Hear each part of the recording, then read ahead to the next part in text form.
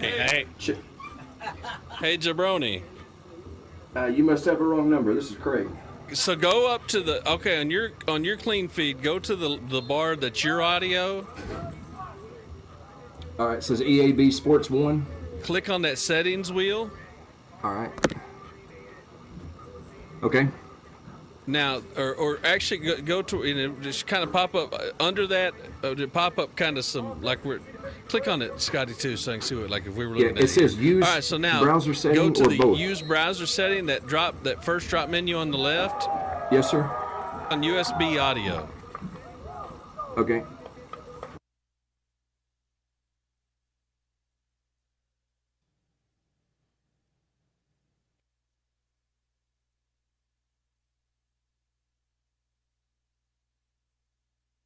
Check 1 2 1 2. Did y'all lose me?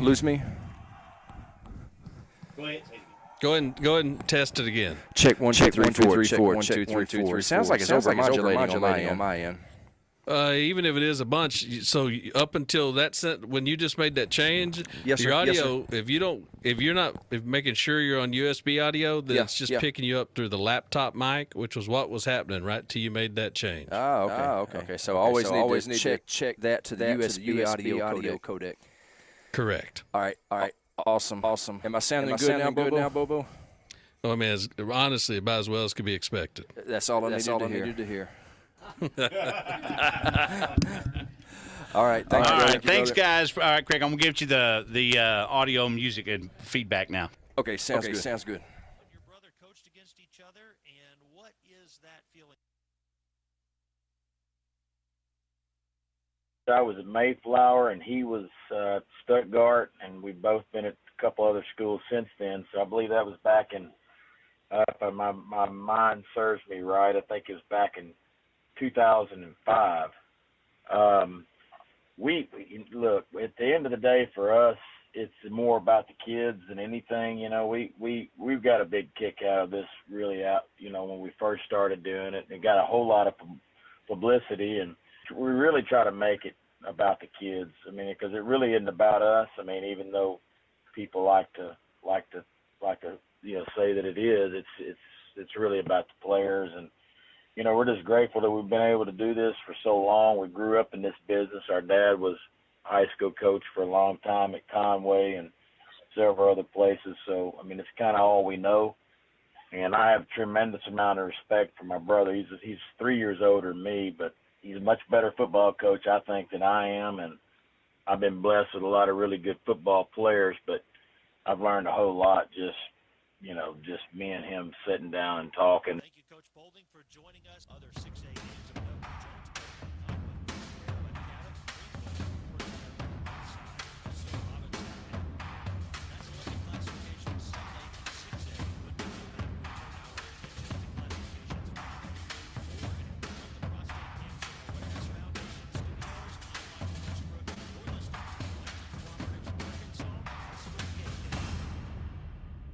Driven by our mission to deliver power you can count on, the Electric Cooperatives of Arkansas go to work every single day on the X's and O's of delivering reliable and affordable electricity to our home field, Arkansas.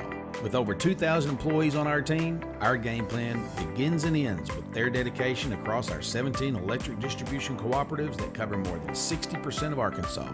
They are our most valuable players. The Electric Cooperatives of Arkansas, the power to deliver, the drive to win. I'm Rex Nelson. As a native Arkansan, I take pride in our state's natural beauty. And as someone who has been in all 75 counties, I've seen how prevalent litter is across our state. It's time for people to clean up our state for those who live here and to enhance Arkansas's image for those wanting to visit.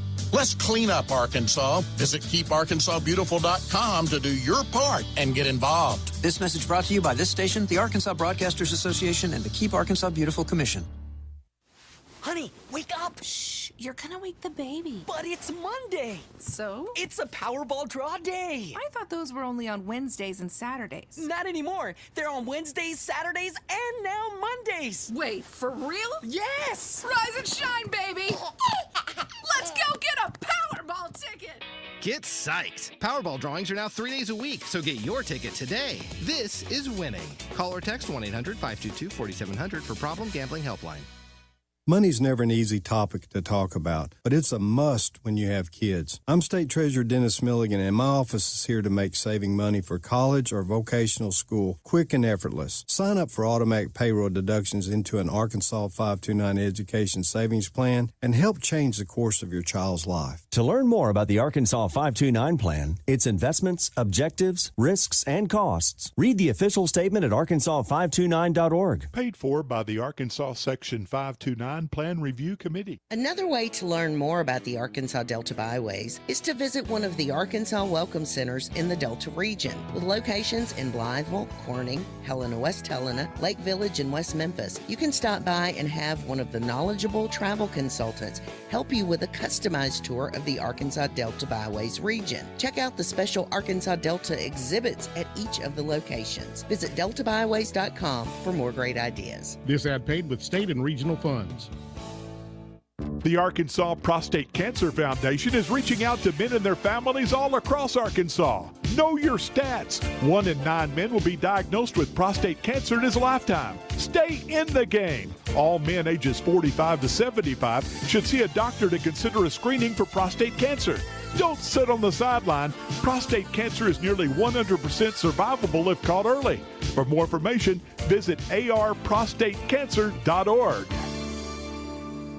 Hi, my name is Craig Sills. I'm the senior pastor here at Park Hill Baptist Church here in Arkadelphia, and I want to encourage you to get your COVID vaccination. As a pastor and as a dad and as a friend, I want to think about who the people are around me, and I want to try to do the best I can to make sure that they're safe. That's why I think it's so important. It's to protect individuals, but more importantly, I think it helps protect community. And especially now with the new variants that are coming through, I think it's so important that we need to get vaccinated to be able to hold on to that sense of community together. Learn more at healthy.arkansas.gov. This message brought to you by the Arkansas Department of Health.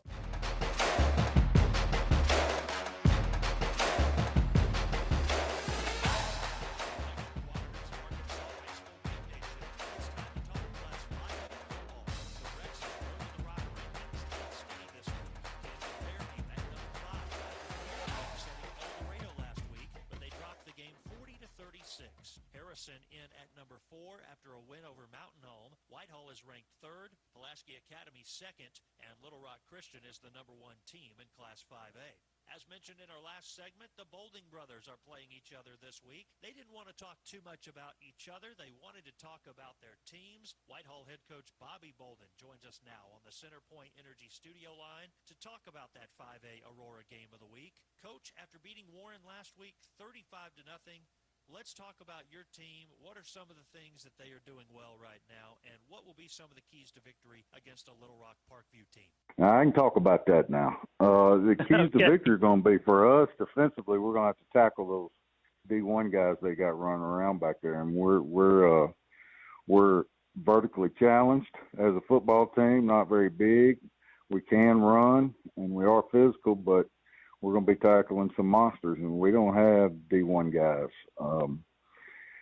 So it's going to boil down to us tackling and then us being able to control the football on the offensive side of the ball and find ways to score points. Thanks again to Bobby Bolding for joining us on our CenterPoint Energy studio line. Other games in Class 5A. Pulaski Academy is at Liscum Academy out of Tennessee. 5A Farmington against 7A Springdale. Little Rock Mills at Forest City. Harrisburg is at Greene County Tech. Mountain Home at Nettleton. Pocahontas at Paragould. Watson Chapel at Hot Springs Lakeside. Pine Bluff Dollarway at Texarkana. Now we turn our attention to Class 4A. Joe T. Robinson is back in the Rex's Road to the Rock rankings. They're in at number 5 after a thrilling 47-44 overtime victory against Maumelle. Crossett finds the rankings for the first time this season, in at number 4 after a 15-13 win over Magnolia. Stuttgart at number 3. Malvern is ranked 2nd, and Shiloh Christian is the number 1.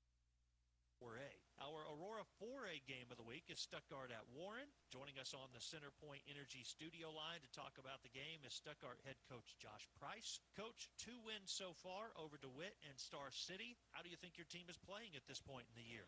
Well, it's kind of a catch-22 there, Michael. We've had some great, amazing one-on-one plays and guys making one-handed catches and stuff like that on 2nd and 29, and then it would be 3rd and inches, and we sell it over the quarterback's head for put us in 4th and 20. So, just typical high school football stuff early in the year with some new positions. And those are just 2 examples. I'm not calling out any in particular kids. There's been a whole bunch of them.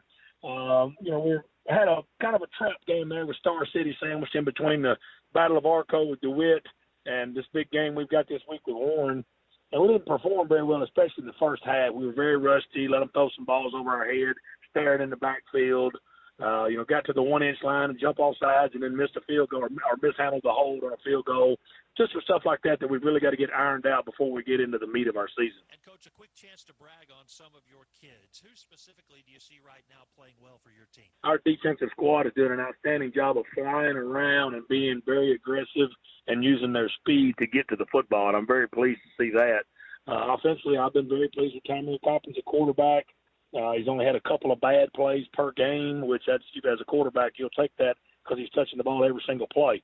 Then Cedric Hawkins, Daniel Poole, 2 of our skill kids that have been very impressive. A touchdown run and touchdown catch in both games. And a defensive guy, 2.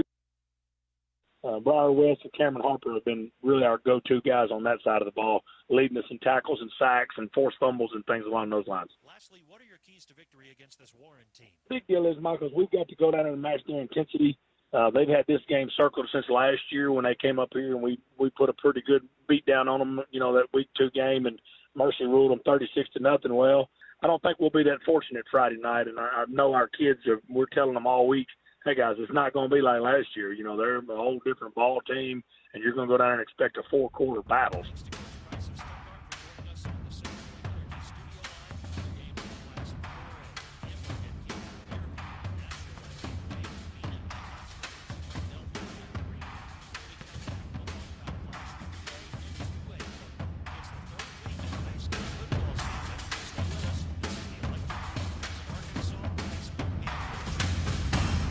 When it comes to heating my home, my water, cooking meals, or drying clothes, nothing beats natural gas from CenterPoint Energy. It's my most affordable option. It costs less to use than most other energy sources, and it's easier on the environment.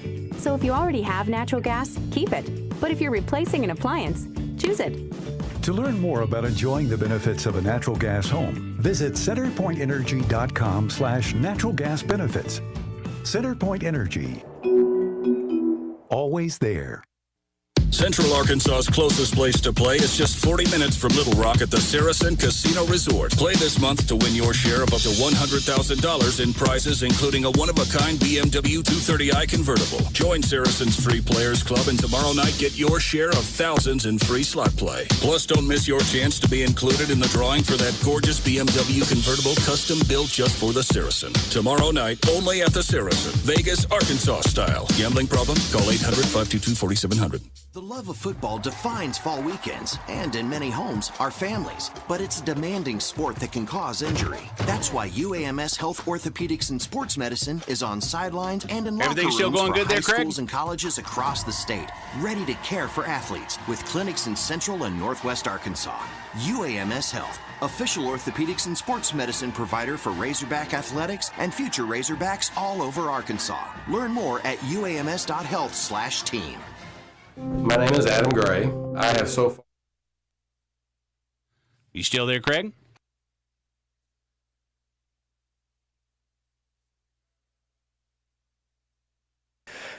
Scotty, you copy?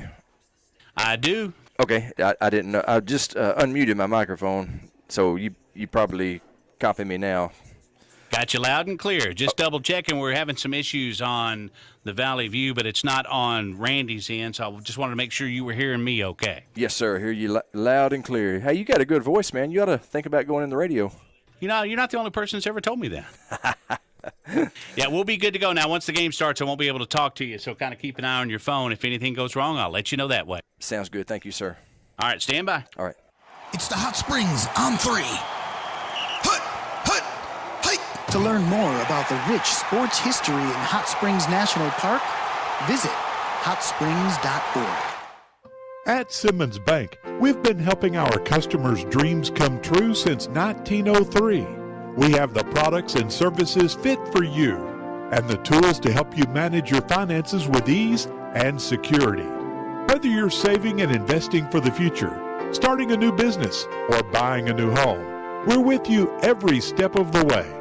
Simmons Bank is proud to support Friday Night Football in Arkansas. Simmons Bank, member FDIC, equal housing lender. Arkansas state parks are your passport to all kinds of adventures. And camping is just the beginning. Our parks can take you hiking, kayaking, mountain biking, fishing, and some of them can even take you back in time. Our 52 state parks offer fun, adventure, history, and so much more. So pick up your passport at any state park visitor center. Visit arkansasstateparks.com and see where we can take you next.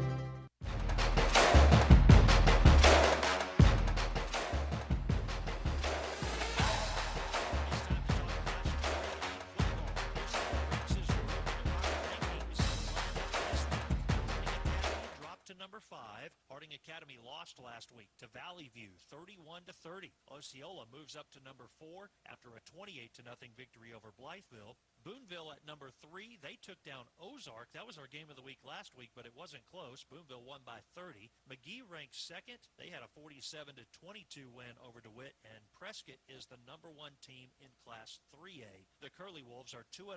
They've outscored their opponents 106-13. Our Aurora 3A game of the week is Paris at West Fork. Neither team in our rankings this week, but Paris was an 11-win team a year ago. They have a new coach. They're off to a 2-0 start, and Paris Eagles head coach Jeff Weaver, in his first season, joins us now on the CenterPoint Energy studio line. Coach, how does it feel to start the year 2-0 as your first season as the head coach? How are things going at this point? Hi, we're really excited. You know, there was a lot of anticipation coming into this season, and rightfully so, coming off a great team and a bunch of our kids back, and felt like it was real important to get off to a good start, and we were able to do that our first 2 weeks. And it is your last non-conference game before Mayflower in a couple of weeks. So what will be the focal point tonight as you prepare your team for this game against West Fork, but as you also slightly look ahead to conference play? I think West Fork is a really good test for us. They're a very big football team, and they play an aggressive, come-right-at-you style that forces us to really be disciplined. Our kids have got to have great eyes and read their keys on defense and tackle well. And, you know, offensively, we'll have somebody that we're not going to be able to push around for sure. We've got to execute and protect the football. I feel like we have a little advantage with athleticism while they have the advantage with size. It's going to be a little bit of a battle of wills to see who can make that advantage be the key in the game. Lastly, Coach, just name a couple of the players who have really stepped up for you through a couple of games this season. One kid that's just really jumped off the film at us, Mikkel Ellenberger, is a senior offensive line, defensive line. And to be honest, in a lot of systems, he could play tight end or H-back. He's 265 pounds, but he can really, really run. He's got great hands. And he's just been creating havoc for our opponents on both sides of the ball. And then also our quarterback, you know, he's only played 3 quarters so far of football, and he's gone for about 400 yards and 4 touchdowns. That's Chase Watts. So those 2 guys, I think, are off to a good, fast start, and they're surrounded by other good players that enable them to kind of showcase their talents a little bit, and they've certainly taken advantage of that opportunity. Thanks so much to Coach Weaver for joining us on the CenterPoint Energy studio line. Other 3A games of interest: Harrisburg is at Greene County Tech. Pine Bluff Dollarway at Texarkana. Mansfield is at Elkins. Cedarville at Green Forest. Lincoln at Huntsville. Harding Academy at Heber Springs. Melbourne is at Cave City. Newport at Bauxite. Centerpoint at Haskell Harmony Grove. Danville at Greenland. Gosnell at Osceola, and Dumas at McGee. You are listening to the Electric Cooperatives of Arkansas High School Game Day Show. Again, our 3A Game of the Week, Paris taking on West Fork. Now let's turn our attention to Class 2A. Our Rex's Road to the Rock rankings shake out like this in Week 3. Desark, wow, they had a surprise loss last week. They lose 34-26 to McCrory, and they drop from the number 1 team in the rankings down to number 5.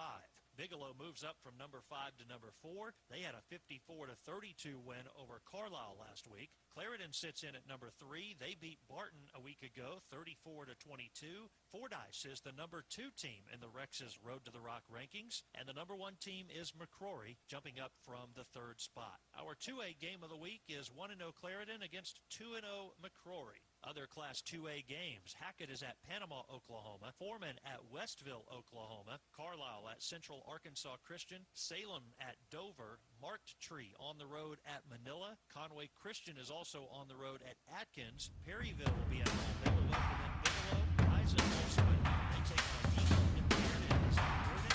One more segment to come on the Arkansas High School Game Day Show. When we come back, Nate Nelson of Scoreboard Live will join us to give some of his thoughts on the second week of high school football season. That's still to come. Stay with us. This is the Electric Cooperatives Arkansas High School Game Day Show. For over 70 years, we at the Electric Cooperatives of Arkansas have had our game face on. Our passion for delivering reliable, affordable power to every corner of Arkansas is stronger than ever. And with 17 electric distribution cooperatives, we cover more than 60% of Arkansas. That's power to more than 500,000 homes, farms, businesses, winter, spring, summer, and cool fall football Friday nights. The Electric Cooperatives of Arkansas, powering the thrill of Friday night lights. I'm Rex Nelson. Outside of the state's natural beauty, the thing that strikes me most as I travel Arkansas is the junk in yards and trash along the highways. In a place that markets itself as the natural state, we've too often been guilty of, at best, ignoring our natural treasures, at worst, polluting and littering them. Let's take pride in our state by keeping it litter-free. Visit KeepArkansasBeautiful.com to get involved. This message brought to you by this station, the Arkansas Broadcasters Association, and the Keep Arkansas Beautiful Commission. A smile is a powerful thing, especially when it's protected by the nation's largest network of dentists, Delta Dental. Not only is a healthy smile a good indicator of your overall health, it also comes in handy when you're stealing the fries off your friend's plate, even though you didn't want fries. But here you are, smiling that healthy smile of yours, taking one after another. Schedule a checkup today and unleash your smile power with the affordable insurance plans from Delta Dental of Arkansas. When it comes to heating my home, my water, cooking meals, or drying clothes, nothing beats natural gas from CenterPoint Energy. It's my most affordable option. It costs less to use than most other energy sources, and it's easier on the environment. So if you already have natural gas, keep it. But if you're replacing an appliance, choose it. To learn more about enjoying the benefits of a natural gas home, visit centerpointenergy.com/natural gas benefits. CenterPoint Energy. Always there. Wherever you are, whatever you're doing, make plans for your visit to the Saracen Casino Resort, only 40 minutes from downtown Little Rock. Play this month to win your share of up to $100,000 in prizes, including an awesome top-of-the-line Ford F-150 Platinum pickup truck from Trotter Ford. Every Saturday night in September, Saracen will give away thousands of dollars in free slot play. Then on September 26th, be on hand for your chance to win that Ford XLT Sport F-150 pickup. Saracen is Vegas, Arkansas style. Gambling problem? Call 800-522-4700. At Simmons Bank, we've been helping our customers' dreams come true since 1903. We have the products and services fit for you and the tools to help you manage your finances with ease and security. Whether you're saving and investing for the future, starting a new business, or buying a new home, we're with you every step of the way. Simmons Bank is proud to support Friday Night Football in Arkansas. Simmons Bank, member FDIC, equal housing lender. Did you know you can save lives and help flip the script on organ and tissue donation in Arkansas by flipping a burger, flipping your hair, or doing a flip with friends? 20 people die every day waiting for organ transplants. Take the Aurora Flip It for Life challenge and help us increase organ and tissue donor registration in our state. Share on social media, tag Aurora, and use hashtag FlipItForLife. Learn more and register to become an organ and tissue donor at flipitforlife.org.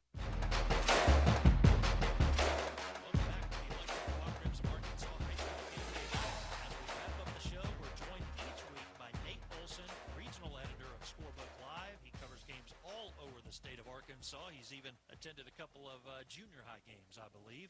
Nate, after 2 weeks of the regular season, what stuck out to you last week? Well, there was a couple of signature wins, and one of those was Conway at Bentonville. Conway goes to Fayetteville the week before and loses and doesn't play very well defensively.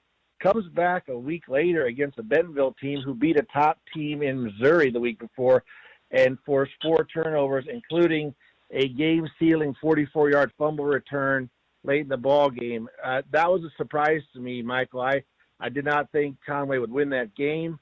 And then North Little Rock, the Randy Sandifer era, gets going in a winning way with a lopsided win over Springdale Harbor. The Charging Wildcats used 9 different running backs to chew up some yards, and in the second half grounded out and ran away with the game. So have them ranked number 2 in our power poll. That is not a common ranking around the state and other polls, but we feel good about North Little Rock, and they didn't do anything to make us think any different after week 1. One matchup that we're going to be keeping an eye on this week features our top team in Class 6A. That's Greenwood, one of the top teams in the state overall as well. They take on Fort Smith Northside. Nate, let's discuss that, your thoughts on that game, and then another game that you're keeping an eye on. Well, Greenwood has been very good so far, but played Fort Smith Southside. Southside played them very tight. It was a 42-0 game last year. This year, within a touchdown, Southside came. But Northside offers a little bit more of a running punch, and with Ty Massey and Sunquist Church, they combined for 260 yards rushing in week 0 against Southside. Greenwood's going to counter with a passing attack of Hunter Houston and Luke Brewer. This game's going to come down to who plays a little better defense, and Greenwood's going to look for a better performance after letting Southside kind of accumulate some yards in them. So that'll be a good game. I think Northside can keep it close like Southside did. Playing in Fort Smith is an advantage, so that'll definitely be a game to watch. And another game is Siloam Springs at Harrison. Harrison only has 1 loss in the regular season since 2017, and that was a shocking 34-14 loss last year to Siloam Springs. Well, that's going to do it for another week of the Arkansas High School Game Day Show. Thank you so much for tuning in. We hope you're excited about your game tonight. The Electric Cooperatives of Arkansas High School Game Day Show is brought to you by Electric Cooperatives of Arkansas, Gift Arkansas 529 Education Savings Plan, Hot Springs Convention and Visitors Bureau, Keep Arkansas Beautiful, Arkansas Delta Byways, Simmons Bank, Saracen Casino and Resort, UAMS, Vaccinate Arkansas, Centerpoint Energy, Arkansas Prostate Cancer Awareness Foundation, Arkansas Scholarship Lottery, Delta Dental, Arkansas State Parks, and Aurora. Thank you again for listening. You've been listening to the Arkansas High School Game Day Show. The following is a special sports presentation from the EAB Sports Network. It's time for Nettleton Raider football on 94.1 Bob FM. Presented by NEA Baptist, First National Bank, Kavanaugh Auto Group, Jonesboro Orthopedic and Sports Medicine, St. Bernard's, Domino's Pizza, and Real Estate Nate. Now let's go to the NEA Baptist broadcast booth and join Craig Miller for the First National Bank pregame show. It's a great day to be a Raider, and it's a great night for some Nettleton Raider football. After an unexpected week off last week, the Raiders welcome the 6A Mountain Home Bombers to Raider Field for their home opener tonight. My name is Craig Miller, and I'm joined in the NEA Baptist broadcast booth by my tag team partner, Andy Shatley. Andy, glad to be teaming up with you again tonight. Hey, Craig, it's great to be here tonight. It's a beautiful evening for high school football. I cannot wait for tonight's game. Me neither, brother. Let's start off by talking about the Raiders' first game. 2 weeks ago, Nettleton traveled to Blytheville for their season opener, and they whipped the Chickasaws 35-0. First time in school history that Nettleton has ever shut out Blytheville. Andy, what did you see in that game that impressed you about this year's Raiders? Craig, you really can't start talking about last week's game or Blytheville's game without talking about the Nettleton defense. This early in the season, to have your defense clicking on all cylinders, to have people pursuing the football, playing fundamentally sound defense, has got to make a coach's heart swell this early in the season because, defense. You've always heard defense wins championships, and they already have established themselves as a strong defensive team.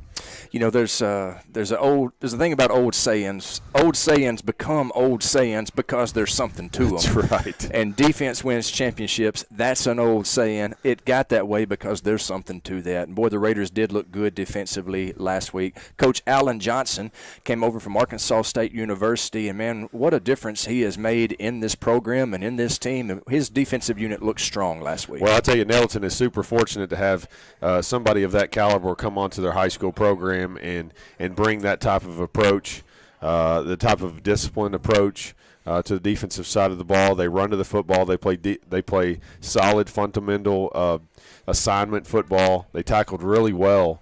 And gave up very few big plays against Blytheville, and that's certainly a recipe for success on the defensive side of the ball. So kudos to Coach Alan Johnson. Good win for the Raiders in Week 0, the first game of the season 2 weeks ago. We were off last week.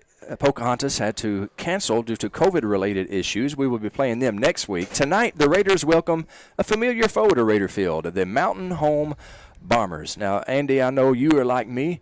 Even though I'm from the class of 89, you're from the class of 94. We're both Nettleton Raiders, and we care about the history of the school. Would you like to hear a little history between Nettleton and Mountain Home? Sure. Because I've done a little research. Miss Debbie Finley would be proud of me. I've done a little research. The Raiders have played the Bombers 11 times in school history.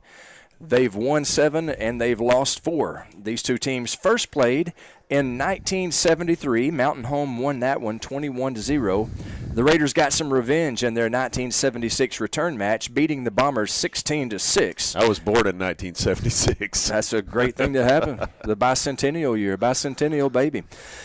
They didn't play in the 80s, the 90s, or the aughts. So when we were in school, Nettleton and Mountain Home just did not play football. But in 2010, they renewed this rivalry. Mountain Home defeated Nettleton in 2010 and 2011.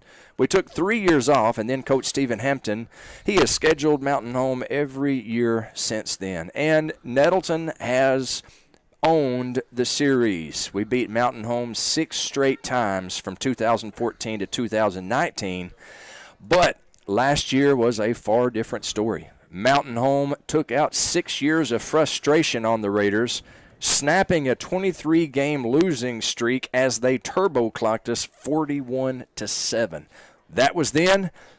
This is now. It's a whole new season, and the Raiders have a new sense of swagger after blanking Blytheville 35-0 in Week 0. New defensive coordinator Alan Johnson had his guys flying all over the field as Nettleton shut out Blytheville for the first time ever. Senior All-State quarterback Cameron Scarlett accounted for 3 touchdowns, and his big, beefy offensive line dominated the line of scrimmage against the Chickasaws.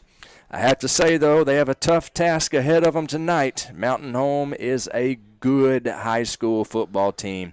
They played Harrison last week and gave the perennially powerful Goblins all that they wanted. And they would love nothing more than to ruin the Raiders' home opener tonight. Andy, I know you were able to watch that game, Mountain Home versus Harrison. I understand there was quite an unusual ending in that game. Well, that was an outstanding football game if you really watched it. That game came all the way down to the last couple minutes of the ball game. Mountain Home had the football going into the red zone in about the 4 or 5 yard line. They were down by 6 or 7 points, and looked to score or even maybe go ahead of Harrison right with the waning seconds of the game. And there was a run off to the right, and running back, I believe Landon Spear, there was an unbelievable collision at the goal line and lost the ball. And I believe he maybe suffered a concussion. I don't know that for a fact, but I think he was escorted off the field, and I don't think that he will be playing this evening. He's probably going to go through maybe a concussion protocol or whatever before he goes back to play. And fumble recovery, and they downed the ball, and the ball game was over right then. So it was Mountain Home was certainly knocking on the door for their first win and a very odd ending to the game. So I can assure you they are looking for some sort of retribution tonight. Well, you can bet Harrison's always tough, and for a team to go toe-to-toe with them, Raiders got a tough one tonight, no doubt about it. They're a 6A school, Andy, and in football, I'd say more than any other sport, the size of the school makes a difference. It's a personnel game, and it's a depth game. If you're drawing from a school that's twice as big as the school that you're playing, that's a tremendous advantage in football. It really does. I mean, conditioning is important in high school football, and to be able to go full tilt on both sides of the ball, typically you're going to see kids go not necessarily going both ways, because it really is tough to put out an effort that you need to compete at the 6 and the 7A level to have kids going both ways. And so then it starts to become a numbers battle as far as the defensive side of the ball, the offensive side of the ball, and then you throw special teams in there. So you're looking at, some of these programs have 80 to 100 kids, and some of them have over 100 kids to choose from, and really that creates a depth chart and a legacy that they can carry over to where they don't have to force people to play early, and they can train and play as juniors and seniors and not have to force them into playing as sophomores. Yes, sir. It is the Raiders. It's the Bombers. It's Friday night high school football on the EAB Sports Network. When we come back, we'll hear from the Raiders head coach, Stephen Hampton. So don't touch that dial. You're listening to the First National Bank pregame show on the EAB Sports Network. We'll be right back in 3 minutes.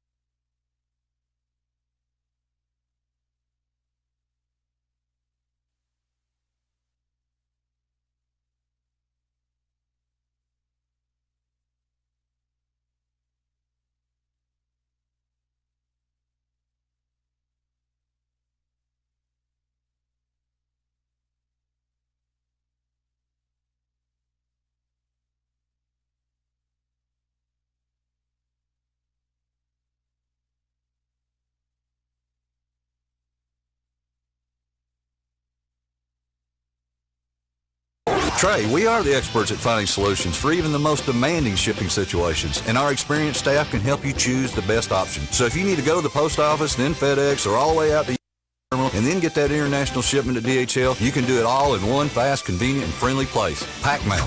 See, I told you, Pack Mail ships anything, anywhere, through any shipper. Pack Mail, voted the #1 printing, packaging, and shipping store in Jonesboro. Don't trust your shipping needs to just anybody. Trust Pack Mail, 361 Southwest Drive in Jonesboro. Ship anything, anywhere, today at Pack Mail. We're here with Coach Stephen Hampton for our pregame interview. Coach Hampton, your team back at it tonight at Raider Field against Mountain Home. But let's start off by talking about your first game, a big 35-0 win at Blytheville. What did you see in that game that encourages you about this team? Well, first of all, defensively, I was really encouraged just with the effort and overall just energy that our defensive guys brought, and maintained that for most of the game. We We played really, really good the first half. Had a little bit of a letdown the second half, but that's part of learning. Being a championship team, we want to try to finish teams off, and that's what we talked about after the game. We can't have those let ups, and so defensively though, I was pleased with the effort that we played with.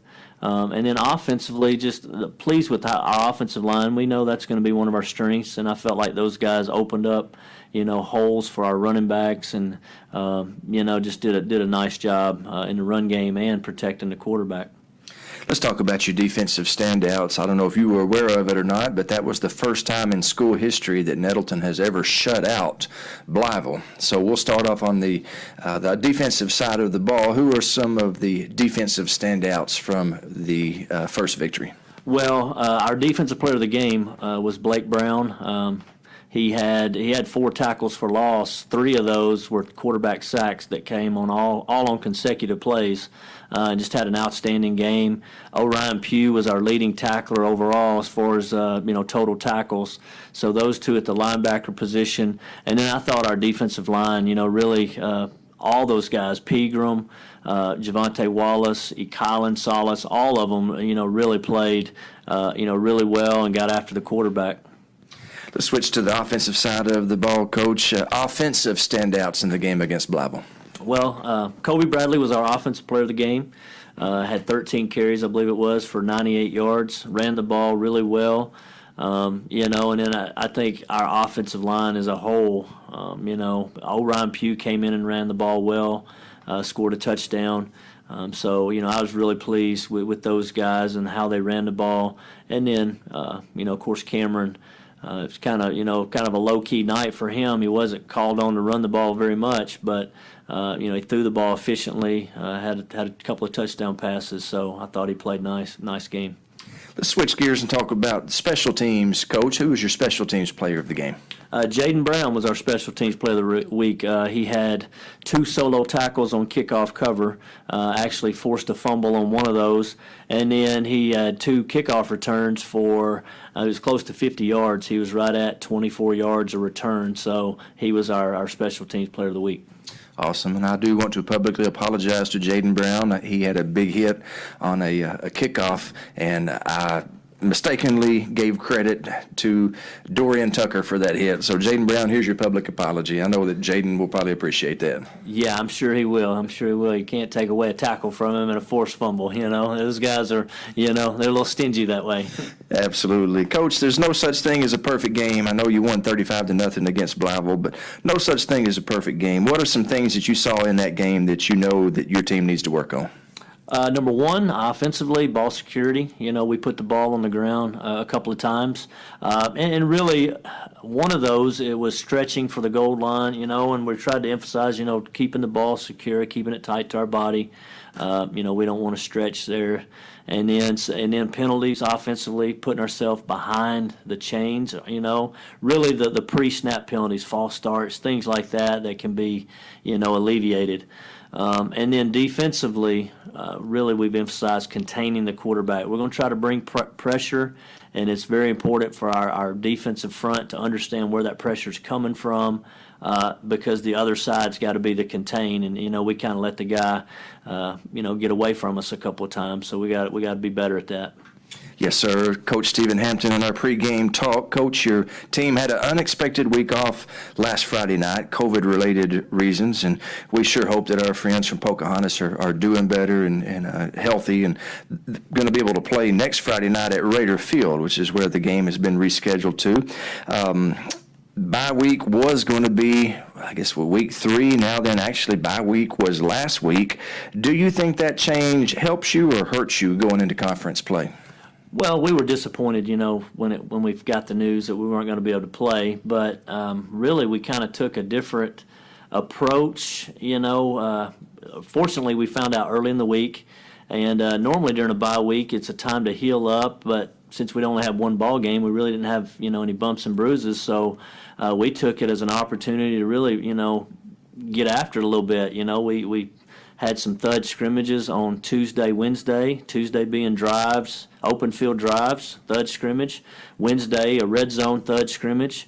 And then we started looking towards, Mountain Home towards the end of the week and Thursday, Friday. So, I think it gave us a jump start on Mountain Home, and I think our kids handled it, really well. Coach, let's talk about our opponents tonight, the Mountain Home Bombers. Let's be honest, they were not very good hosts to us last season at their place. Yeah, it was a long trip for us, and we didn't play very well. We went to Mountain Home and defensively had some bust in coverage, and didn't play well there, and then offensively had some uncharacteristic mistakes. Some bobble snaps, and things that we normally don't do, and so. Hopefully we'll play much better being at home, being our first home game. I know our guys will be excited. And then that, on the flip side of that, Mountain Home's got to make that long trip, and that's never easy. Let's talk keys to victory, Coach. If the Raiders are going to avenge last year's loss, what do we have to do tonight? Well, we've got, offensively, we've got to be able to control the game up front. Our offensive line, we've got to be able to run the football. That they're going to be stout in the box. We got to be able to, run and then, play out in space. Get the ball to our playmakers out in space. Win one-on-one matchups. With our receivers against their defensive backs. And then defensively, we've got to win on first and second down. And what I mean by that is if we can get them in long yardage, 3rd and 8, 3rd and 7, situations, I think that plays into our hands, and we can kind of come after them a little bit. And that's not where they want to be. That's not where they feel comfortable. And so hopefully just win on first and second down and then get after them on third. Love it. Coach Stephen Hampton, I heard you tell the team this week that the home opener to you is kind of like Christmas morning. You're that excitement. There's real excitement in the air here tonight. Well, just with the open date, we were just kind of getting into a groove, of the season, and then we find out we're off, and so it's just kind of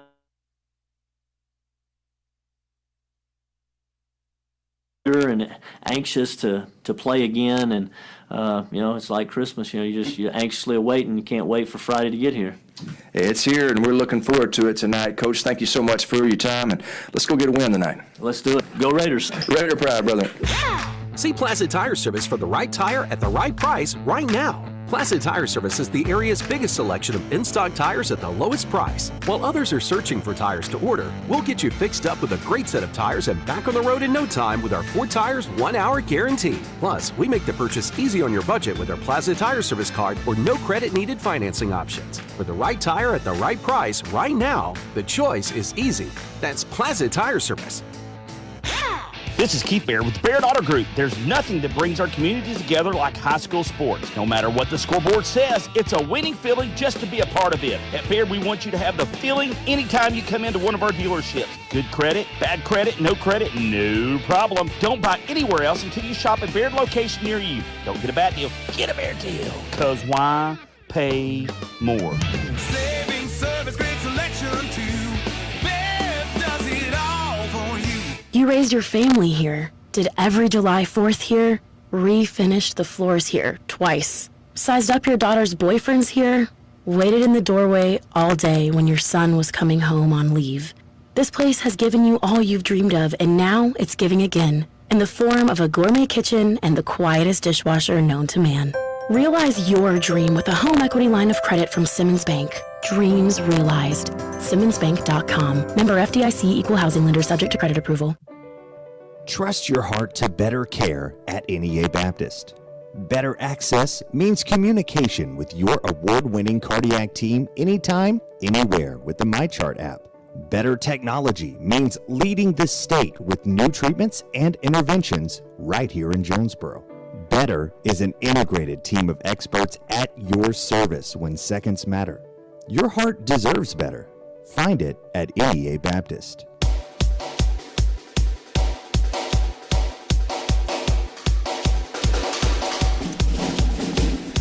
We welcome you back to the first National Bank pregame show here from the NEA Baptist position at Raider Field. It's a beautiful night. We're about 9 minutes away from kickoff, the home opener, Nettleton versus Mountain Home.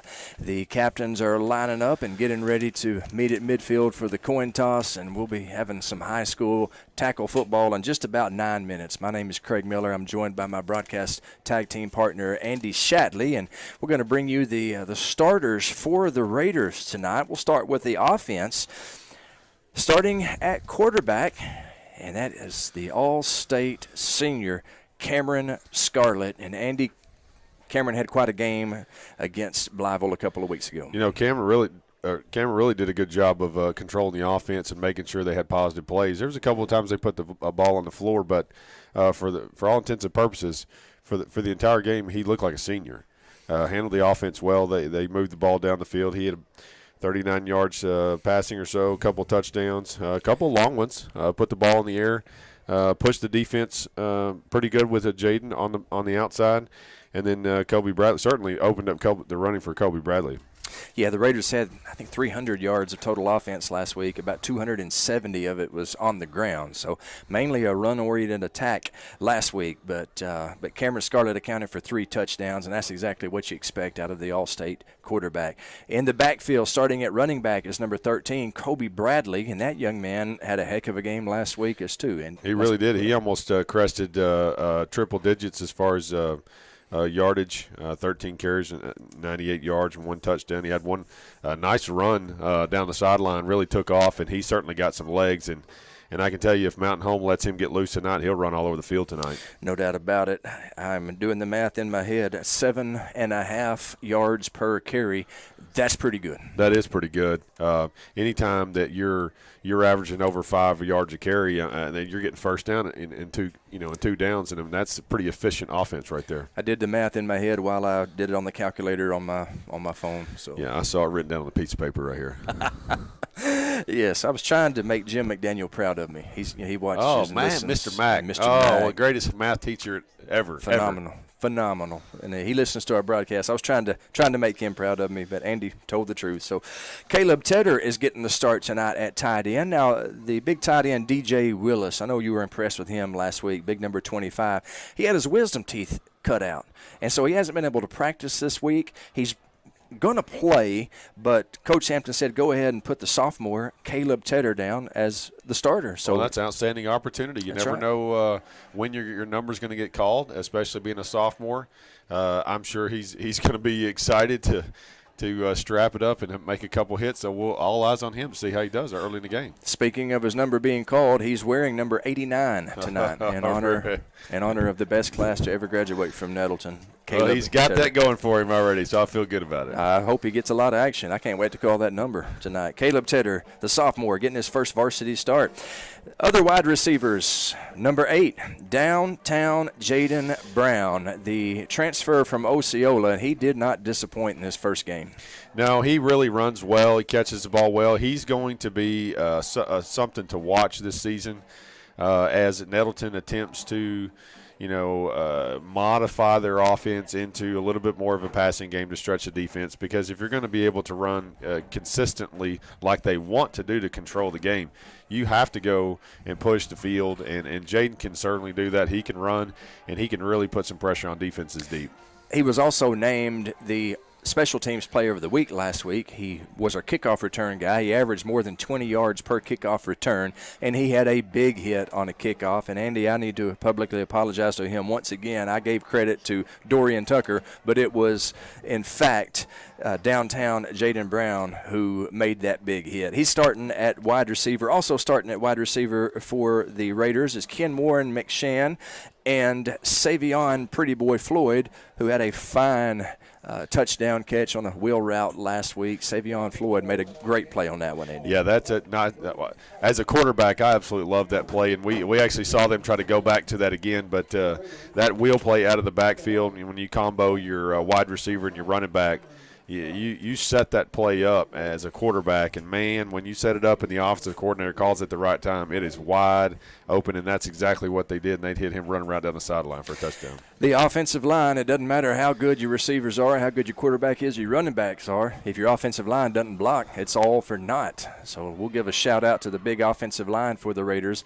Left tackle. And while I'm calling this, if you'll watch the coin toss that's going on, tell us who wins. Left tackle, 79, number 79, Alan Campbell. Left guard, number 70, Kylan Gates. The center, Ryan Crawford, who had 2 fumble recoveries last week that kept, or 2 weeks ago, that kept a couple of drives alive. Ryan Crawford, he's going to be snapping the ball tonight. The right guard is number 54, Hayden Partee, and the right tackle is big number 73, Moses Williams. That is a dominant offensive line, and they had their way with the Blytheville front. It looks like Nettleton has won the toss, and they have elected to receive, so Nettleton offense will be on the field first. What do you think about that decision? I think it's great. If you reel off 34 points last time you played, why not just take the ball again and go again? I like it. The Nettleton defense, which threw a shutout, pitched a shutout last week, they line up like this. Defensive line, defensive end, number 58, Jorge Salas. The nose guard, number 63, Cam Phillips. Defensive end, number 90, Jordan Pegram. Andy, I was very impressed with our defensive line. Not just those 3, but the other guys that they ran in to kind of always have a fresh set of legs out there on the D-line. That's really surprising, for Nettleton to be that deep already in the defensive side of the ball. And you got, as a coach, man, you love to be that deep to where you can roll people in, especially on the defensive line. Not necessarily on the offensive line, but the defensive line. You want those guys' tempo to be so high, and you want them to be tenacious and go at people. So you have to have somebody coming in behind them and give them a break if you want them operating at that high tempo. And they really did that last week, did a great job. Coach Alan Johnson, the defensive coordinator, did a good job of running them in and out. And Coach Lovins, our defensive line coach, outstanding job by those gentlemen. The linebackers, number 20, Blake Brown. I'm going to stop here for just a second and talk about Blake Brown, because last week he was the defensive player of the week.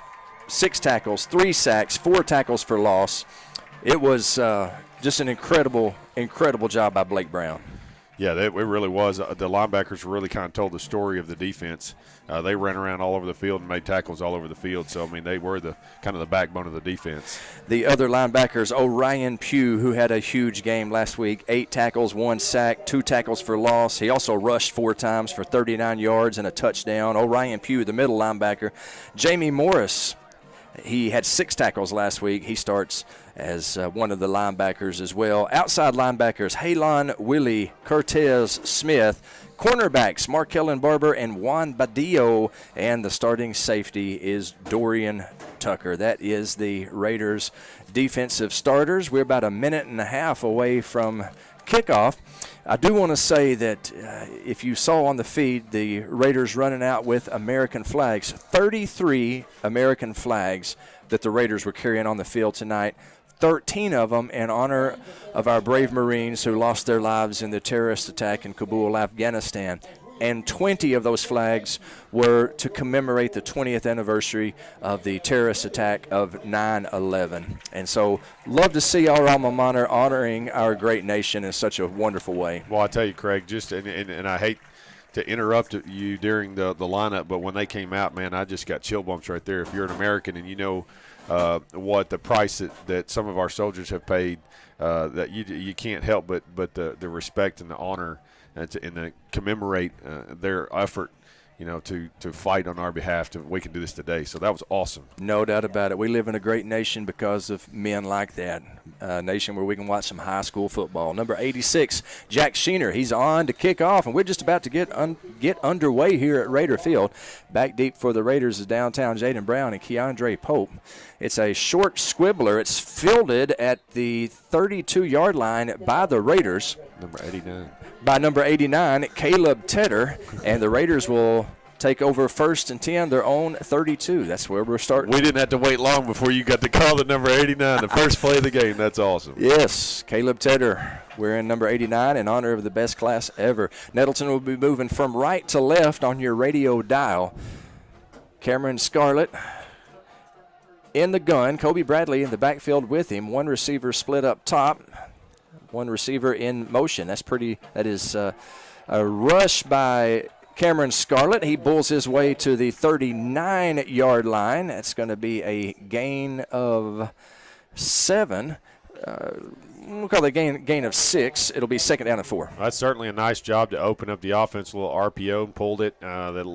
It creates almost a trap on the backside because everybody's flowing to the right. Cameron pulls it, and he got a nice 7-yard gain to start the game.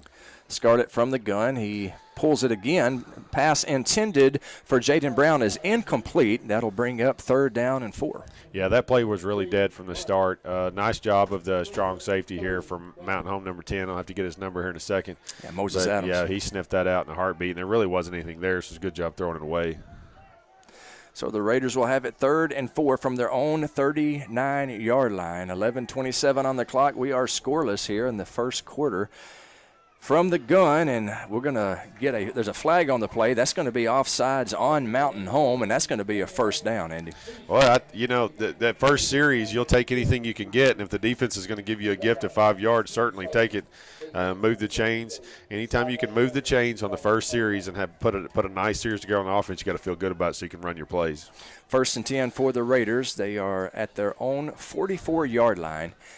3 receivers up top. Scarlett in the backfield. In motion is DJ Willis getting the start tonight, or at least coming in there soon. Gives to Kobe Bradley. Kobe Bradley running right side off right tackle. He is tackled after about a gain of 5, but there is a flag on the play. Yeah, that was thrown right in the direction of number 72 for Nettleton. I'm afraid that's going to be a hold. We'll see what the call is by the white hat. Yeah. That's a holding against number 72, Ryan Crawford, the center. So that'll back us up 10, and it's going to be a replay of 1st down. It'll be 1st down and 20 for the Raiders. Ball spotted at the 33-yard line of Nettleton. It's not real surprising to see a couple of holds early in the game because even the offensive line is trying to understand what they're dealing with and what that defensive player is going to try to do, and they'll figure that out this first series. Scarlett from the gun. A little screen pass. Hits Bradley in the hands, and he drops it. So it's going to be 2nd down and 20 after the incomplete pass. Yeah, that was going to unfold nicely, almost really a wide screen. That's going to be unfortunately dropped because it hit him right in the hands, and I think he's going to want that one back. But once again, this is certainly early in the offensive series, and you kind of get those jitters out. 2nd down and 20 for the Raiders. 1 receiver up top. 3 receivers spread to the left. Raiders moving right to left on your radio dial. Cameron Scarlett from the gun. Bradley in the backfield. Scarlett back to pass. He eludes a would-be tackler. He's back to the original line of scrimmage. He is tackled inside Mountain Home territory, the 48-yard line. It's going to be about 3 yards shy of the 1st down, and there is a flag on the play. Craig, that was an outstanding job by Cameron Scarlett, and I think we're going to probably get some additional yards here, and this may either be a horse collar call or a face mask, but I'm probably going to go with the horse collar, and there's probably going to be an additional 5 or maybe even 10 yards onto this. But that was an outstanding job of not really having anything. But Cameron took off and read the defense, was pointing people out, had receivers down, throwing downfield blocks. Looks like they're going to pull the flag there. That horse collar call, everybody's probably not going to like that, but it's a little controversial because it's hard to tell actually if they grabbed him or not. And that'll bring up 3rd down and 3 for the Raiders. Scarlett back to pass. Under pressure. Pass is incomplete, intended for number 14, Braylon King. It'll bring up 4th down and 3 from the Mountain Home 49, but there is a flag on the play. I'm afraid we may have a personal foul here on roughing the passer well after the throw. The white hat Brad Davidson threw a flag in the direction of the quarterback well after he threw the football. Let's see what he calls. Personal foul. Roughing the passer against Mountain Home. You called it right, partner. That's going to be a 15-yard penalty and a 1st down. Well, that's an unfortunate play by Mountain Home. Obviously, on the Nettleton Raider side of the ball, we will absolutely take that. But we didn't have a whole lot there. We threw the ball away. That was going to be a punting situation, and we got a gift right there, so we certainly need to capitalize on that. 1st and 10 for the Raiders from the 34-yard line of Mountain Home. Two backs in the backfield now with Scarlett. Now then Jaden Brown spreads out right. There's three receivers split out right. Jaden Brown in motion. They give to Kobe Bradley, running right up the middle. He is hit immediately, gets a couple of yards, just some good, tough running, and we'll call that a gain of 1. It's going to be 2nd down and 9. Yeah, I will tell you, our offensive line does not look like they did against Blytheville. Mountain Home is moving around a little bit. They're stunting. They're slanting. Some of our offensive line, Kobe actually had, to run through about 3 people there. We're going to have to figure out, they're running really a stacked defense here, and we're going to have to figure out who's who on this defensive line. 2nd and 9 from the 33 of the Bombers. Scarlett pulls back. He's going to throw. It is deflected and incomplete, almost intercepted, and we were fortunate it was not intercepted. It's going to be 3rd down and 9 for the Raiders after the incomplete pass. I'm going to tell you, Craig, that was almost a touchdown. We had our tight end running on a slant route on the middle of the field, and they have cover 2, and he ran right inside of his guy, and if that ball is a little higher, that ball's a touchdown. 3rd down and 9 for the Raiders. 3 receivers spread out to the right, 1 to the left. Play is whistled dead. Going to be a timeout, Mountain Home.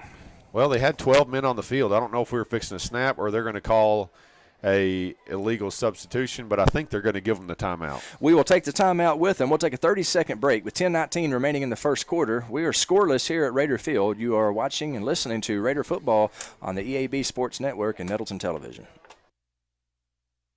You'd like to populate all real estate needs. Listen, we all know the real estate market is crazy right now, so whether you're buying or selling, you deserve maximum value.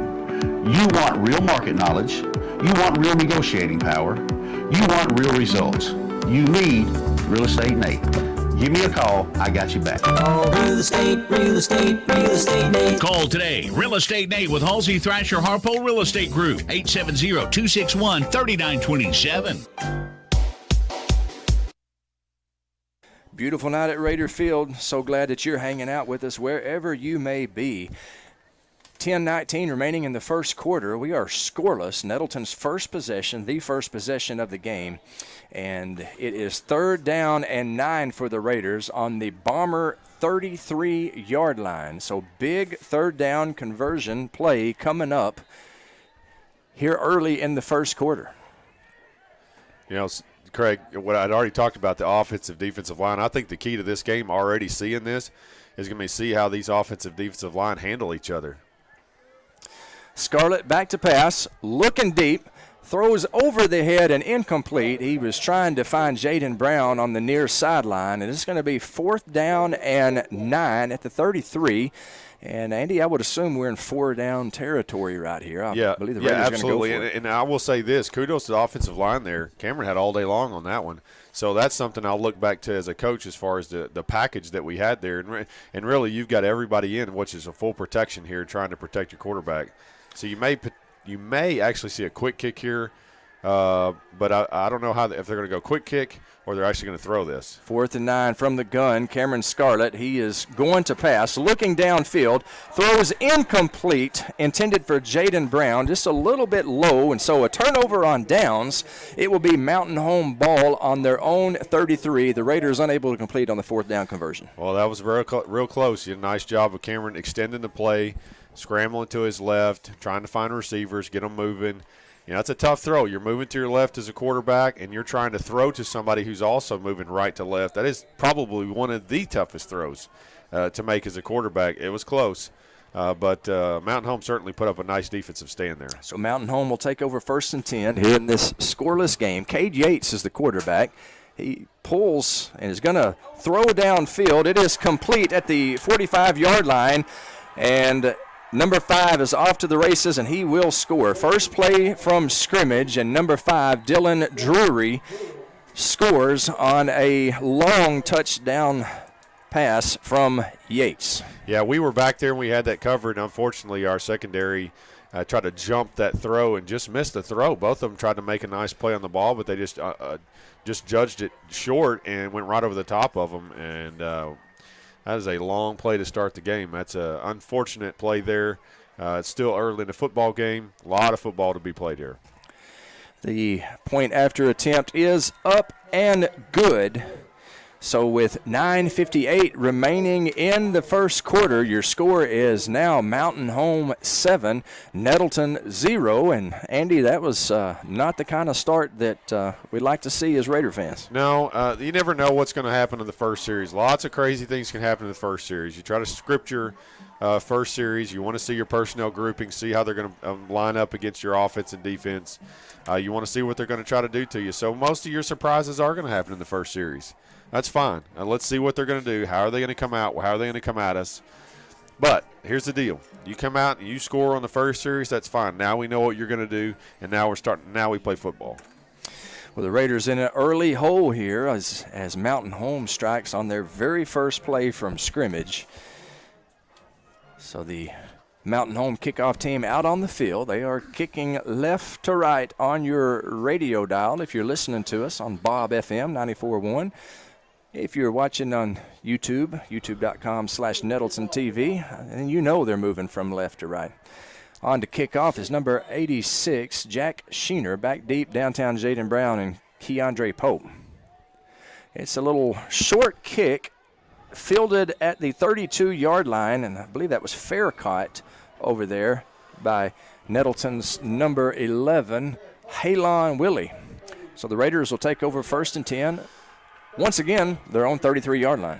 Well, I look to see Nettleton has tried to establish the run here. Offensive line's going to really try to have to figure out who's got who on this defensive line.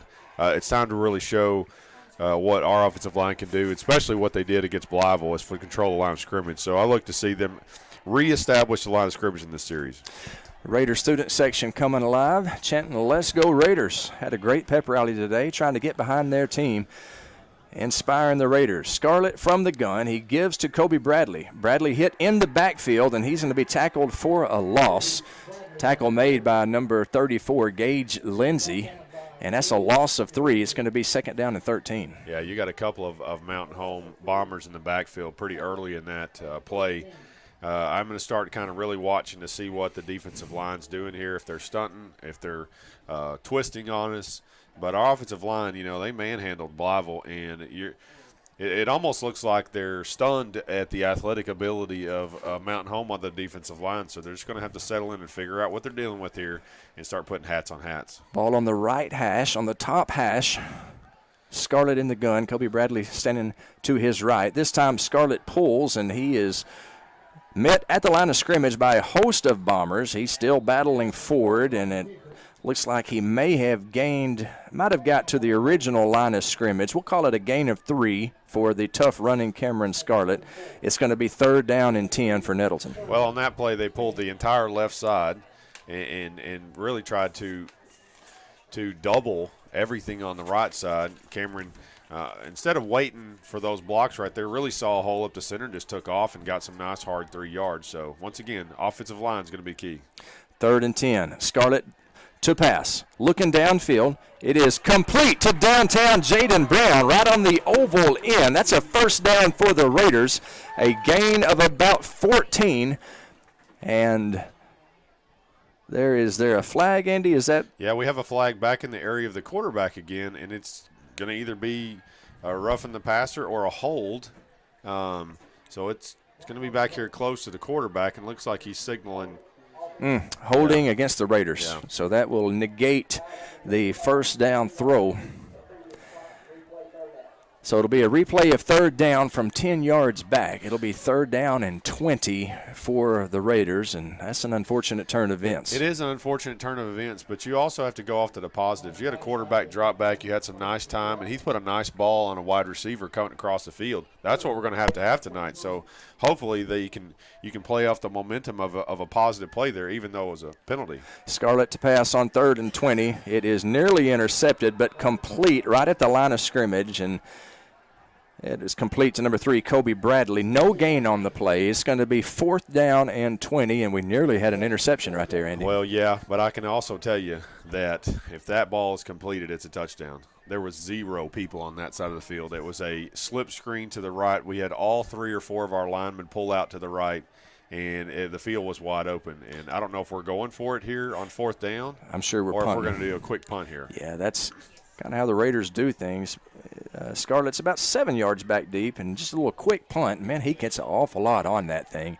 It goes down to the 40-yard line. That's where it landed, and Jaden Brown picked it up before it stopped rolling, and about the 42-yard line, it looks like where the ball is spotted. So that's where Mountain Home will take over 1st and 10 from their own, I say 42, from their own 37. Yeah, that's a pretty effective play as far as a quick kick. It makes the defense keep their defense on the field and not put special teams on the field. And honestly, if you're worried about some sort of return, that's a smart deal to make sure their special teams doesn't come on the field. Mountain Home leads 7-0 in the first quarter, 7 minutes and 45 seconds remaining in the opening quarter of play. They give to Lindsey. He's tackled in the backfield by Jordan Pegram. Jordan Pegram with a big tackle for loss. That's going to be 2nd down and 16 after the big play by Big Jordan. Well, I'm going to tell you, Craig, he looks like a next-level player in pads. And in that play right there, he's very explosive. He's very quick. And he's going to be a force to be reckoned with for a long time. No doubt about it. Jordan Pegram with a big-time play right there. 2nd down and 16 for the Bombers. This time they give to number 34, Lindsey. He's met at the line of scrimmage. Orion Pugh making initial contact. Also in on the stop is Javonte Wallace, Jordan Pegram.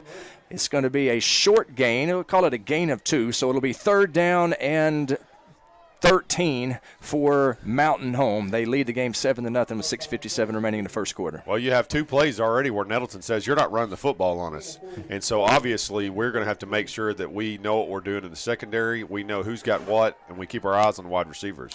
It is a sophomore quarterback, Yates. He's dropping back to pass, looking deep, throws into double coverage, and it's incomplete, knocked down by number 16 for the Raiders. That is Kylan Goodlow. Heck of a play there by Kylan. Wow, great play. Quarterback just hoisted it down the line, and I think it was just kind of a 50-50 ball, and Kylan was running hip to hip with the wide receiver and stayed right with the ball, turned and looked for the ball. I mean, that's exactly how you coach it up. Turn, look for the ball, made a play on the ball, and knocked it down, got some help from his free safety. That was a great secondary defensive play right there. And it'll bring up 4th down and long for Mountain Home. They're going to punt. Bomber punter. That's going to be a procedure. Going to be an illegal procedure call. Actually, it's going to be encroachment on Nettleton. So it'll be a 5-yard penalty, which will make it 4th down, and we'll call it 4th down and a long 8. They keep the punting team out on the field, obviously, as here at their own 39-yard line, 38-yard line. High snap, fielded. The punt looked like it's kind of angled over to the sideline, goes out of bounds. Let's see where the line judge marks it. He marks it out of bounds at the Raider 35-yard line. That's where Nettleton will take over 1st and 10. They trailed the Bombers 7-0, 6:29 remaining in the first quarter. It's like he tried the little rugby-style punt off to the side and almost missed the football. Yeah, he kind of came off the side of his foot, and really this pretty decent field position for Nettleton to start this series. 1st and 10, the Raiders will start this series on their own 35-yard line. They trail the game 7-0. Scarlett back to pass, throwing deep. He's got downtown Jaden Brown. Unfortunately, he overthrows him. That was 6 all day long. It's an incomplete pass. 2nd down and 10 for the Raiders. Well, I'll tell you, Craig, we talked about Nettleton is going to have to stretch the defense tonight. It looks like Coach Hampton is challenging Cameron Scarlett. Said you're going to have to do it, and he's got the confidence to do it. Missed a few throws, but they're there. The wide receivers are there, and the offensive line. He had all day long to throw the football. So there's a lot of positives you're seeing right now from the passing game from Nettleton. 2nd down and 10 for the Raiders. In motion is Bradley. Cameron Scarlett, quarterback draw. He is hit at the 40-yard line, falls forward to the 38. That's going to be a gain of about 7 for the tough Raider quarterback, Cameron Scarlett. It'll bring up 3rd down and 3. Well, as a former quarterback, you hate to see those quarterbacks taking those kind of hits right there. I mean, it hurts me, old 45-year-old up here, but I mean, maybe Cameron can handle a lot more than I could, but I'd like to see him back there chunking some 40, 50-yard passes down the field tonight. Third down and 3 for the Raiders on their own 42-yard line. He gives to Kobe Bradley. Kobe Bradley's hit in the backfield, and that's going to be a tackle for a loss. Number 54 for the Bombers, Cody Ellenbaugh, and it's going to be 4th down and 6 after a loss of 3. Yeah, Rick, I tell you, our offensive line on the running side of things are having some real difficulty with the slants for Mountain Home. They're slanting into our gaps, and we're not putting a hat on a hat. I suspected that there's going to be a lot of coaching here at halftime trying to figure out what's going on the offensive line. It's not that we can't handle them. Sometimes you play a team to where they do some things that you're just not ready for in the first quarter, and you kind of regroup, step back, and go, okay, now I see what they're trying to do. You're twisting here, you're slanting here, and linebackers are rubbing off the edges or whatever, and you start figuring that out, and you put that together, and then that's exactly what we're going to see. There's a little learning curve for our offensive line tonight. We have a injury timeout. A Mountain Home Bomber stayed down on the turf. That's number 40, Justin Rula. He's up and trotting back to the Mountain Home sidelines, and we sure hope that young man is all right. 5:29 remaining here in the first quarter. The Raiders trail 7-0. It is 4th down and 6 for the Raiders. Ball at their own 39-yard line. And we will see if Coach Hampton wants to go for it here or if he wants to do one of those little, looks like they're in their punt formation, which Scarlett, who is the quarterback, always in the shotgun. But he's a little bit deeper whenever he's going to punt. Right now it's kind of hard to tell. But it is 4th and 6. I think they was trying to draw the Bombers off sides. Good ball discipline by the Mountain Home defensive front. It looks like Scarlett is set to punt. He will punt. It is a low line drive. It takes a Nettleton Raider bounce all the way inside the 10-yard line. It's still rolling to the 5, and that's where it is downed by number 14, Braylon King. Heck of a punt by Cameron Scarlett. Yeah, one thing he's going to have to watch out for if he's going to be only 6 yards deep, if he's going to have a punt that's low a trajectory, you better watch out because, that's a little close to being blocked right there. I will take the outcome. But the next time we need to be a little higher with that punt. But it certainly turned out in Nettleton's favor. So Mountain Home will take over 1st and 10 from their own, they're saying the 6-yard line, from their own 6-yard line. Mountain Home 7, Nettleton 0. That's our score if you're just now joining us. 5 minutes and 20 seconds remaining in the first quarter. Mountain Home on their very first play from scrimmage had a 67-yard touchdown pass. Raiders defense has held since then. They give to Lindsey, running left side. He is met over there by the tough Raider defensive front. Actually, he's hit initially by the linebacker, Jamie Morris, and a gain of 1. It's going to be 2nd down and 9 from their own 7 for Mountain Home. Well, Craig, if you take away the one play for Mountain Home, Nettleton's defense is still looking as spectacular as they did against Blytheville, especially against the run. So if we can be stable and secure in the secondary, Mountain Home's already shown that they're struggling to run the football against us. Yates keeps a little option. Boy, that's a risky play, and he is run out of bounds after a gain of about 1. See if we can't tell you who the rest. And again, Jamie Morris, who made the stop over there, and it's going to be 3rd down and 7 for Mountain Home from their own 9-yard line. Well, Craig, you called it. That was a speed option to the left. And actually that pitch went behind the tailback, and he turned around at 360 just to secure the ball. Woo. As an offensive coordinator for Mountain Home, I'm sure that puckered up just a little bit when that ball happened around the goal line. That could have been tragic for the Bombers and very fortunate for the Raiders. Mountain Home 7, Nettleton 0. It's 3rd down and 7. Bombers are going to pass. Quarterback scrambling. Pass is complete to number 8. He is to the 20-yard line, and he's got the 1st down.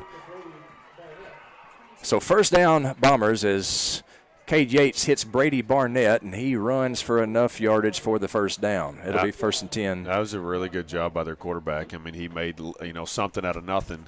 That's not where that ball was going to go, and he scrambled, and right at the last second saw somebody dump the ball to. 1st and 10 for the Bombers from their own 20. Cade Yates He met in the backfield by Jordan Pegram. Another tackle for a loss by big Jordan Pegram. Loss of 5 on the play, second down and 15. So, Craig, I'll tell you what, if they don't double him tonight, he's going to wreak havoc in their backfield. They're only trying to put one tackle or one tight end on him, and that's not going to be sufficient tonight. No. He is running right through the half shoulder of the tackle and in the backfield before they can hand the ball off. Big Jordan Pegram with his second tackle for a loss on the evening. 3:40 remaining in the first quarter. Mountain Home with a 7-0 lead over the Raiders. Second down and 15. Yates back to pass. Under pressure, gets the screen pass, is complete to number 12, and he has got close to first down yardage. He is tackled at about the 29-yard line, so it's going to be third down, and we'll call it third down and 2 for Mountain Home. Well, there's one thing that can slow down a tenacious defensive line, and that's a screen. And that's exactly what they did. You know, if you're not going to be able to stop them, just let them go and then dump it right over top of the head, and that's what they did on that play. Third down and 2 for Mountain Home. Give it to the fullback. He barrels forward. He has first down yardage to the 35-yard line. So they'll move the chains, and Mountain Home with a 1st and 10 from their own 35. Well, you're really seeing just a nice football game going on right here between two offense and defense trying to figure each other out. Like I say, you take one play away from this game, and you're still 0-0 with a really, really good football game going on. So that's – if I'm Nettleton, I'm like, just forget that touchdown. We're just going to play from here. Play is whistle dead, and it looks like Nettleton has called a timeout. We will take that timeout with them with 2 minutes and 32 seconds remaining in the first quarter. Your score is Mountain Home 7, Nettleton 0. You are watching Raider football and listening to Raider football on the EAB Sports Network and Nettleton Television.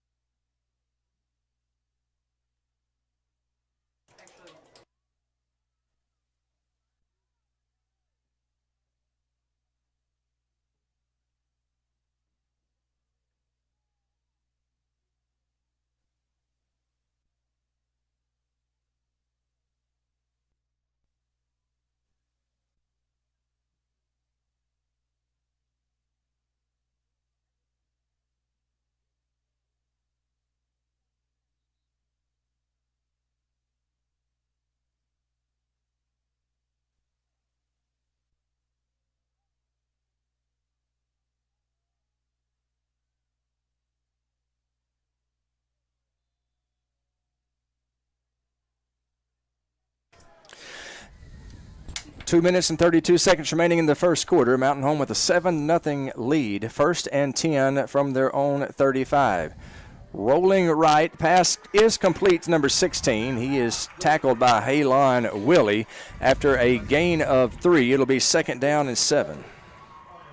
Well, I really think Mountain Home is trying – they've already figured out if they don't throw the football tonight and they're not successful throwing the football tonight, they're going to have a long night because Nettleton certainly is going to – wreak havoc on the defensive line, and their linebackers run to the football so well.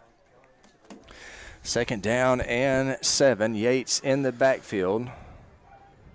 He gives to the running back, Lindsey, running left side. Nice tackle over there by number 20, and that is Nettleton's Blake Brown, Defensive Player of the Week last week. A gain of 2 is third down and 5.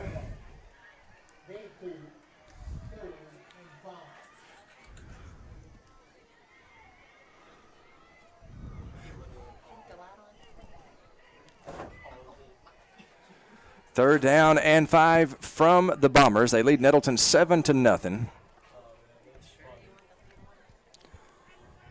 1:23 remaining in the first quarter. Back to pass is the quarterback, Yates. It is complete, and number 5 gets out of, that's Dylan Drury. He gets out of bounds after getting the first down. They will move the chains and stop the clock. 1st and 10 for Mountain Home from their own 46-yard line. That was a nice, quick little route, an out route to the top of the field there, and a nice throw and catch. If Mountain Home can continue to do that, that's going to be tough for Nettleton because they can certainly stop the run, but we're going to have to make some changes on secondary to stop the pass. 1st and 10, and this time he is hit in the backfield by who else? Number 90, big Jordan Pegram.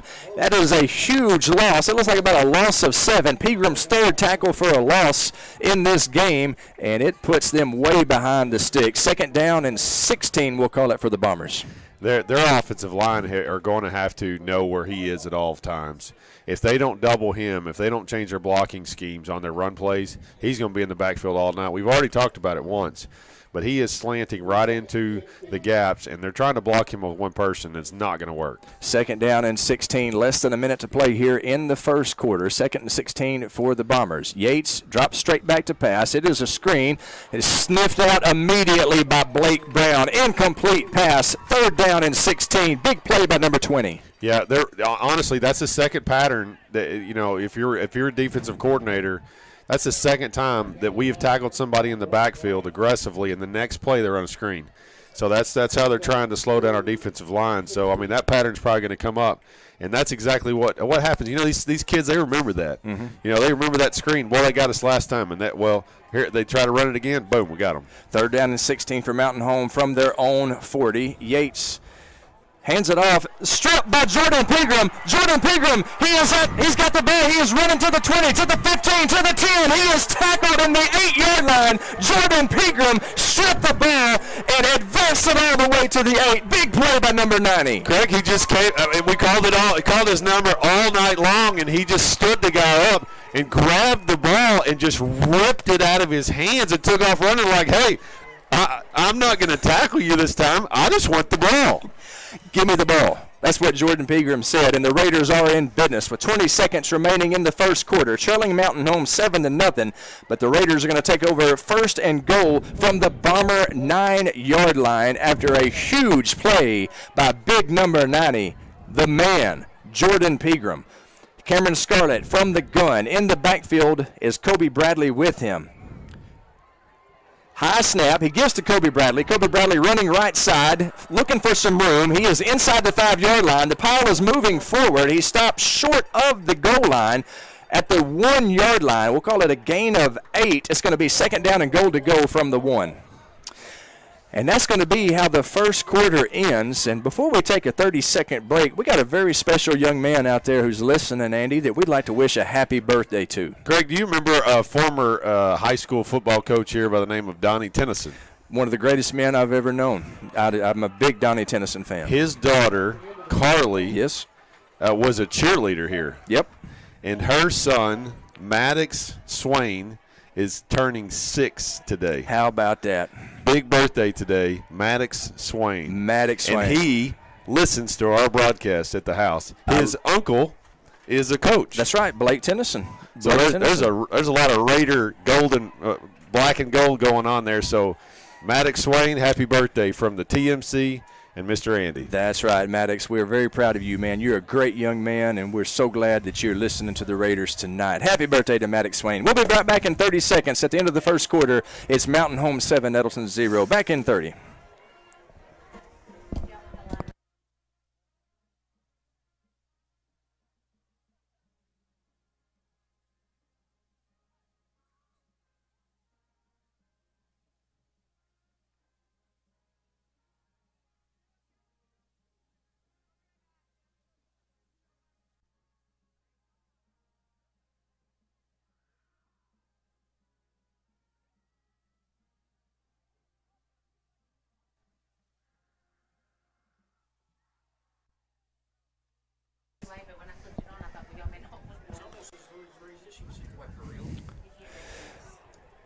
Second quarter begins with Nettleton 2nd down and goal to go from the 1-yard line. They trail this game 7-0. Mountain Home 7, Nettleton nothing. Cameron Scarlett running left side, falls into the end zone. Touchdown Raiders! Touchdown Cameron Scarlett.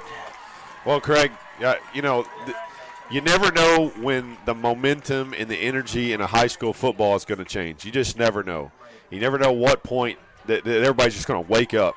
And Mr. Pegram said, boys, I'm taking over, and we need to wake up. He said, if our offensive struggling, I'm fixing to deliver the football on the 1 yard line, and I'm going to help you out. I think that's so awesome to see them capitalize that score right after a great defensive play. No doubt about it, and we got to give credit to Jordan Pegram because that's where credit is due. Huge play by the Raiders' big junior defensive lineman. Joseph Newhung out for the PAT. The hold by Ken Warren McShann. The kick is up, and the kick is good. With 11:55 remaining in the second quarter, your score is now Nettleton 7, Mountain Home 7. The Raiders answered. Nice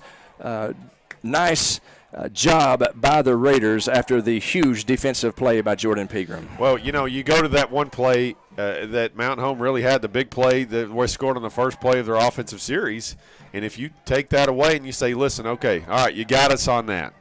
Blown coverage on the back, got us. It's going to happen. But the ball game's not over. We're fixing to come at you, and that's exactly what Nettleton did. They absolutely did not panic. Do not panic when that happens. You're a great football team. You have a great defense.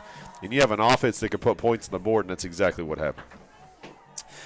And the Raiders have tied the Bombers on the first play in the second quarter. 11:55 remaining in the second quarter. 11:55 remaining in the first half.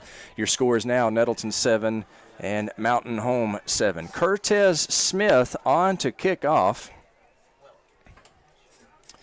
We saw Cortez kick off last week at Blyville, and he would often do little, I guess you'd call it pooch-style kicks. We'll see what the Raiders special teams coach has got dialed up here. Cortez, short squibbler. The ball is fielded at the 25-yard line. Tackle made at the 35, or the hit made anyway, 35 by Dorian Tucker. He falls forward to the about the 40-yard line. Let's see where they spot it. The 38-yard line. It'll be 1st and 10 Bombers from their own 38. Well, once again, let's cover what really is going to be the key to this. It's already starting to play out in this game. The key to this defense is the ability to stop the pass. Our defensive line is going to be able to handle their run. Now, the question is whether or not we're going to be able to put pressure on the quarterback and also hold up on the secondary. So I'll be curious to see how that plays out the rest of the game. Cade Yates, the sophomore quarterback for Mountain Home, from the gun, has Lindsey in the backfield with him. He gives to Lindsey, like just a tailback dive. Tackle made by Blake Brown after a gain of 5. It's going to be 2nd and 5, but there is a flag on the play. That was a pretty late flag, so it's going to be after the play. So I'm assuming it's going to be a personal foul on somebody. 7-7 the score.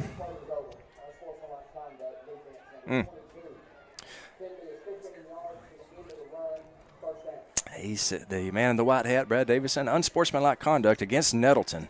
15-yard penalty, and that's one of those things Coach Alan Johnson will not be happy about. Yeah, unsportsmanlike is one thing. Aggressive play is another, and obviously you don't want to be giving up swaths of 15 yards, but if your defense is playing tenacious and they're getting after people, you can kind of stomach a little bit of that. It's 1st and 10 for Mountain Home inside Nettleton territory. They give to Lindsey, and he finds a hole on that right side, and he gains 5 before he is brought down. It's going to be 2nd down and 5 for the Bombers. They are set up at the Raider 37.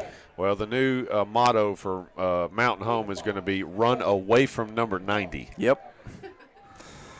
Number 90 is kind of right in the middle of the defensive line right now. Back to pass is Yates. He's looking downfield. It is complete at about the 10-yard line. It's going to be, we'll call it the 12. It looks like that's where they're spotting it. So a good throw and a good catch by Mountain Home. It'll be 1st down and 10 for the Bombers at the Raider 12-yard line. Good throw, good catch. That's a seams route, and they're very tough to defend. Nice bend, and the quarterback really kind of led him away from the defensive secondary. That was a really nice throw and catch there by Mountain Home. 1st and 10 for the Bombers. We're all tied up at 7. Mountain Home, though, trying to change that. A run right up the middle. He is tackled after a gain of, we'll call it a gain of 5. It's going to be 2nd down and 5 for Mountain Home. Ball on the 6-yard line. Mountain Home with a hurry up. This time they give to Lindsey, and he is met at the line of scrimmage. Moves forward. He is tackled at the 5-yard line. Short gain on the play. It's going to be 3rd down and 4, it looks like, for Mountain Home.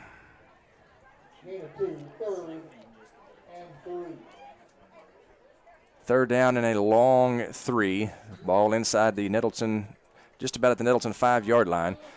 Lindsey runs right side, and he is tackled close to the first down. We'll see where the spot is. It's going to be 4th down, it looks like, as I don't believe he got to the first down. It's going to be 4th down and 2 for Mountain Home at the Raider 4-yard line, and it looks like Mountain Home, are they sending out their field goal personnel? They're going to go for it. Yeah, their offensive personnel's out there, and I doubt very seriously they run the football here. I would run some sort of play-action pass against Nettleton because they have stopped them on multiple occasions run the football. I don't really know what they're going to pull here on 4th and 2 from the 4 after you've been stopped multiple times on the run. If they got some sort of play-action pass up their sleeve here, that may work on us.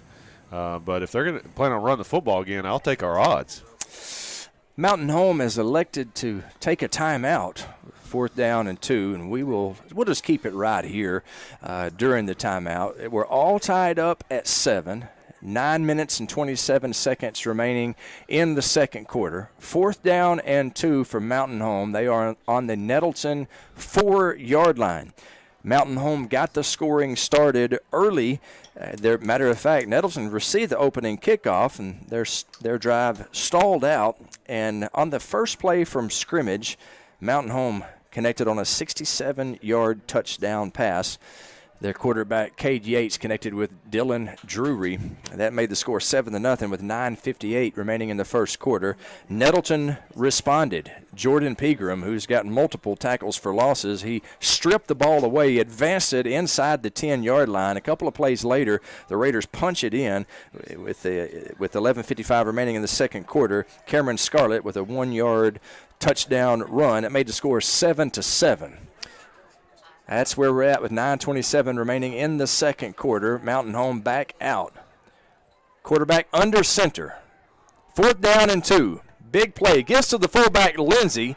Going forward, he is short of the touchdown, but he did get the first down. A gain of 3 is going to make it 1st down and goal to go from the Raider 1. Well, they just barely. I mean, you needed 2 and you got 2. That's a tough situation for Nettleton when that first down marker's sitting right there, and now they got a new set of downs and right from the 1.5 to 2-yard line. So 1st down and goal to go from the Raider 1. They give to Lindsey. He is pushing his way into the end zone. He has made it, and it is a touchdown for the Bombers. They take a 13-7 lead on a 1-yard run by number 34. Well, still, kudos to the defense. I mean, they had nice defensive stand there. They made some nice plays, stopped them on the run. But Mountain Home is certainly showing that they're willing to continue to run the football. They can pass the ball. And if they are able to put a running game with that passing game, Nettleton defense is going to have a big challenge tonight. The point after kick is up and good for the Bombers. With 8:54 remaining in the second quarter, Mountain Home has taken a 7-point lead. It's 14-7 for the Bombers. So Mountain Home showing that they can throw the football. They have a sophomore quarterback, Cade Yates, but he doesn't look like a sophomore out there, Andy. Yeah, they're certainly throwing it around. They're spreading the defense out, running 3 and 4 wides, having some decent time to throw the football. So we're going to have to make sure that we get in the backfield on some of those passes. But, the key is going to be, honestly, it's kind of interesting. If Mountain Home is able to throw the football, they're looking to be successful now. If we throw the football tonight, we can certainly run the football.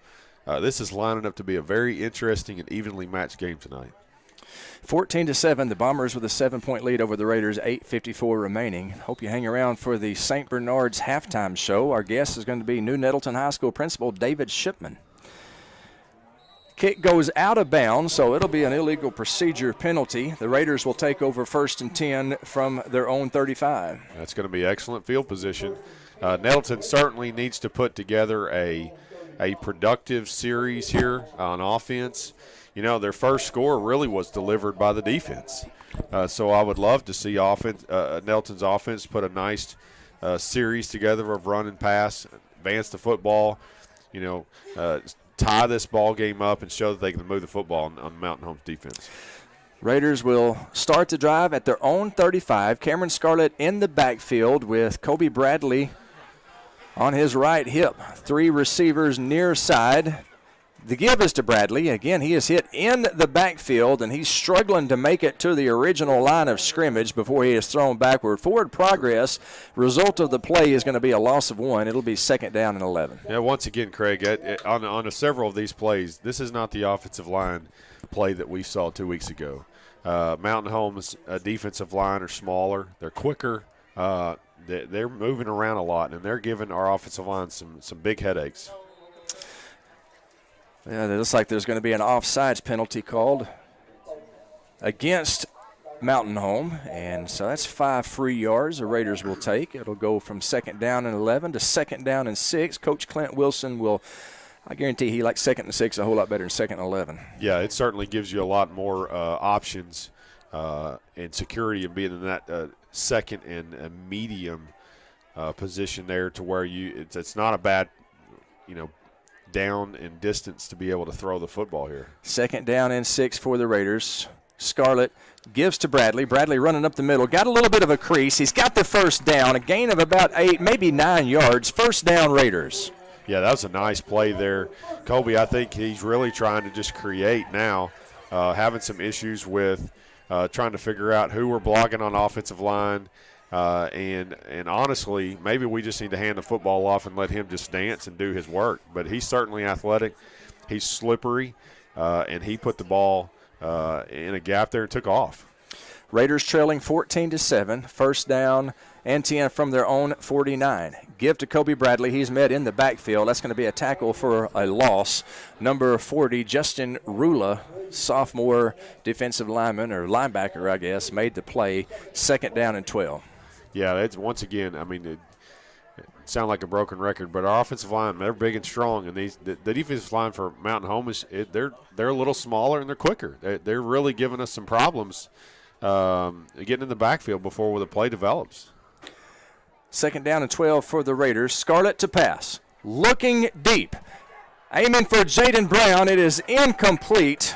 Jaden Brown wanting a flag, not getting one. Dylan Drury on the coverage, and it's an incomplete pass. It'll be 3rd down and 12. They were going for the They were going for the home run right there, Andy. Well, that's what you want. If you can get one-on-one coverage with Jaden out there and run in the open field and try to give him a chance, and that's what Cameron did. He didn't overthrow that ball. He put that ball to where Jaden can make a play. It didn't turn out. It was more of a 50-50 ball, but it's certainly going to stretch the defense. They'll remember that throw. 3rd down and 12 for the Raiders. Scarlett from the gun. 3 receivers near side. 2 spread out far side. Up top, Scarlett to pass. The pass is deflected. Intercepted. Intercepted by Mountain Home's number 8, Brady Barnett.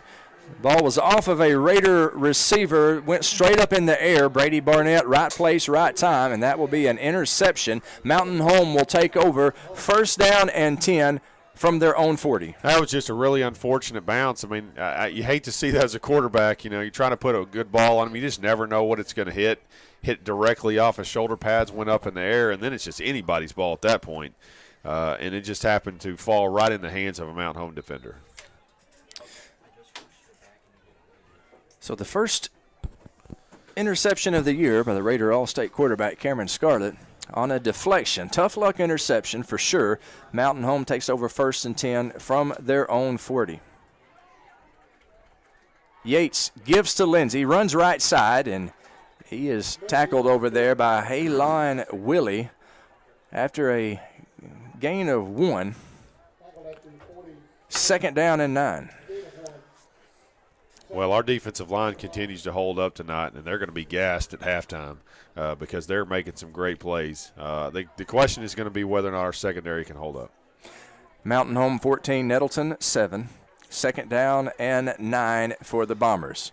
Back to pass is Yates. Incomplete. Throws it away, and it's going to be third down and 9 for Mountain Home. Well, that was a combo route. They were going to run a flag over the top of it and a quick out.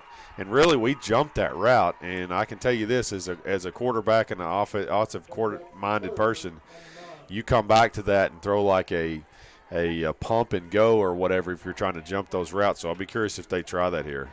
Third down and 9, 6:23 remaining in the second quarter. Fumbled snap, lot of pressure, pass incomplete. Tried to set up a screen, were not able to do so. It's going to be fourth down and 9 for Mountain Home from the 41. Well, we were really fortunate there because they were, as you said, trying to set up the middle screen there.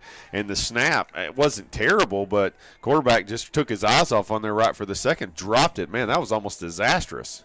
And it looks like Mountain Home is going to punt.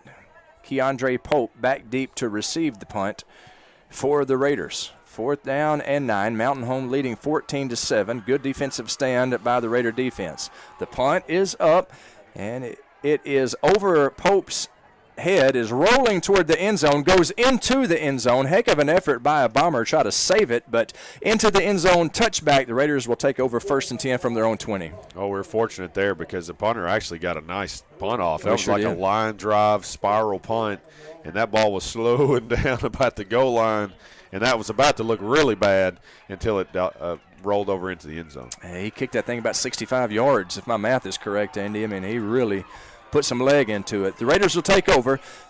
1st and 10 from the 20. 6:09 to play in the second quarter. Your score, Mountain Home 14, Nettleton 7. Cameron Scarlett from the gun. Kobe Bradley in the backfield with him. The give is to Bradley. Bradley running right side. He's got some room. He's at the 30. The 32-yard line he's brought down. That's first down yardage. Move the sticks. First down, Raiders. Yeah, well, there's a late flag. There's a late flag. Let's hope that's against Mountain Home. We're certainly looking in their area there, and I don't really know how that would be on us because we were completely gone back to the huddle, and they're all kind of looking at the Mountain Home side of things. And I would say that's a good sign. The referee pointing to some Mountain Home players, so evidently there was a little bit of unsportsmanlike conduct going on. That would be what I would say. Well, and one player is going to be substituted for right there, so. Yep, unsportsmanlike conduct is the call against Mountain Home. 15-yard penalty from the end of the run. Big break for the Raiders. That's going to put the ball at the Nettleton 44. 5:55 remaining in the first half. Raiders trailing by 7. Well, we saw that give some momentum to Mountain Home from us, and so now would turn about fair play, and all of a sudden we get one of those. And so let's see if we can turn that 15 yards into some nice momentum. Cameron Scarlett from the gun. Kobe Bradley on his left hip. Raiders with DJ Willis, the tight end. High snap. Gets over Scarlett's head. He gets it. He is running, trying to advance the football. He's to the original line of scrimmage, and he turns nothing into something. It's going to be a net gain of about 6.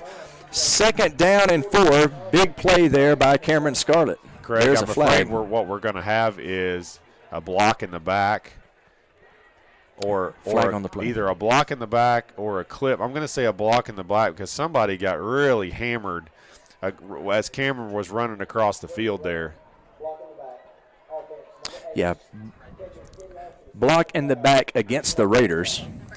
He said number 8. That would be downtown Jaden Brown. Yeah, it looked like Jaden. Well, Jaden Brown saw Cameron scrambling towards that side of the field, and he started he come back to throw some blocks for him, and he threw a big block, but couldn't get his head over into the upfield shoulder. Result of the play, it is now first down and very long. Pass is complete to Jaden Brown. He is out of bounds. He made the play and got out of bounds right at the Raider 40-yard line, and that'll bring up second down and 16 for the Raiders. Is that blocking in the black? Block in the back penalty really pushed the Raiders behind the sticks. Second down and 16. Cameron Scarlett from the gun. And looked like Moses Williams jumped the Jumped the snap there. That's going to be false start against the Raiders. Craig, I want to go back to that last play. There was a nice little throw and catch by Cameron and Jaden there on a quick out for about, 7 or 8 yards. That's a throw that's going to be there in high school all night long. And if they can look clean and crisp like that, we can go back to that a couple of times.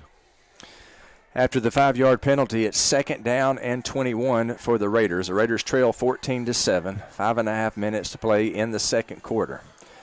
Scarlett from the gun, quarterback draw, running up the middle, making some people miss. He's to the 40-yard line, the 41-yard line of the Raiders. It's going to be 3rd down and long, about 3rd down and 15 for Nettleton. Yeah, it's 3rd and long to go here. I don't really know if Nettleton, what they got up their sleeve on the offensive coordinator. I don't know if we're going to throw a screen here or if we're really going to kind of push the defense and try to throw the ball down the football field here. Mountain Home 14, Nettleton 7, 5:06 and ticking here in the second quarter. 3rd down and 15 for the Raiders, their own 40. Scarlett back to pass. Looking over the middle, pass is incomplete, intended for Braylon King. Good defense there by Mountain Home, and pass incomplete. It will be 4th down and 15 for the Raiders. Brody Patterson on the defense for Mountain Home. So 4th down and 15 for the Raiders. 4:56 remaining in the second quarter. Mountain Home leading the game 14-7. Scarlett, the quarterback, also the punter. He is lined up about 5 yards back, maybe 6 yards back, and it's a quick punt. Well, he takes about a half step, and he puts some leg into it, and the ball is fair caught at the 30-yard line by Drury. And Mountain Home will take over 1st and 10 from their own 30, 4:51 remaining in the first half. Well, that time Mountain Home's already figured out what's going on here, and they substituted in their punt returner on that for the free safety. So now you put somebody back there who's used to catching a punt, and he caught the ball and kept that ball from rolling like it did last time. 1st and 10 for the Bombers. They lead Nettleton 14-7. In motion is Drury. Gives to Drury, running right side, looking for a hole. Man, he's got one. He's got a 1st down. He's at the 50. He's at the 40. Halen Willie drags him down from behind, but not before he makes a big gain all the way to the Nettleton 28-yard line. Well, that was just a simple speed sweep to the right, and there was really nothing there. The problem is our linebackers over-pursued that play. He cut it straight up, and there was nobody the backside. You know, as the linebackers, when you're working across the field, that backside linebacker has to make sure that cutback does not happen. So 1st and 10 for the Bombers inside from the Nettleton 27-yard line. High snap. They give to Lindsey. Lindsey running left side. He's got room. He's at the 10. He's at the 5. He is into the end zone. 28-yard touchdown run by Lindsey and puts the Bombers up 20-7. Boy, that's a strong run by, 2 plays, possession right there. That was a tough series for Nettleton. Nettleton defensively, there's a lot of hands on hips, and I don't know if we're tired, playing a lot of defense, but we certainly did not look like the defense that we saw against Blytheville. Flying to the football, making tackles. We had some issues that were unfortunate. Shows up in that series right there with 2 big running plays, which we don't usually see. We haven't seen all season anybody running the football like that against us. So I suspect at halftime we're going to have to go back to the drawing board on some things. So Gage Lindsey runs for his second touchdown of the second quarter, and it gives Mountain Home a 21-7 lead with 4:33 remaining in the second quarter of play. Gain of 28 on that last play. The extra point up good. Their kicker, number 86, Jack Sheener, he has been perfect tonight. 3 field goal attempts, 3 field goals made. I really kind of wish he was kicking for my Dallas Cowboys after watching that game last night. Well, the problem with your Dallas Cowboys is they were playing against Tom Brady. That is true. Hard to beat Tom Brady. Well, Nettleton really needs to put together an offensive series here. You got 4:33 in for the half. We need a strong offensive series here. Put some points on the board. Bring this within one score, and that certainly is going to have a better feel in the locker room if we can go in 24-14. Squib kick is fielded by Caleb Tedder, and he takes a knee at about the 31-yard line before he gets hit. I think Deion Sanders would have called that a business decision. Yep. Take a knee before you get hit. And so it'll be 1st and 10 for the Raiders at their own 31-yard line. Mountain Home 21, Nettleton 7. 4 minutes, 31 seconds remaining in the second quarter. See if we can't get on the board. Mountain Home will receive the opening kickoff of the second half.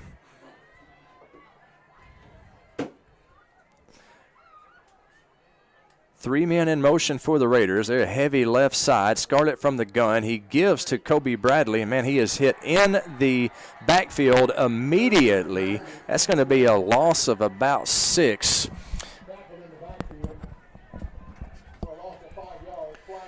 There is a flag on the play. 2nd down and 16. But that happened way after the play. That's going to be a dead ball or something. So it's either going to be unsportsmanlike or personal foul. It's unsportsmanlike against the Raiders. So they're going to back it up half the distance to the goal. 15-yard penalty, but it's going to be half the distance to the goal. It is going to be 2nd down and a long, long, long way at the Raider 8. Well, that was certainly an untimely penalty for Nettleton. We needed a strong, positive offensive series here, and we're going the wrong way. 3rd down, actually, for the Raiders. 3rd and long. They give to Keandre Pope. He stutter steps. Flag on the play. He's brought down by a host of Bombers at about the 16-yard line. Let's see what that flag is all about. That was certainly thrown in the area of a hold. Let's see what they call.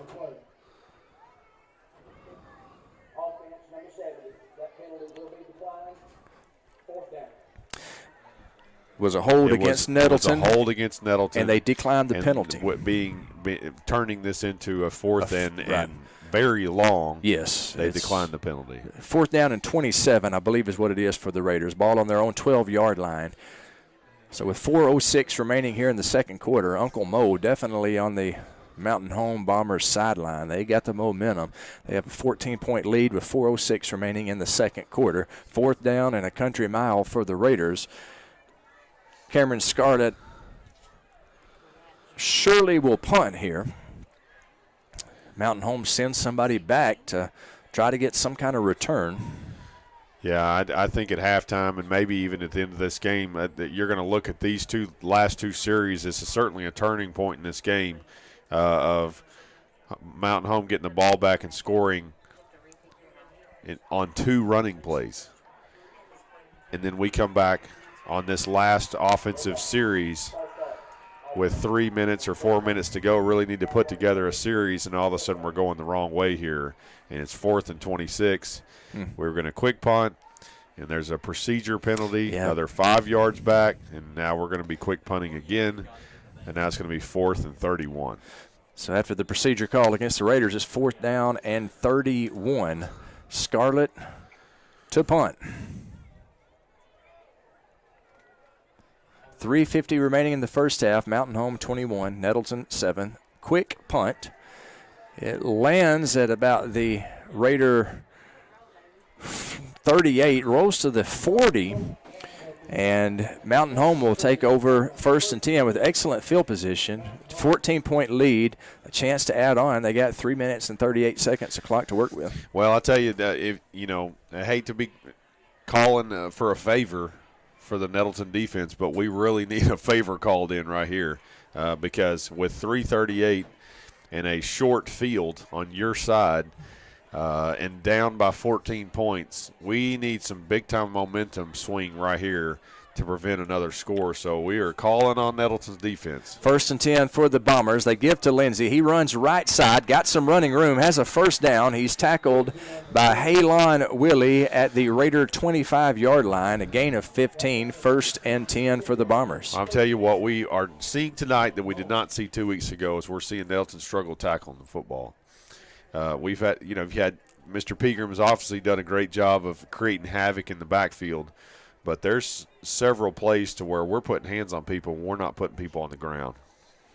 1st and 10 for the Bombers. They give to the running back. Flag on the play. That's Lindsey. He gains a couple of 3 yards. It's going to be 2nd down and 7, but there is some yellow fabric on the turf. Well, that was thrown in the area of the offensive line, so we'll see if that's going to be a holding on Mountain Home.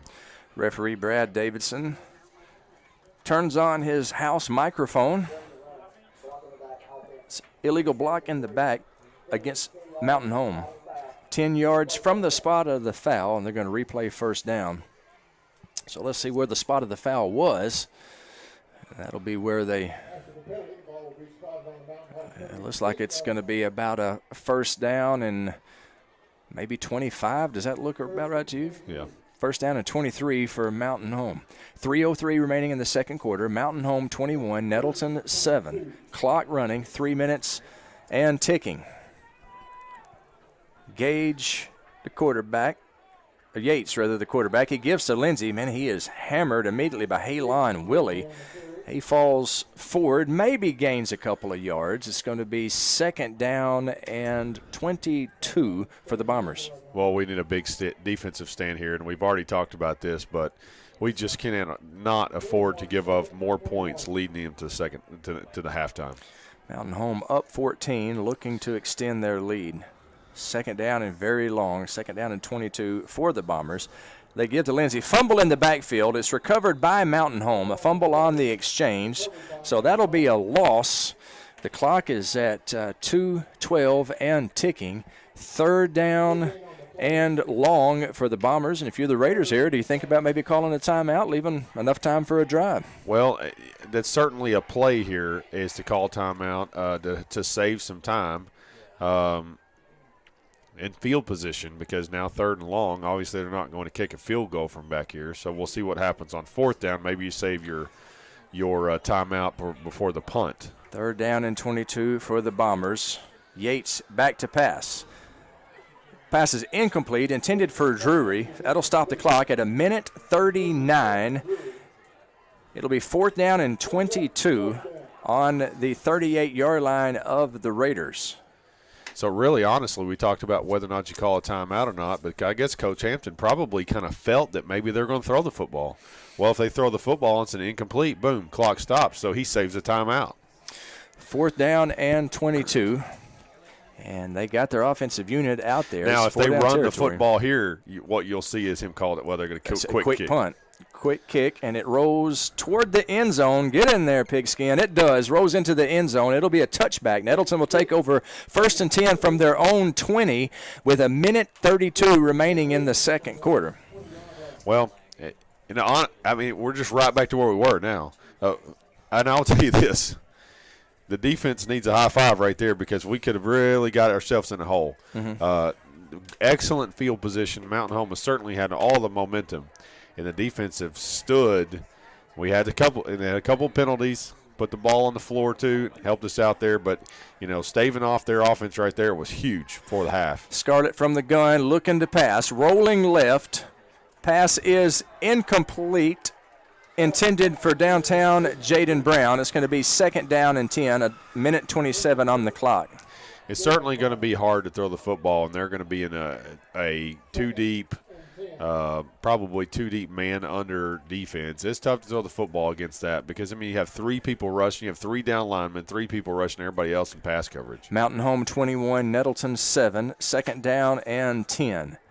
Scarlett from the gun, looking to pass again. Under pressure, rolls left side, still looking downfield, throws downfield, intended for Kenmore and McShann, incomplete. It's going to be 3rd down and 10 for the Raiders from their own 20, 1:18 here. That people like Tom Brady, like we saw this last night, you know, a minute and 50 on the clock or whatever, and how he goes about trying to move the ball down the field, not necessarily have to go deep. You know, get the ball in your playmakers' hands and get the ball in their hands early.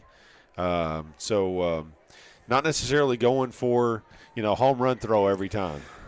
Scarlett pass complete to Jaden Brown. Jaden Brown has first down yardage. Nice run after the catch by number 8, downtown Jaden Brown. Moved the sticks with 1:11 on the clock. You know, Craig, that's kind of exactly what I was about to say. You know, we don't necessarily have to throw it all the way down the field. I mean, just put it in your playmakers' hands and let them go get some yards. 1:05 on the clock and ticking. 1st and 10. Quarterback draw. Scarlett right up the chute.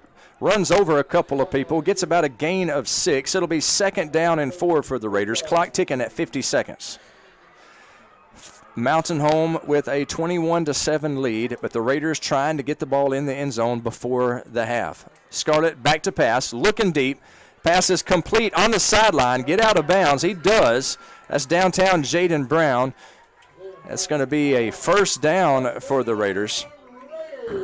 Ball spotted at the Raider 45. That was a nice throwing catch there by Cameron and Jaden. That we've seen that route already before is a quick out, and they're connecting. I really like that route, and I would like to see more of that in the second half. 1st and 10 for the Raiders on their own 36-yard line. Scarlett back to pass.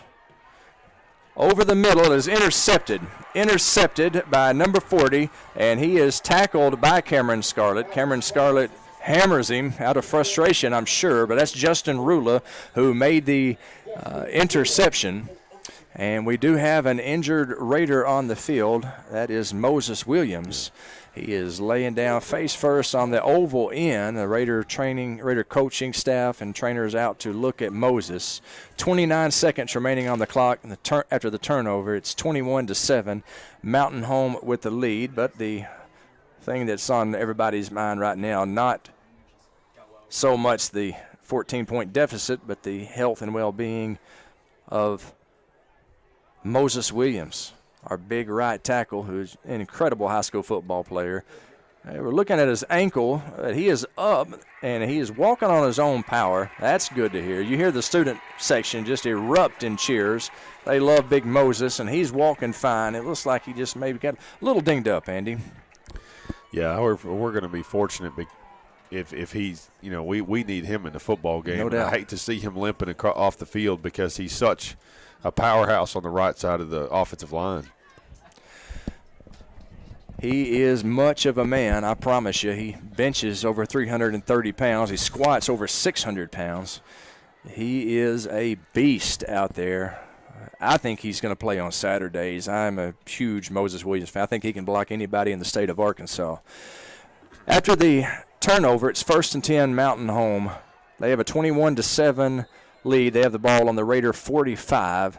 There's 29 seconds on the clock. Nettleton elects to take a timeout. We will take that timeout with them. 29 seconds remaining to play in the first half of play. Your score, Mountain Home 21, Nettleton 7. You are watching and listening to Raider football on the EAB Sports Network and NTV.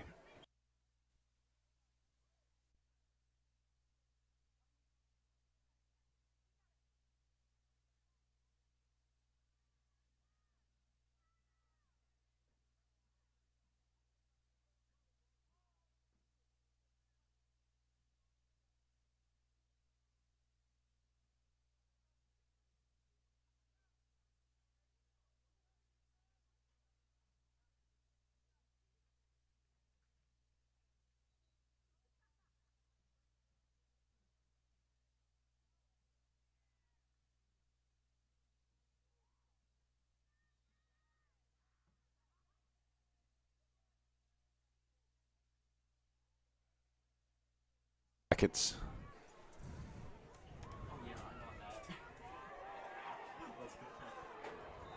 that incomplete?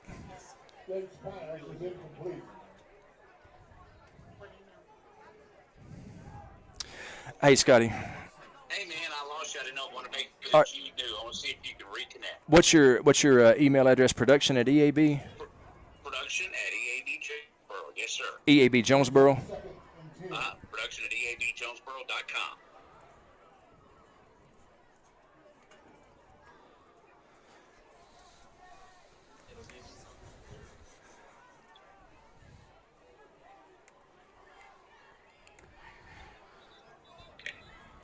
All right.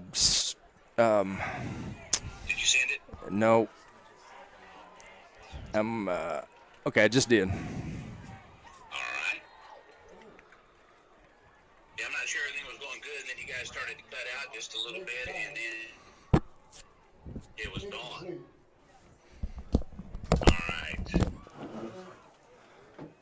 Do you see the invite sent? Not yet.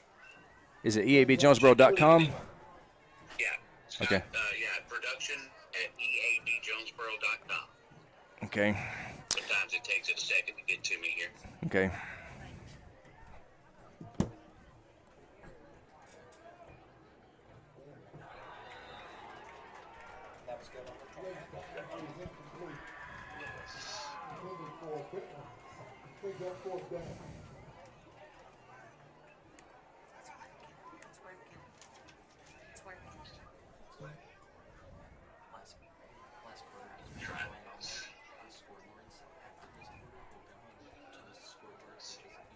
If I can't get it here, I'll make you a different address to send. Okay. Let's see here. Let me see if got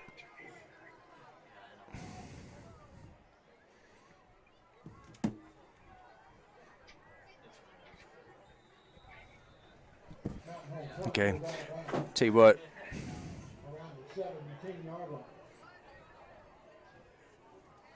I'm going to just leave the site and try again.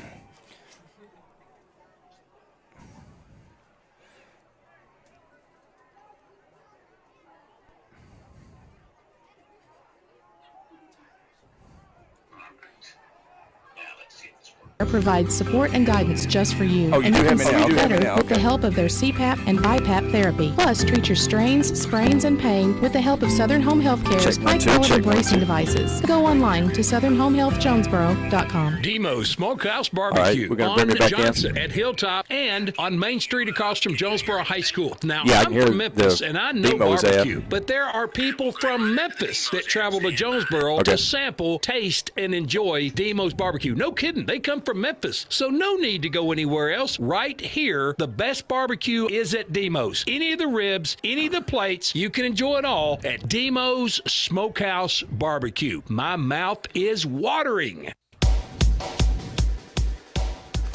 And we welcome you back to Raider Field. We apologize for the technical difficulties. We lost you for a little while, but it is 21-7. Mountain Home with a 21-7 lead. 7 seconds remaining in the second quarter. Nettleton just dodged a bullet. A high snap almost went into the end zone. Cameron Scarlett able to fall on it at the 1-yard line. So it's going to be second down and about 29 from the Raider 1-yard line. 7.9 seconds on the clock. And we were very fortunate right there, Andy. Yeah, we are, and I don't know if they're contesting the spot. And they're also contesting how amount of time should be on the clock.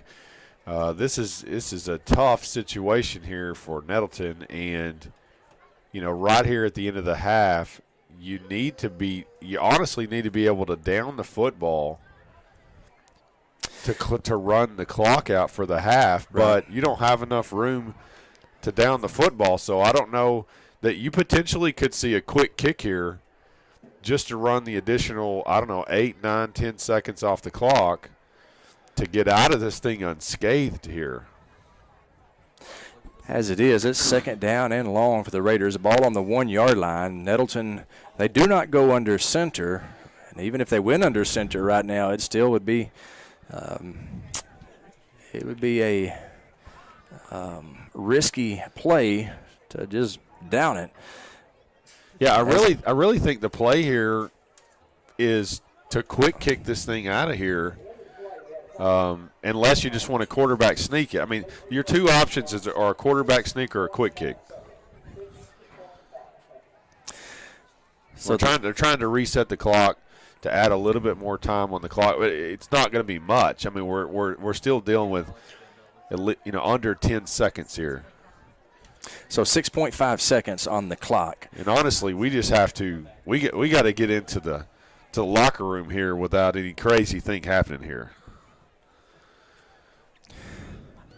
Second down and long. Scoreboard says 4th and 10, but it is second down and more than 20 yards. When it gets that far past the sticks, it's kind of hard to tell. 6.5 seconds remaining in the second quarter. Mountain Home 21, Nettleton 7.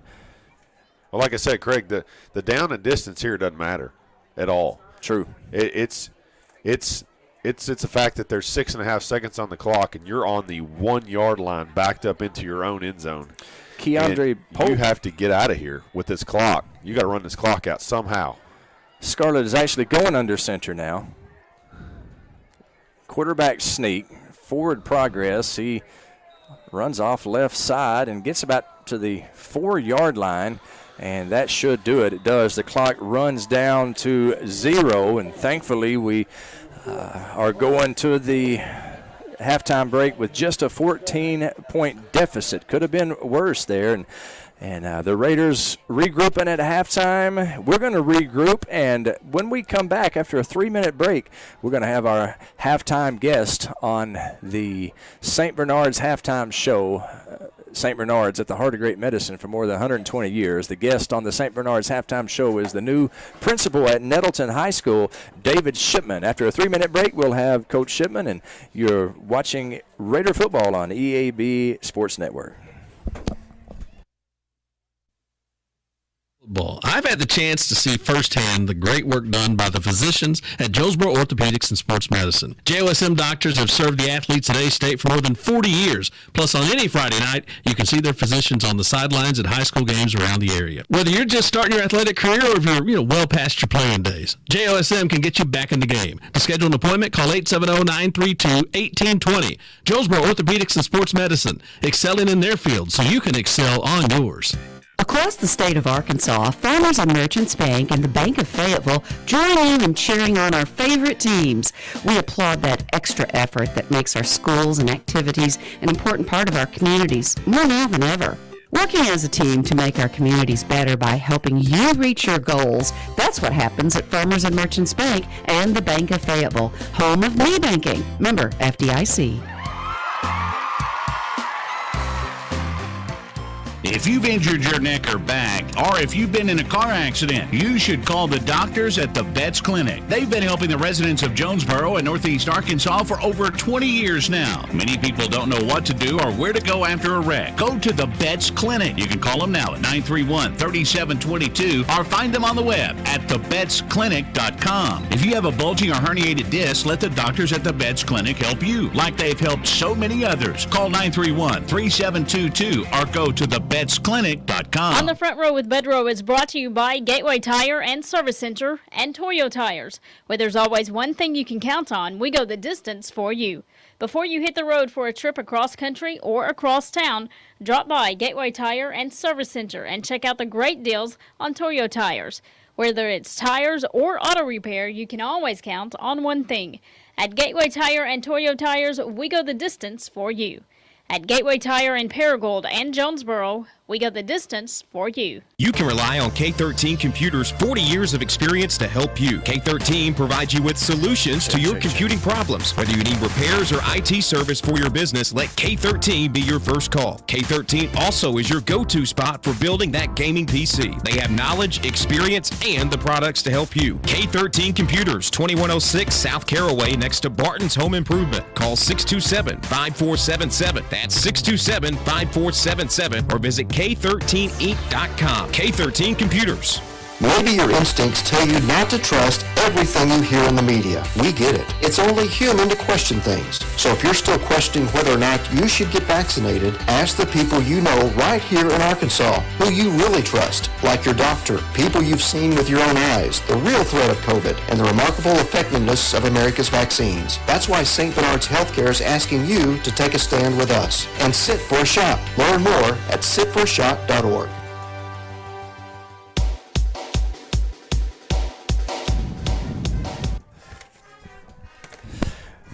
We welcome you to the St. Bernard's halftime show here at Raider Field. Halftime brought to you by St. Bernard's at the heart of great medicine for more than 120 years. At the break here at the home opener, your score is Mountain Home 21, Nettleton 7. Mountain Home got the scoring started on the very first play from scrimmage as they connected on a 67-yard pass. Their quarterback, Cade Yates, to Dylan Drury. That made the score 7-0 after the PAT. Nettleton responded in the second quarter off of a huge fumble and a fumble advancement by Jordan Pegram, and that keyed the Raiders' touchdown, and they got into the end zone with 11:55 remaining in the second quarter. That made it 7-7. Mountain Home answered with 2 more touchdowns in the frame. That set the halftime score at 21-14. But we are joined in the broadcast location, the NEA Baptist broadcast location, by the new principal at Nettleton High School, David Shipman. Is it Mr. Shipman or Coach Shipman? It's Mr. Shipman now for the last 16 years. I got you. Mr. Shipman, welcome to the show. Thank you for joining me, man. Now, I know that that you didn't graduate from Nettleton. You're a proud graduate of Mountain View. Mountain View, the Fighting Yellow Jackets. How about that? As you should be. But I know your wife, your awesome wife, Dea, did graduate from Nettleton. I think it would be a good idea to start off the interview by giving her a shout-out. Yeah, I think she's listening, so I must say that she's a lot smarter than I am, and she tells me that daily. Hey, she was did you know I graduated in 89 from here? Yeah, I hear that some, especially when you are always wearing an 89 shirt or pointing something out. It's hard to not notice. It's hard to miss, for sure. Your wife was in the class of 87, Correct. Which was 2 years older than us. Mm-hmm. Smartest person in the class, just a great student and a great one of those, as an educator, there's some kids that's just a good representative of your school. That's the way that Dea, the artist formerly known as Dea Seymour, was. I'm going to owe you money, Craig. She's outstanding. Her family, I think they were more excited when I got this job as the principal of Nettleton, her alma mater, and it was meant a lot to me. I student taught here in 1994 under Darrell Dover and Dottie Burrow. Legends. Outstanding individuals that Legends. taught me so much, and after I left here, I would still consult with them and talk to ask questions. Nettleton has meant a lot to me for somebody that didn't grow up here, and then to meet Dea, marry her, and her family, they were ecstatic when I was named the high school principal. Now, how many years have you served at Nettleton, Mr. Shipman? This is 17 out of 27 years. 17 out of 27. Mm-hmm. Outstanding. I know you bounced around a little bit before. Where all did you work at before you came to Nettleton? Well, after my student teaching here in 1994, I went to Westside for 3 years. From there, I left, came to Nettleton as the head junior high football coach, and then Don Campbell convinced me to move to Wynn as the head junior high football coach there for 2 years, and moved up to senior high staff.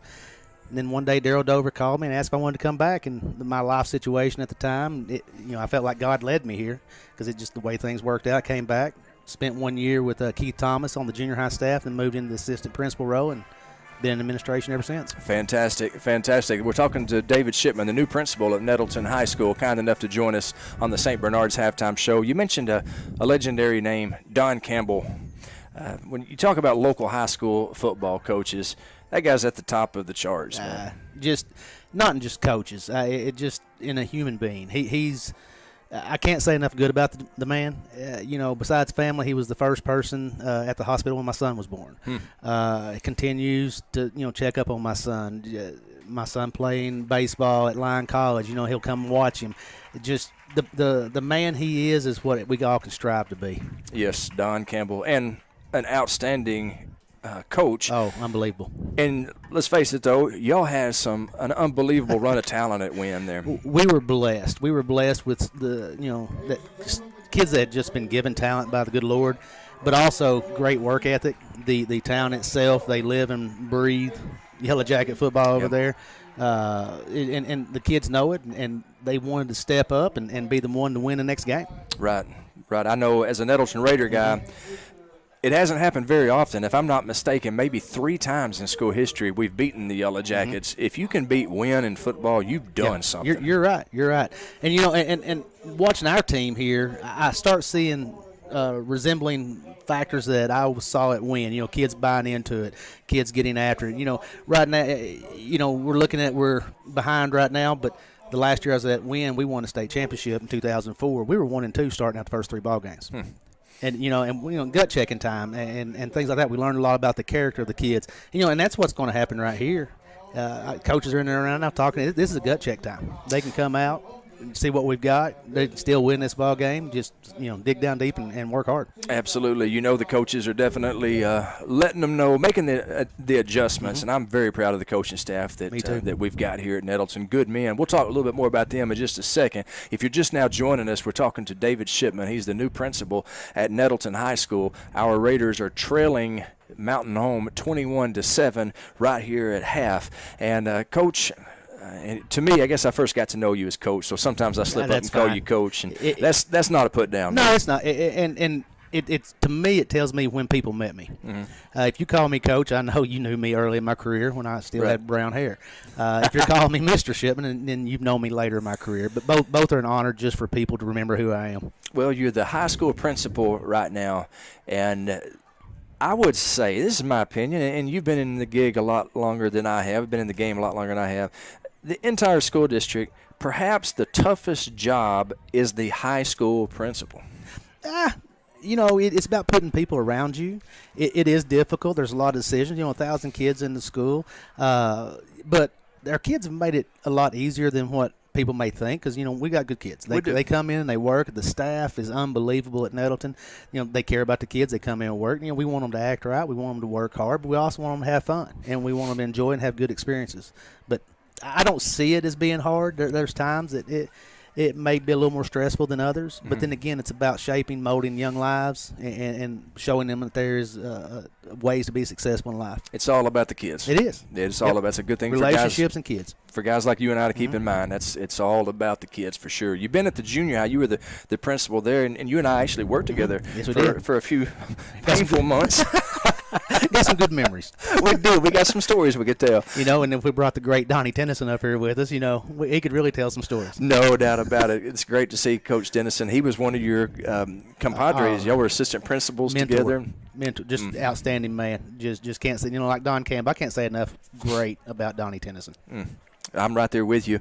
One of the winningest coaches in Nettleton history, was a great head coach here, a great assistant coach for years, a great head coach at Walnut Ridge. And one thing that a lot of people don't realize, he was a phenomenal running back at Jonesboro High School. Yeah, one of the last state championship teams. That's right. The longest game played, was he on that one? That's right, against Hot Springs. Yeah. They just wound up calling the game because it went in multiple overtimes. You look at the guy and then you hear people talk about how good he was. It was just, and his just personality, very mild. Would you know that, though? I mean, if I didn't tell you that, would you know that Donnie Tennyson, Don Riggs, excuse me, he used to sing his praises. He said he was the toughest running back I've ever coached. You give him a crack that big, he's going to get through it. And I believe it, just his work ethic. Yeah, but you wouldn't know that. That's what impresses me most about Donnie Tennyson. If I would have been that kind of a player. You've been saying about 89 being great. That's right. But I'd have a tough time walking through that door right there. My head would be so big. As I would. But Donnie is so humble. And he was phenomenal. Led Jonesboro to a state championship, but you would never know it. That's my favorite kind of people right there. Oh yeah, just great people. Talked to him earlier tonight when he came in. Just kind of saw some students now that are on JPD that came through Nettleton, and we were talking to them. It's just good to see Donnie. No doubt about it. Glad that he's here. Happy birthday to his grandson Maddox Swaim, who is watching at home. But you've been the principal at the junior high. You're the principal at the high school now. I know it's a small sample size. You're about 4 weeks in, I guess. How do you like being the principal at the high school as opposed to the junior high? I love it. It's exciting. It's one of the most rewarding things for me so far is watching the students that I knew as seventh graders and watching them. I've watched them now grow up from 7th to 8th. Now in the high school, and I'm seeing how they're young adults and they're about to venture out into life and start their adult lives. And it's just been very rewarding to see the maturity, both educational and just as a human being in general.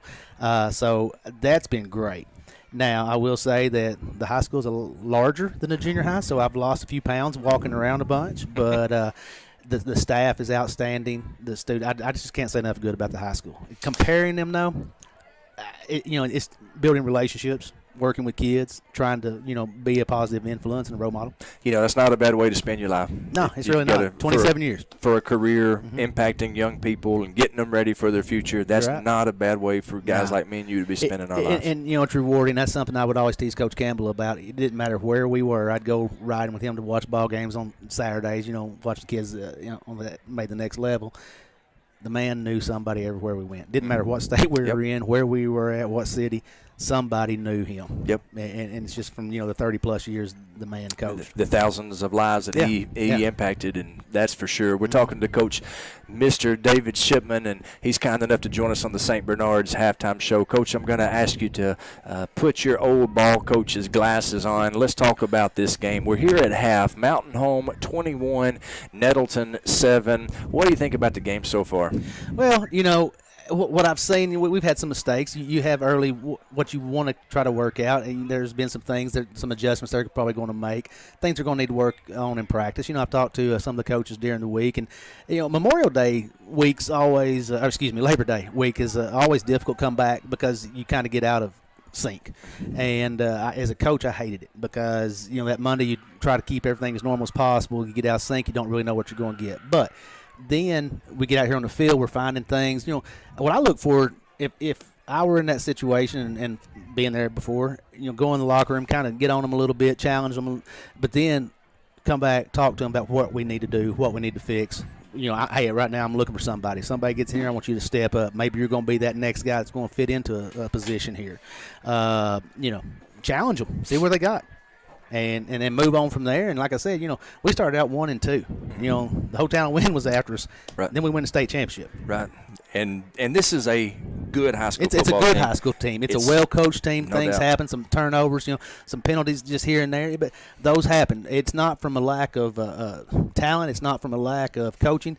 And they're good kids. When they're in the hallways, they're acting right. They're doing well. They're getting along. I believe that they're going to come out, they're going to play better, and win or lose, I think this is a learning opportunity, and then we move on from there. This is Mr. David Shipman, the new high school principal at Nettleton. He's kind enough to join us on the St. Bernard's halftime show. Let's talk about these new coaches that have come in. I've really been impressed with the new guys that we've hired this year. Oh, yeah. Coach Alan Johnson, for instance. We'll start with him. Let's just take the coaching side away, and I love listening to his stories about all the the D1 guys and stuff that he knows, and guys at the next level past that in the pros. But just the man himself, the influence that he's had on our young men and our students. In his PE class, he coaches that PE class as hard as he does out here on the field.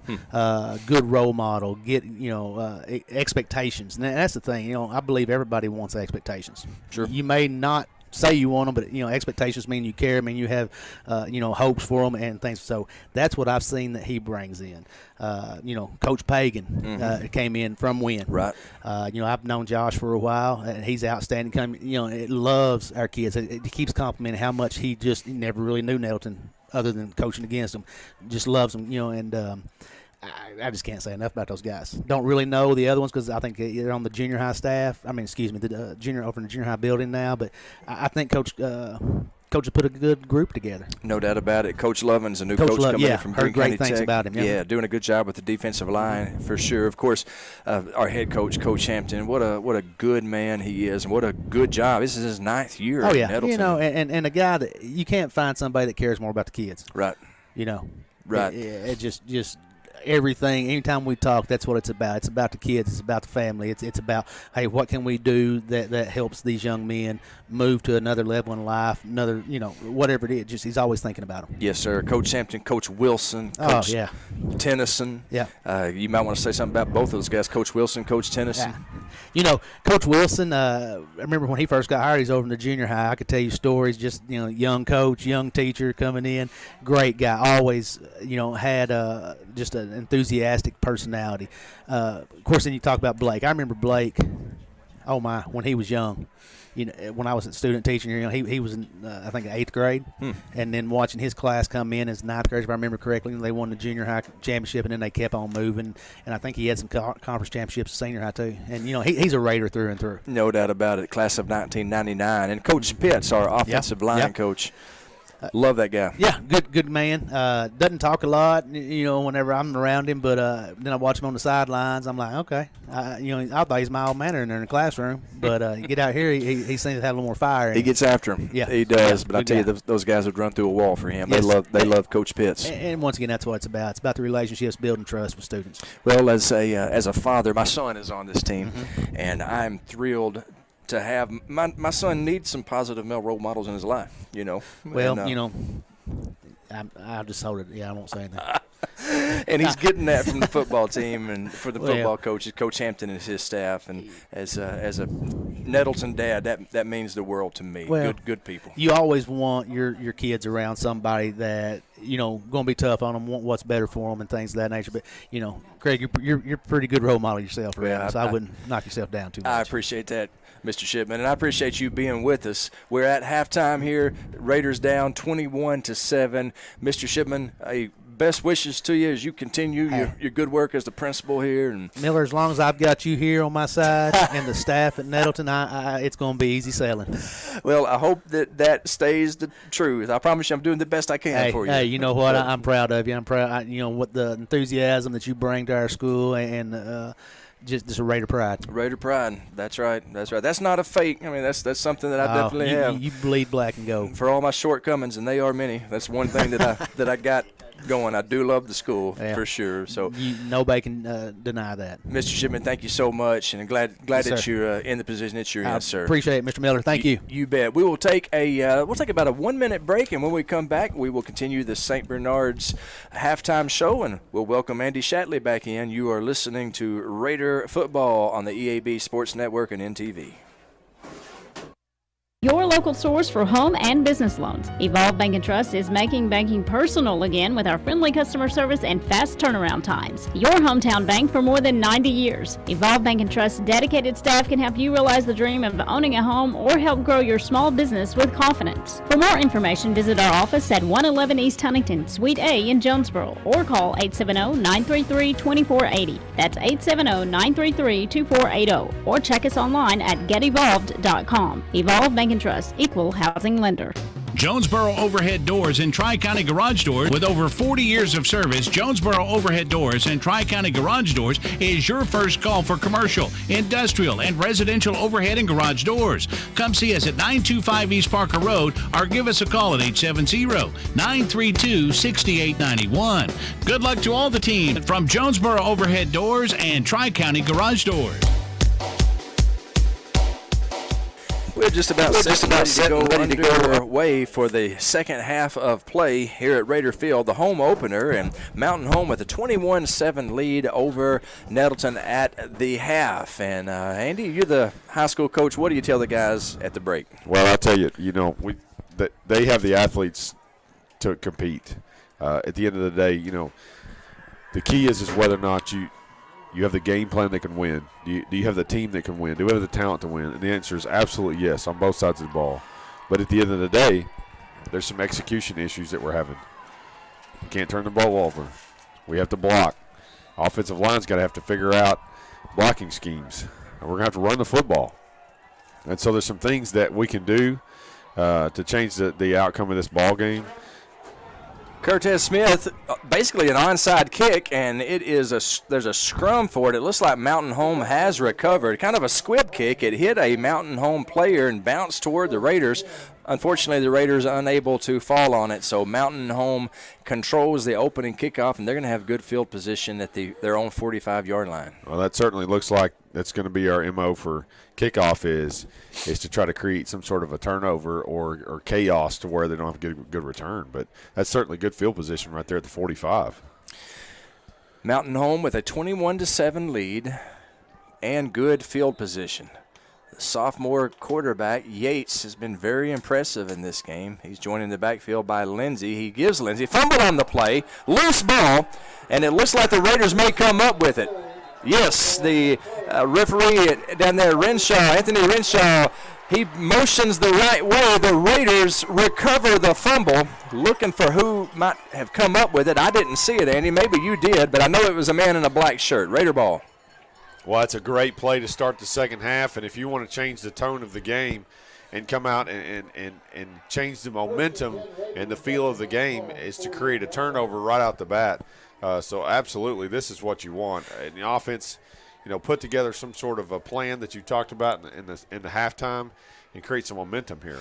1st and 10 for the Raiders at the Mountain Home 48. Scarlett back to pass.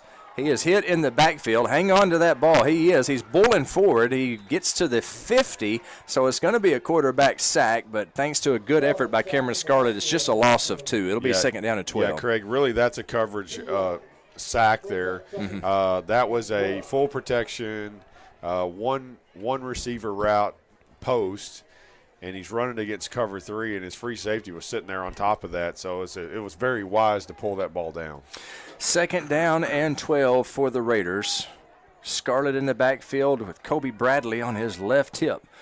2 receivers up top. In motion is Braylon King. He gives to Kobe Bradley. Kobe Bradley is hit at the 50-yard line, falls forward for a short gain.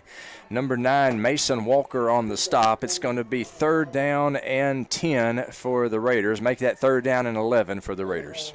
Well, Craig, I really suspect I expected to Nettleton to really control the line of scrimmage here and run the football a lot tonight. You just really haven't seen that.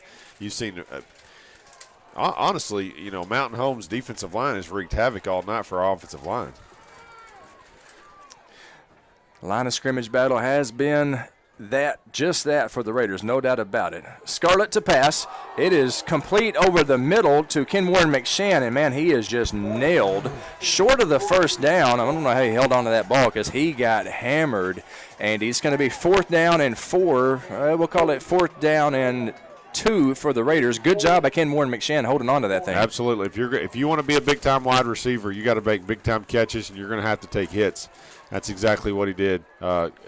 Outstanding job of holding on to the football. It's 4th down and 1 for the Raiders. They trail 21-7.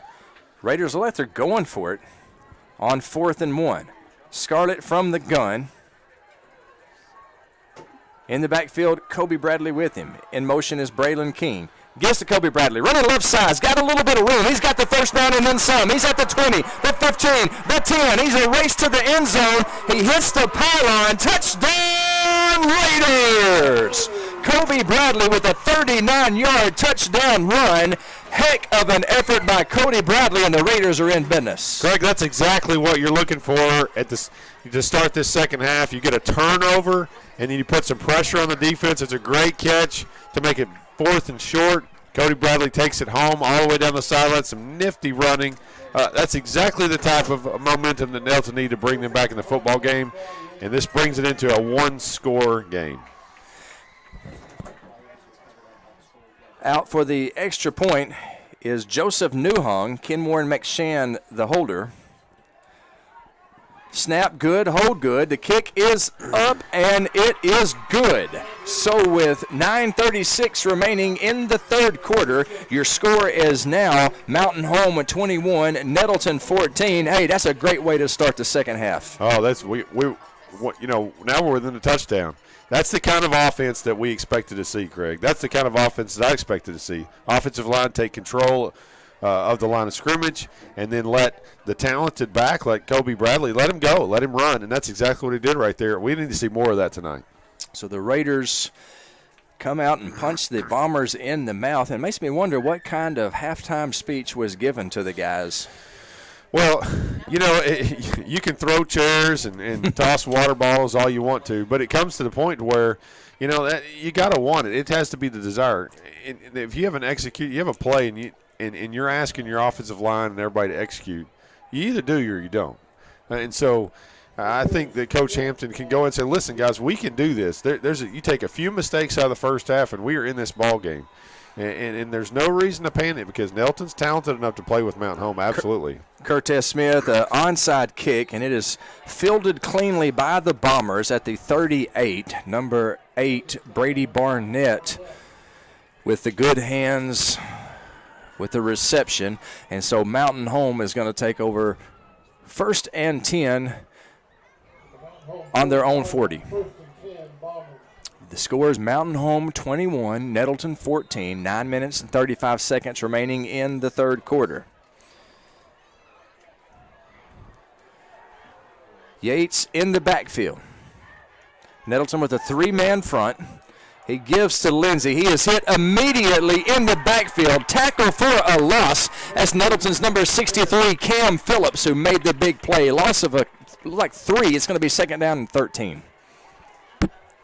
Make it 2nd and 12. Cam Phillips had a couple of tackles for loss last week, last game 2 weeks ago, and big play right there.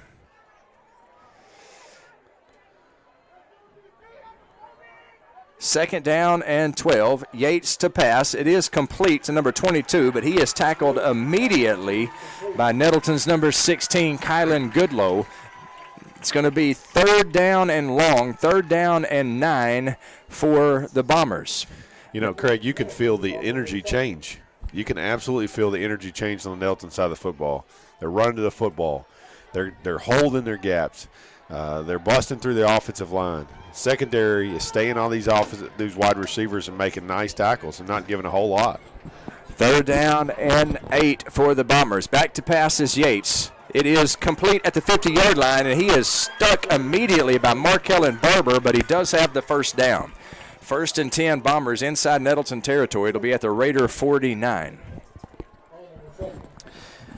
Now, Andy, you may have to help me. There's a number out there I don't recognize, number 77 for the Raiders. It looks to me like that may be Big Jordan Pegram. He might have taken off number 90 and put on 77. Might have had some type of jersey issue.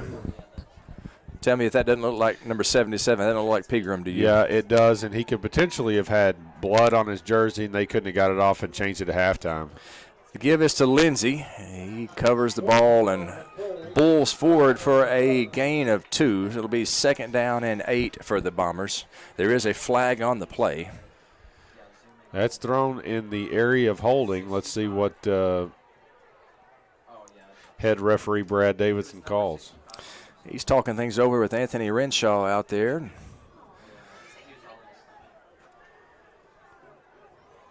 Yeah, it's going to be a hold. Preliminary indication is a hold. He's talking to the Raider coaches right now to see what they want to do.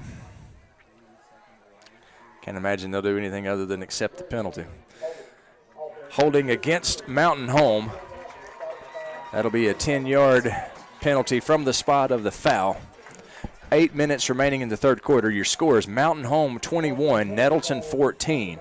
But as my broadcast partner Andy Shatley said, momentum on the Raiders sideline right now. You can feel it in the air out there. Well, I tell you, Craig, their quarterback doesn't seem to be real happy. He kind of got thrown to the floor about 2 plays ago and looks to be kind of shaking around a little bit.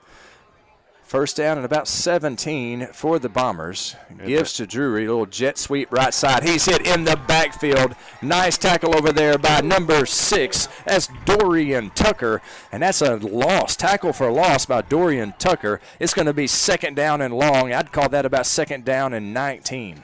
Yeah, I don't really know what's going on here quarterback-wise. There's something going on because the quarterback in that play went out to play wide receiver, and number 8, Brady Barnett, came in to play quarterback.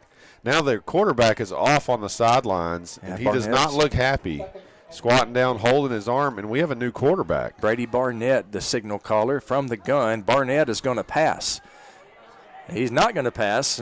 Good coverage, and he's running. He's got a little bit of room. He's across midfield. He's to the 40. He's close to a 1st down. So about a 19-yard scamper by Brady Barnett. Let's see where they spot it. They move the chains. That's a 1st down, Mountain Home. And it looks like their starting quarterback's going to come back in the ballgame. Well, after that last run, I'm kind of glad to see him back. Yeah. Yates comes back, and it's 1st and 10 Bombers inside Nettleton territory. It's at the Raider 38-yard line. Yates gives to Lindsey right up the middle. Boy, he's got a big hole, and he's got a 1st down and then some. He's inside the red zone. It's going to be ball right at the 20-yard line. Big gain, 1st down, Mountain Home. Yeah, Craig, you could have driven a Mack truck through that hole right there. We're defensive line, we're starting to kind of move a little bit. Mr. Pegram's kind of looking tired, got his hands on his hips. This defensive line shows out and we need them to step up here. 1st and 10 from the Raider 20. Yates gives to Lindsey. Up the shoot again. This time he is hit and tackled for a short gain. It'll be a gain of 2. 2nd down and 8 for the Bombers. They lead Nettleton 21-14 with 6:25 on the clock and ticking. Craig, another thing that I've continued to notice is our linebacker, Orion Pugh, has not played a whole lot tonight. He's been off the field quite a bit. I don't know if he's got some sort of injury going on here, but he has not been on the field much tonight. Give us to Lindsey. He runs right side, picks up a couple. It's going to be 3rd down and 6 for the Bombers. Yeah, I hope that everything's all right with Orion. You're right. I have not seen him out on the field very much at all. But that's a middle linebacker and one of our more effective running backs. Hope everything's all right with Opie. 5:45 on the clock in the 3rd quarter. Nettleton trailing by 7. Mountain Home looking to pass. It is incomplete, intended for Drury. It hit the ground. Incomplete, and that'll bring up 4th down and 5. The ball's on the Raider 15-yard line. Don't know if they have a field goal kicker who can boot a 32-yarder. No, their quarterback's staying on the field, and it doesn't look like they have any intentions of bringing a special teams unit on the field. So how big is this play right here, Andy? 4th down and 5 on the Raider 15. 21-14 the score. Mountain Home, and it looks like they are bringing out the field goal team. Number 86, Jack Sheener, has looked good on the PAT so far. Yeah, and their quarterback is the holder. See if that comes into play. 32-yard attempt. The kick is up, and it is no good. No good. So the field goal is no good. The Raiders will take over. 1st and 10. They trail by 7, and a big break there for the Raiders. They missed field goal. Certainly dodged a bullet there. Mountain Home was really charging there, especially on the back of a big-time run by Mr. Lindsey. But I think we're lucky to come out with there with no score. So, once again, Nettleton defense saves us again.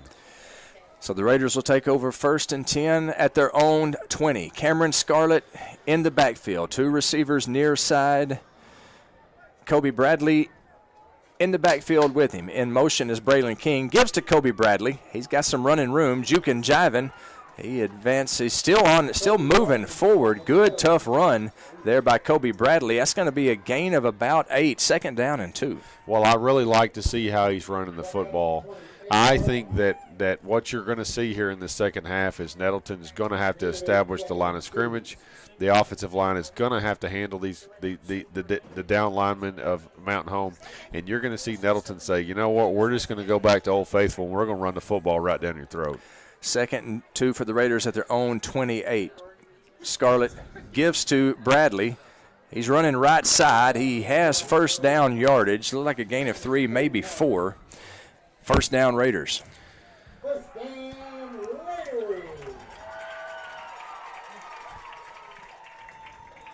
4:49 on the clock and ticking. Nettleton trails Mountain Home. Your score, Mountain Home 21, Nettleton 14. It was 21-7 at half. So far, it's been all Raiders in the 3rd quarter. Momentum on our side. Craig, we talked earlier about Moses getting hurt in the first half, and, well, I haven't seen him in the second half playing right tackle, and now we have Garrett Campbell, number 71, playing right tackle. Scarlett running left side, and that's big, Andy, for sure. We hope everything's all right with Moses. It's a gain of 4. It'll be 2nd down and 6 for the Raiders. Yeah, Garrett Campbell, a sophomore out there. He's spelling Big Moses. 2nd down and 6. Ball on the Raider 36-yard line. All-State quarterback Cameron Scarlett in the gun. Kobe Bradley in the backfield with him. He's going to pass. Pass is intended for Braylon King. It is incomplete. Threw it a little bit wide. King unable to get there, and it'll be 3rd down and 6 for the Raiders. Yeah, that's an unfortunate incompletion there from Nettleton. Both of your flat, well, they actually is a cover 4 on that side, and there was nobody in the flats out there. our outside receiver ran both of our Mountain Home secondary off, and there was no one on that inside receiver on the flats, and we just couldn't connect up. 3rd down and 6 for the Raiders. Scarlett from the gun. Hard count, trying to draw Mountain Home off sides. Good ball discipline by the Bombers. Scarlett to pass. Looking downfield. It is complete to Kenwarren McShann. Kenwarren McShann has the first down. He is tackled out of bounds at the 44-yard line of the Raiders. First down, Raiders. Great job connecting. We'd already talked about multiple times tonight to where that quick out is open. And, if you want to give 6 or 7 yards a pop on a quick out, let's just continue to throw it until they stop it. That's an easy 7 yards. Love the effort there by Kenny Mack. He got the first down, and the Raiders are rolling. 1st and 10. Scarlett in the background. King in motion. The give is to Kobe Bradley. He is hit immediately by number 10, Moses Adams. He gains a couple of yards. It'll be 2nd down and 8 for the Raiders on their own 46-yard line. Well, I tell you that we've called that kid's name quite a few times for Mountain Home. Yeah, he has a nose for the football. He is a player. So 2nd down and 8 for Nettleton. Scarlett audibles at the line of scrimmage. Trips left. In the backfield is Bradley.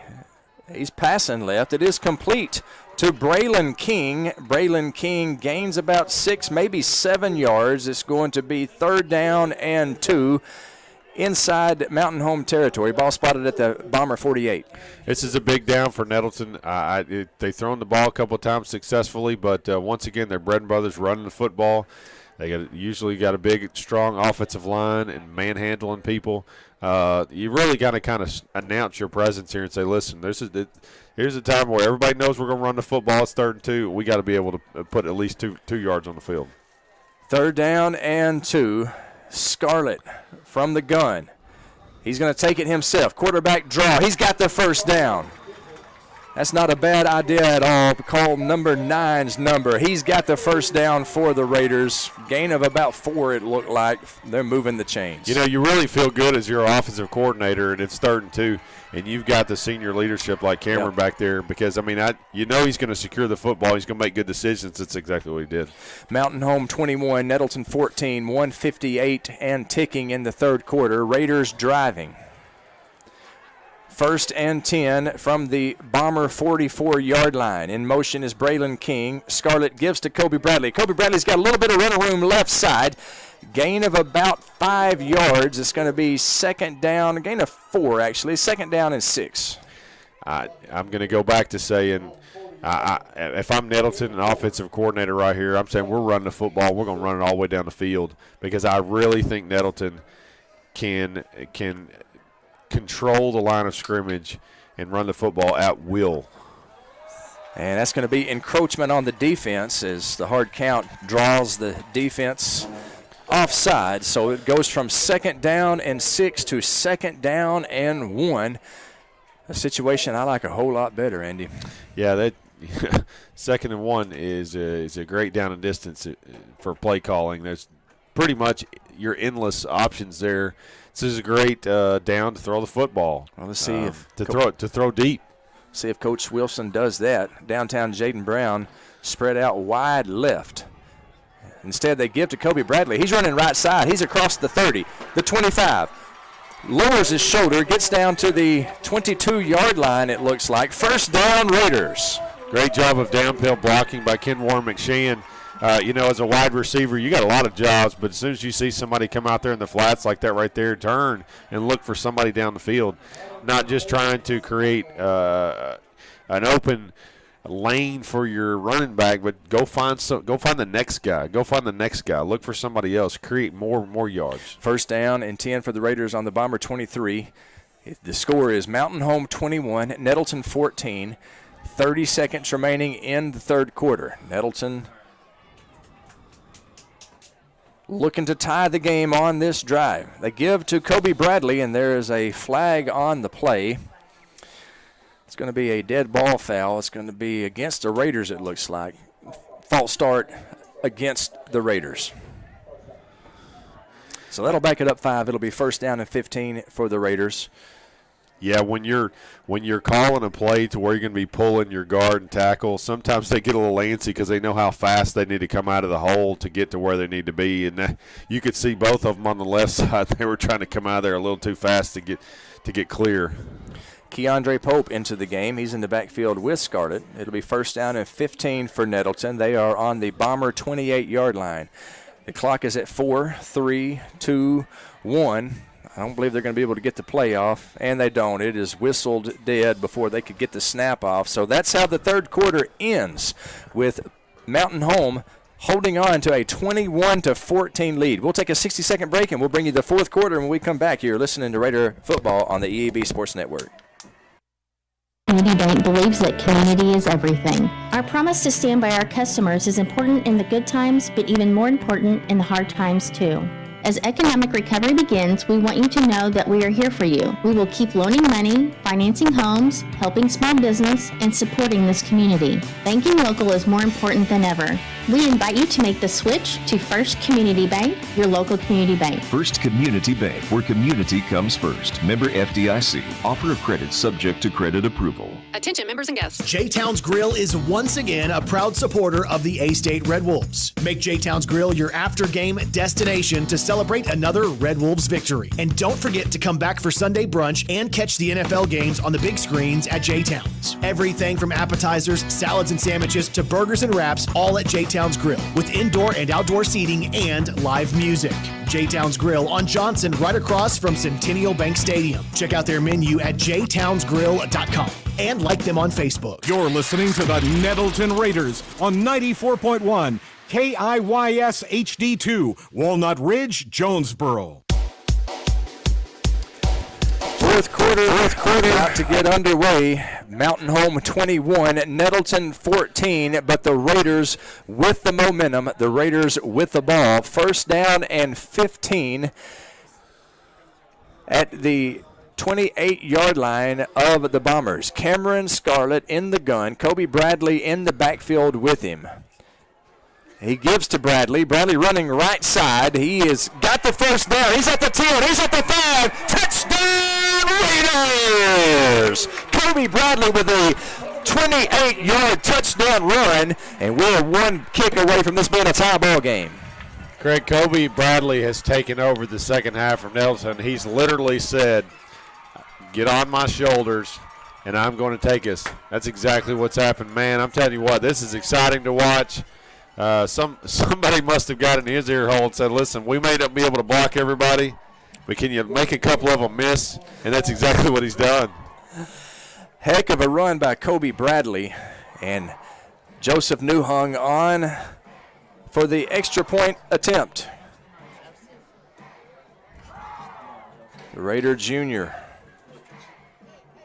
kicks. It's high enough. It's far enough. It's right between the uprights. It's good. So with 11:51 remaining in this game, your score is now 21-21. We got ourselves a brand new ball game, Andy. Greg, we've gone back to our bread and butter. I think in the first half we've certainly tried to stretch the defense. We've tried to throw the ball a little bit. Unfortunately, we had a couple of interceptions, a couple of drop passes. But at the end of the day, we were still close enough. We were still close enough to have this football game. In the second half, I can guarantee you, Coach Hampton said, listen, we're going back. We're going back to what we know we can do when we have our senior quarterback that can run the football. We have an offensive line that can block anybody. And we have a tailback that is as shifty as anybody in the state. And we're going to put the ball in those two guys' hands, and that's exactly what we've seen in the second half, and it has come back to putting 14 points on the board. Let's call that the Kavanaugh Auto Group Drive of the Night. To see Kavanaugh Auto Group's complete inventory from the comfort of your home, just log on to KavanaughCars.com. That's the Kavanaugh Auto Group Drive of the Night. So the Raiders to kick off, we're all tied up at 21 apiece, 11:51 remaining in this game. Curtis Smith on to kick off for Nettleton. Let's see what kind of magic happens right here. It's an onside kick on the middle. Loose ball. It is recovered by Mountain Home. Mountain Home recovers at their own 42-yard line.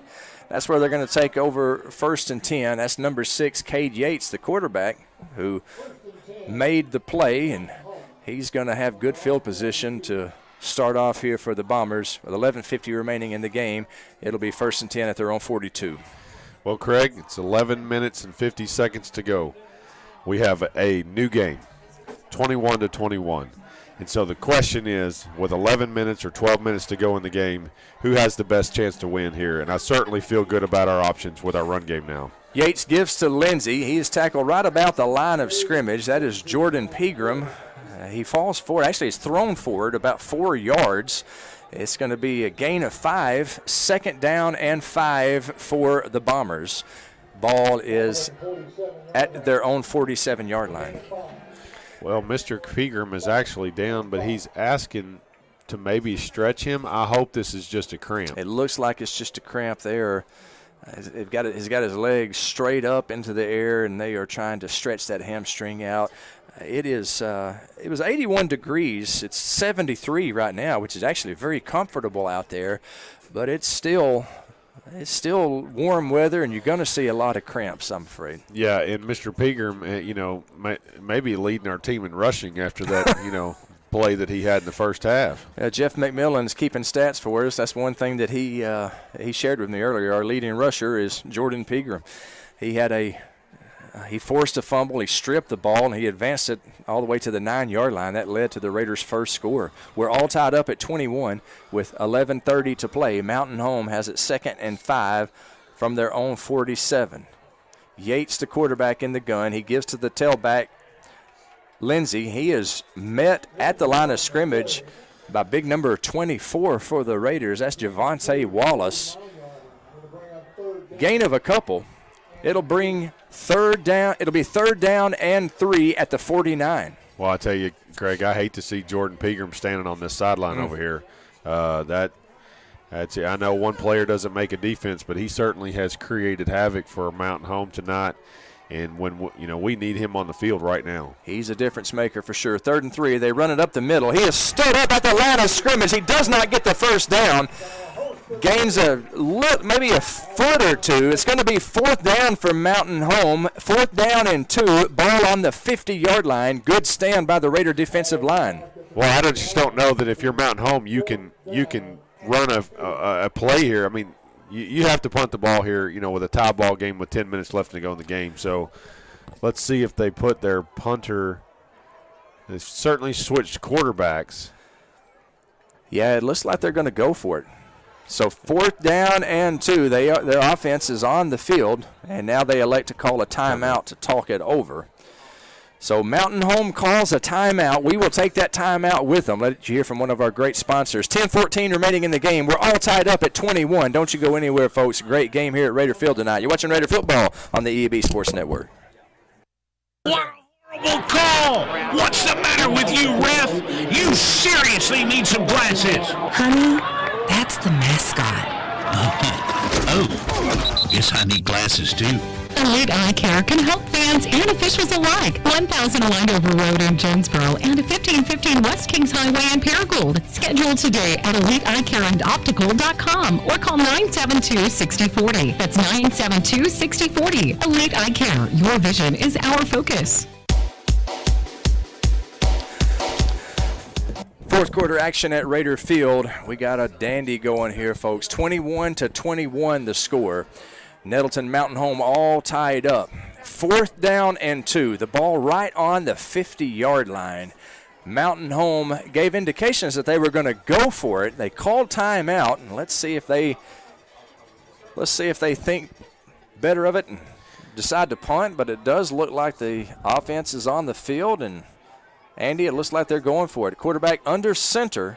2 yards to get a first down. They give to the fullback. He's hit at the line of scrimmage. They're trying to move the pile forward, and I believe they were able to. Just a good surge there by Lindsey, and he does get about a 3-yard gain. That's enough to move the chains. Big first down conversion on a 4th and 2. Yeah, it really was. That was a gutsy, decision there. Probably a really risky decision with 10 minutes to go in the game, and really in midfield here, going for it on 4th and 2nd. Or 4th and 2, but man, we hit him right at the point of contact. Second effort by their running back, and he was able to fall forward for the first down. So it'll be 1st and 10 for the Bombers, the Raider 47-yard line. Be a good time for one of them turnovers, Andy. It's going to be a little jet sweep. Drury, he's got some running room right side. He is shoved out of bounds about the 40-yard line. It'll be a gain of about 7-yard line, gain of about 7, maybe a gain of 6. It's going to be 2nd down and a long 3.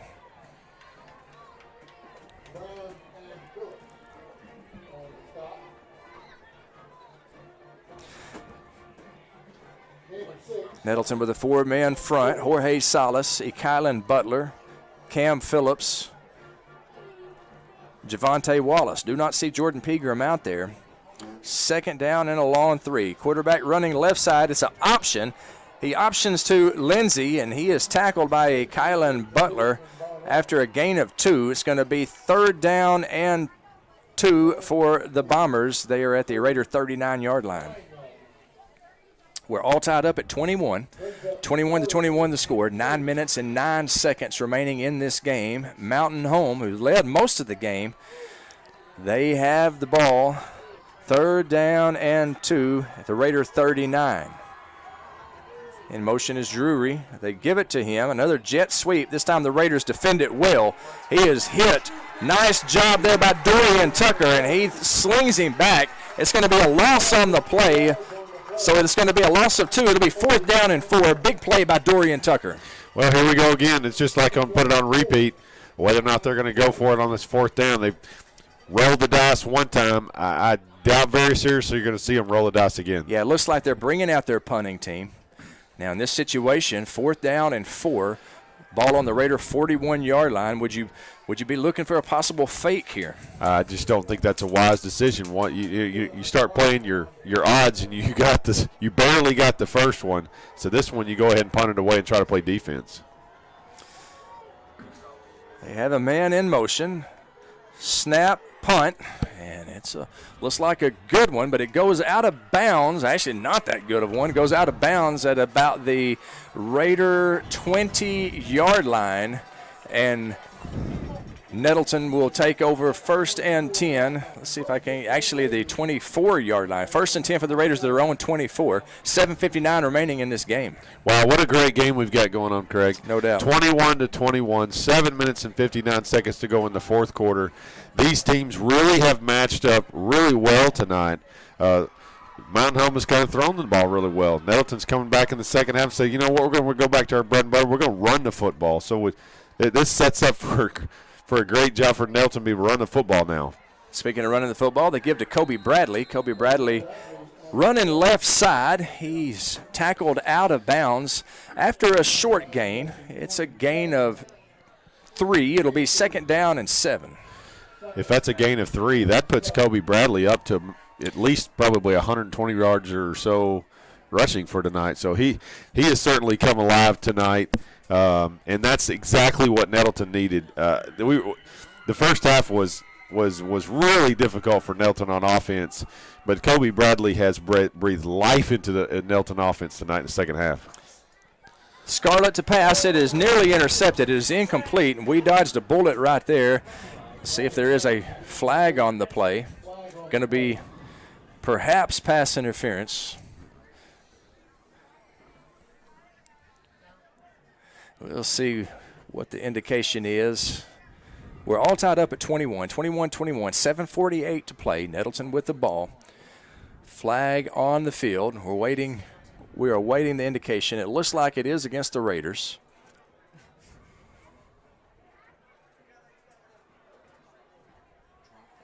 Wishful thinking on my part. I was hoping for a pass interference, but it's going to go against Nettleton. Waiting to hear what Brad Davidson, the referee, says. It's holding against the Raiders. You know, I'm going to have to talk to Brad after the game. That was a quick pass. I don't know how in the world you hold an offensive line in 1 second because we snapped the ball and we threw a quick slant. How do you call a hold? Well, it'll be 2nd down and about 17 maybe for the Raiders. Scarlett from the gun. He's going to run it himself. Quarterback draw. He's got some running room. He is down to the 32-yard line, close to a 1st down. He's about 2 yards shy of a first down. It's going to be 3rd down and manageable for sure. 3rd down and 2 for the Raiders. What a huge play. Quarterback Cameron just tucks it up and says, listen, I'm just going to run it. There's an opening there. You're not waiting on the football for some play to happen, to open up. He just turns and puts his foot in the ground and goes north and picks up a really, really big run, and that's starting to put him close to possibly 80 to 100 yards of rushing this tonight. He is getting close. We're all tied up at 21. 3rd down and 2 for the Raiders. Less than 7 minutes to play, or right at 7 minutes on the clock. Fumble on the play, on the exchange, and it looks like Mountain Home has it. Craig, yes, Mountain Home has it. Our motion guy, actually, the snap hit him. And that's really unfortunate. Wow, we had the momentum going. That's going to be a play that we circle on the summary after this game's over with. No doubt about it. So after the turnover, it is 1st and 10 for Mountain Home on the Nettleton 29-yard line. 6 minutes and 56 seconds remaining in this game. Yates from the gun. And he's going to pass. No, he's not. He is not. He is hit in the backfield. Quarterback sack, number 24, Javante Wallace. Another big play by the Raider defense. A loss of, it looks like 6. It's going to be 2nd down and 16 for Mountain Home. Wow, he was doing his best imitation of Jordan Pegram there. He was. Man, he was in the backfield in 2 seconds and body slamming the quarterback. My goodness. Looked like Brock Lesnar. That was Suplex City. That's where he sent Cade Yates, a one-way ticket. Nice job by Javante Wallace. It's 2nd down and 16 for the Bombers. 6 minutes and 22 seconds and ticking. We're all tied up at 21 here in the 4th quarter. Yates, the quarterback, in the gun. Lindsey in the backfield with him. He's going to pass. And he's not going to. He is hit in the backfield. He's fighting for it. It's another quarterback sack. Javante Wallace with the sack. Kylan Butler was the first guy that reached him. Wallace with his 2nd straight sack. A loss of about 7, maybe 8 yards. It's 3rd down and a country mile for Mountain Home. They're at the 42-yard line. Well, there's one way to stop a passing game, and that's to sack the quarterback. If that's the plan, I'm all down for that.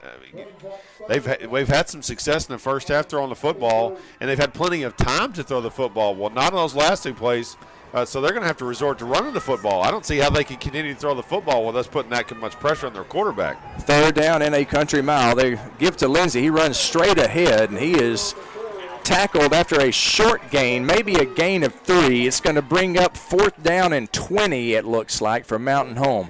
5:10 on the clock. 21-21 the score. It looks like Mountain Home is sending out their punting unit. The punter is standing at the 50-yard line. Nettleton does not have a man back deep. The clock is at 5 minutes and ticking. We're all tied up at 21. Snap is low. He fields it. And you know what? Actually, they're going to call him down. They're going to call him down because he fielded the ball while he was on a knee. Big break for the Raiders. They're going to take over 1st and 10 at the 50-yard line. How about that, Andy? How about that? Well, let's go back for just a second. We had an unfortunate turnover way back into our own part of the field here. Defense comes out and absolutely dominates. Stonewalls. Yep. Mountain Home. 2 sacks. Everything going this way. And so, honestly, the defense really earned that play. That was an unbelievable defensive stand and a great turn of events in Nettleton, and we absolutely have to capitalize and take care of the football here. All tied up at 21. 4 minutes and 48 seconds remaining in the game. Scarlett gives to Kobe Bradley. He runs right side. Jivin running to the 45-yard line. That's going to be a gain of 5. It's going to be 2nd down and 5 for the Raiders. We'll call it 2nd down and 4 for the Raiders. Gain of 6. Well, Kobe's coming up limping just a little bit on that left ankle, and I don't know if that's just kind of his walk. But hey, buddy, I don't really care how you feel right now. We got to have you because he has dominated the offense in the second half and put the offense on his back.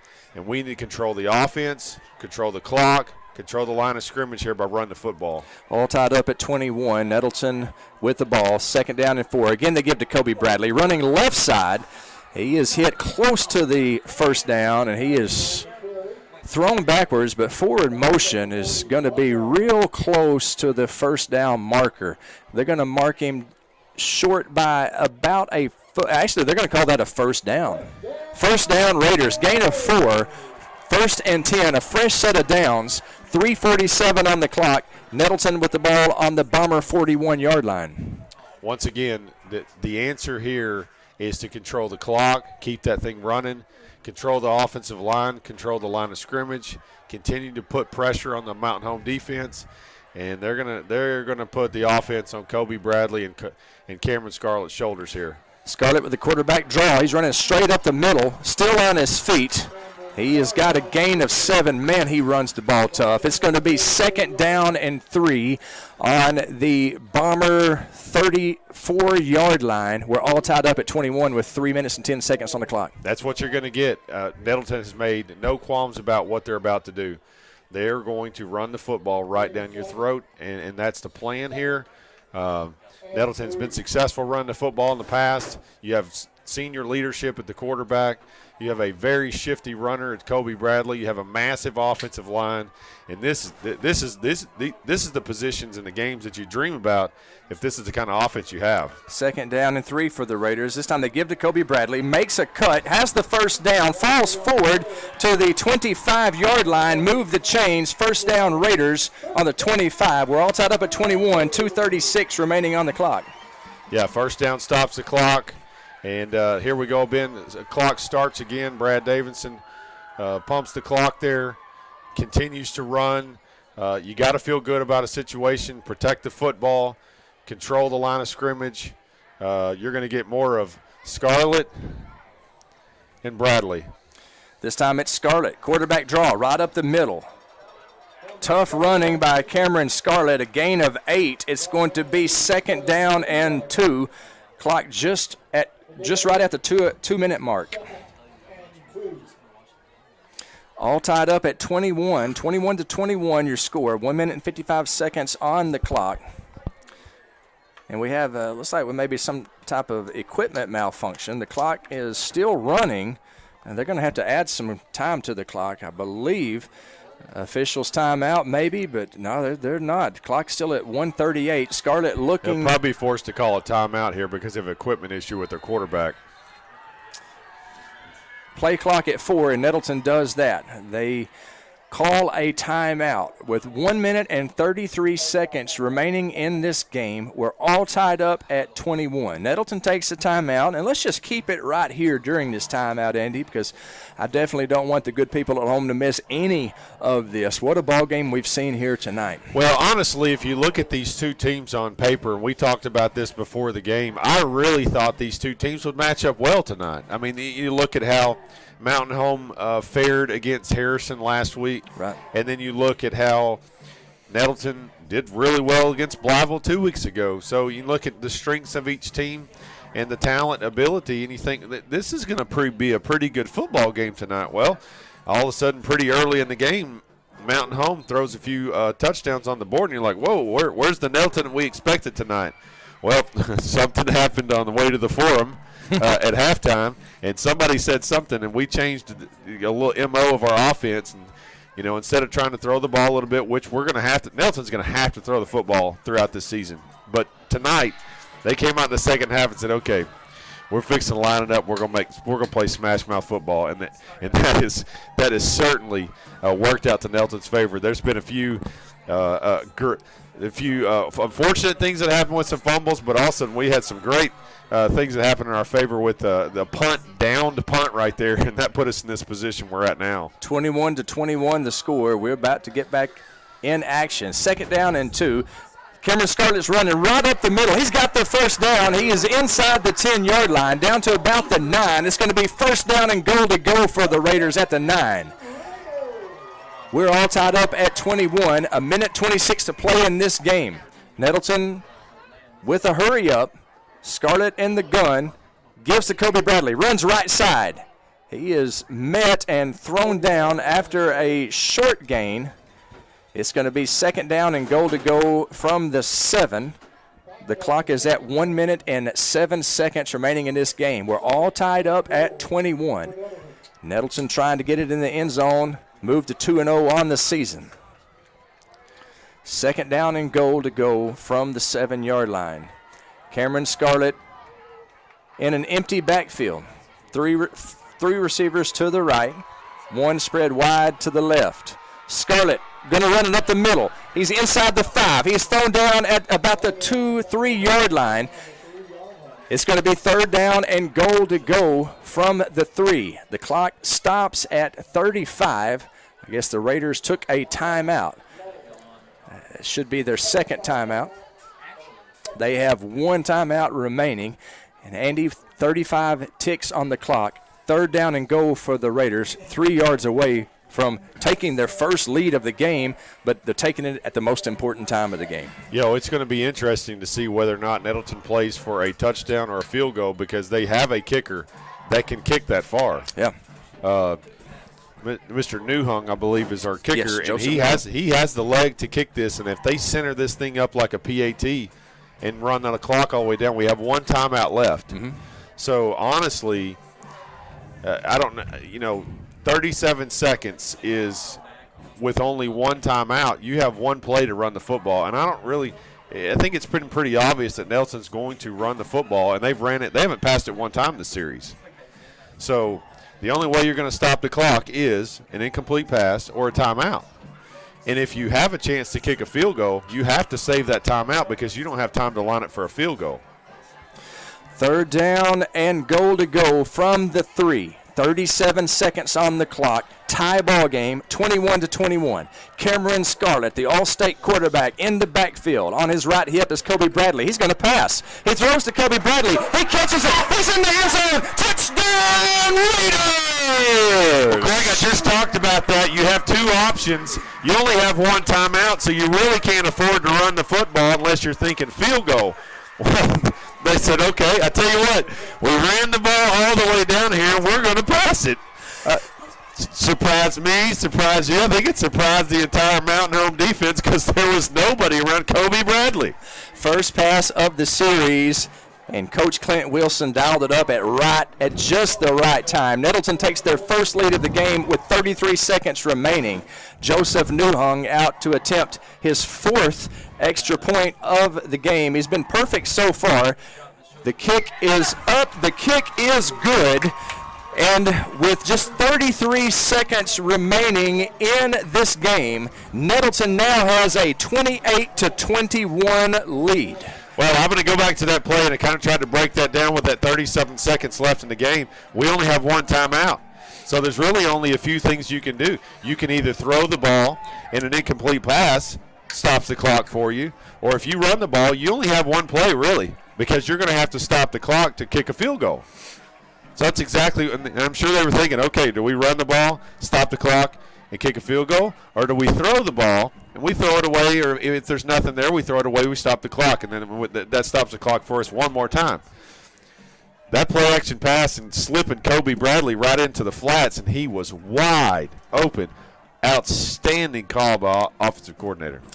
Good, great job, Clint Wilson. Great job, Cameron Scarlett. Great job, Kobe Bradley. Now the question is here: have we left too much time on the clock? 33 seconds. They do have 2 timeouts. Nettleton's kickoff specialist.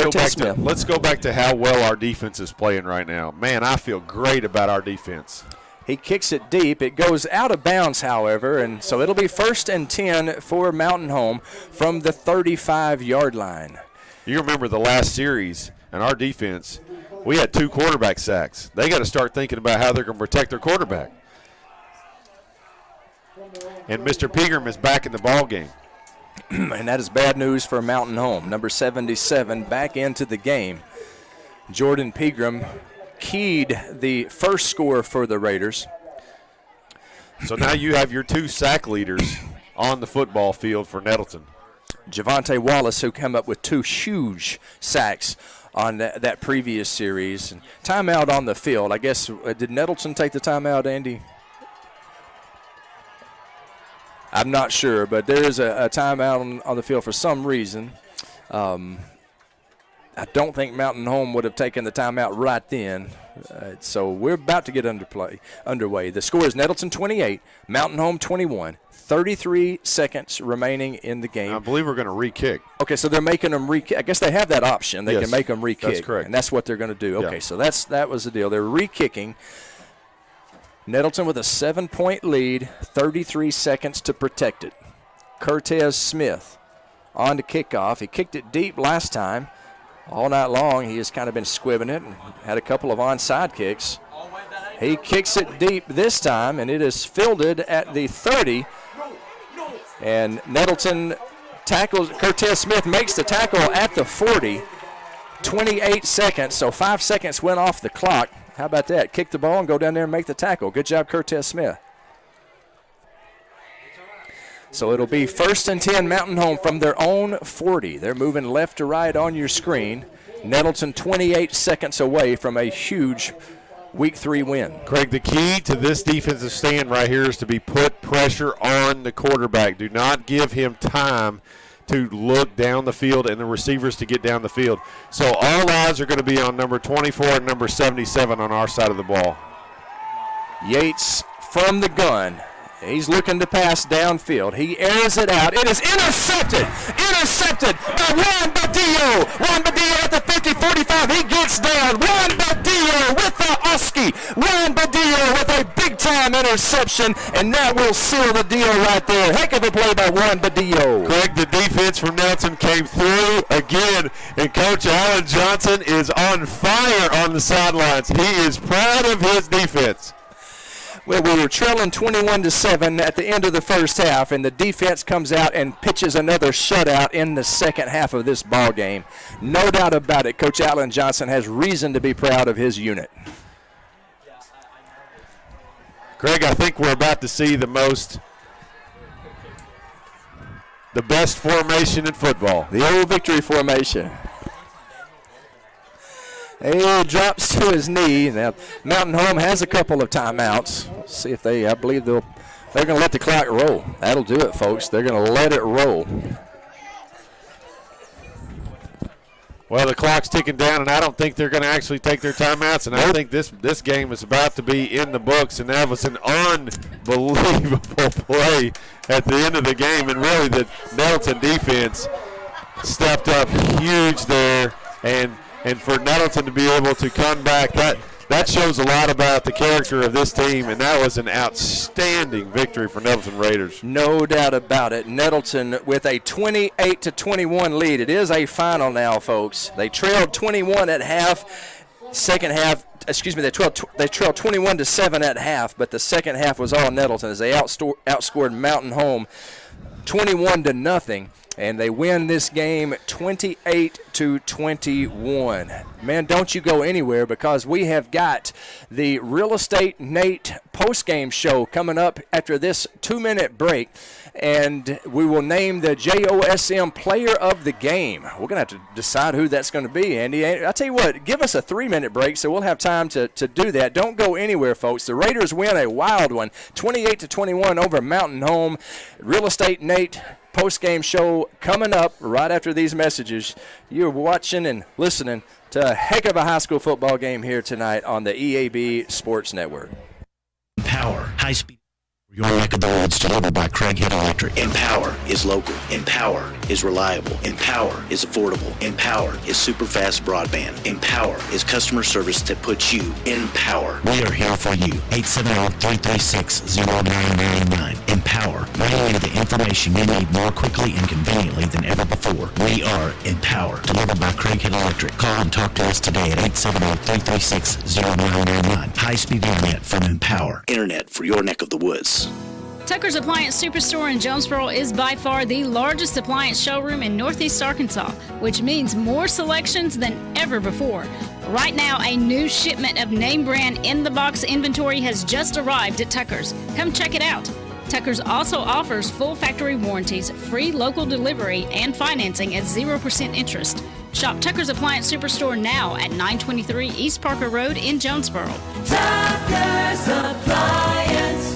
It's a mix and match special now at Jonesboro area Domino's Pizzas. Choose any two for $5.99 each, like a medium 2-topping pizza, oven-baked sandwich, pasta in a tin, Domino's stuffed cheesy bread, an oven-baked sandwich, salad, bread twist, marble brownies, and so much more. Switch it up for lunch or dinner for your whole gang. The mix and match special. Get any two for only $5.99 each at your Jonesboro area Domino's Pizzas.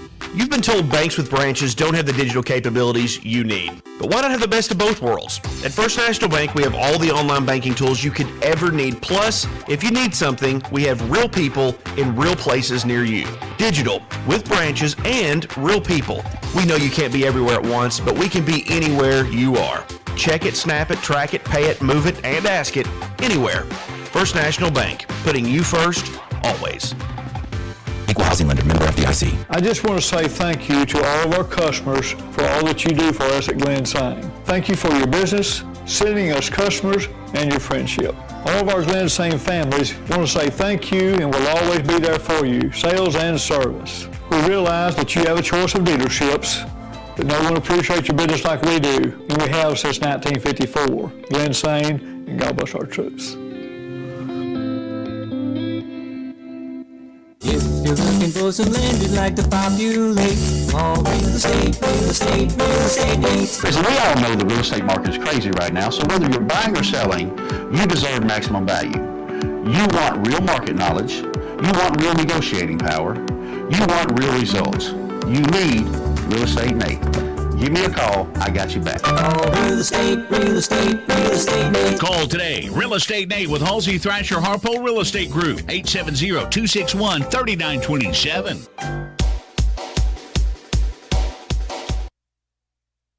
What a great win for the Raiders tonight, 28-21 over a very tough Mountain Home team. And, man, Andy Shadley, I guess I've probably seen better high school football games, but right now I can't recollect when.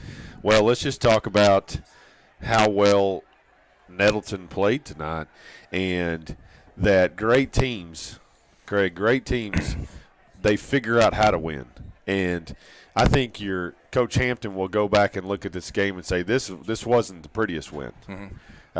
There's a lot of things, a growth of opportunity. Did you look and say, hey, listen, we did a bunch of things bad tonight, but we still won. And the sign of a really, really good team is you can go into a game against a talented team like Mountain Home, and you can make a plethora of mistakes, but somehow have the talent and the execution and not panic and still come out with a win. And I think that's what you'll hear Coach Hampton talk about, the fact that they spotted them 7 points right out the gate. First play. And then all of a sudden still really couldn't generate anything on offense, because I think you're still seeing Nettleton's offense trying to grow. They're trying to grow. They're trying to be a multifaceted offense. And that's Coach Hampton is going to continue to push quarterback Cameron Scarlett to say, hey, we need you to throw the football. And if you're starting to think about on down the season, we're going to have him throw the football. But at the end of the day, their bread and butter is smash mouth football and that massive offensive line. And so when they get to half, I think okay, we tried to do that in the first half. And then the second half, made a few tweaks on defense, and they said, we're going to get after the quarterback. You're not going to have time to throw the football like you did in the first half. That's exactly what they did. On the offensive side of the ball, they went back to run the football. Very successful. And I think that those are going to be the keys to the game. We'll talk about Coach Hampton, see what he thinks about that. But certainly seeing that on my side from up here, when you can press a switch and say, okay, we're running the football, bring it on, and then reel off 21-something points in the second half by running the football, man, I'm telling you, you're going to be hard to beat this season. Impressive for sure. I've received a text message from Nettleton's new high school principal, David Shipman. It just had one word in it, and that word was character, as Nettleton was trailing this game 21-7 at half, but they came out and just dominated the second half. 21 unanswered points. Your final score, Nettleton 28, Mountain Home 21. You're listening to the postgame show presented by Real Estate Nate. If you're looking to buy or sell a home, call Nate Lipsky. That's Real Estate Nate at 261-3927. You heard Andy mention some of the things that happened in the game. Let's just give you a real quick scoring recap.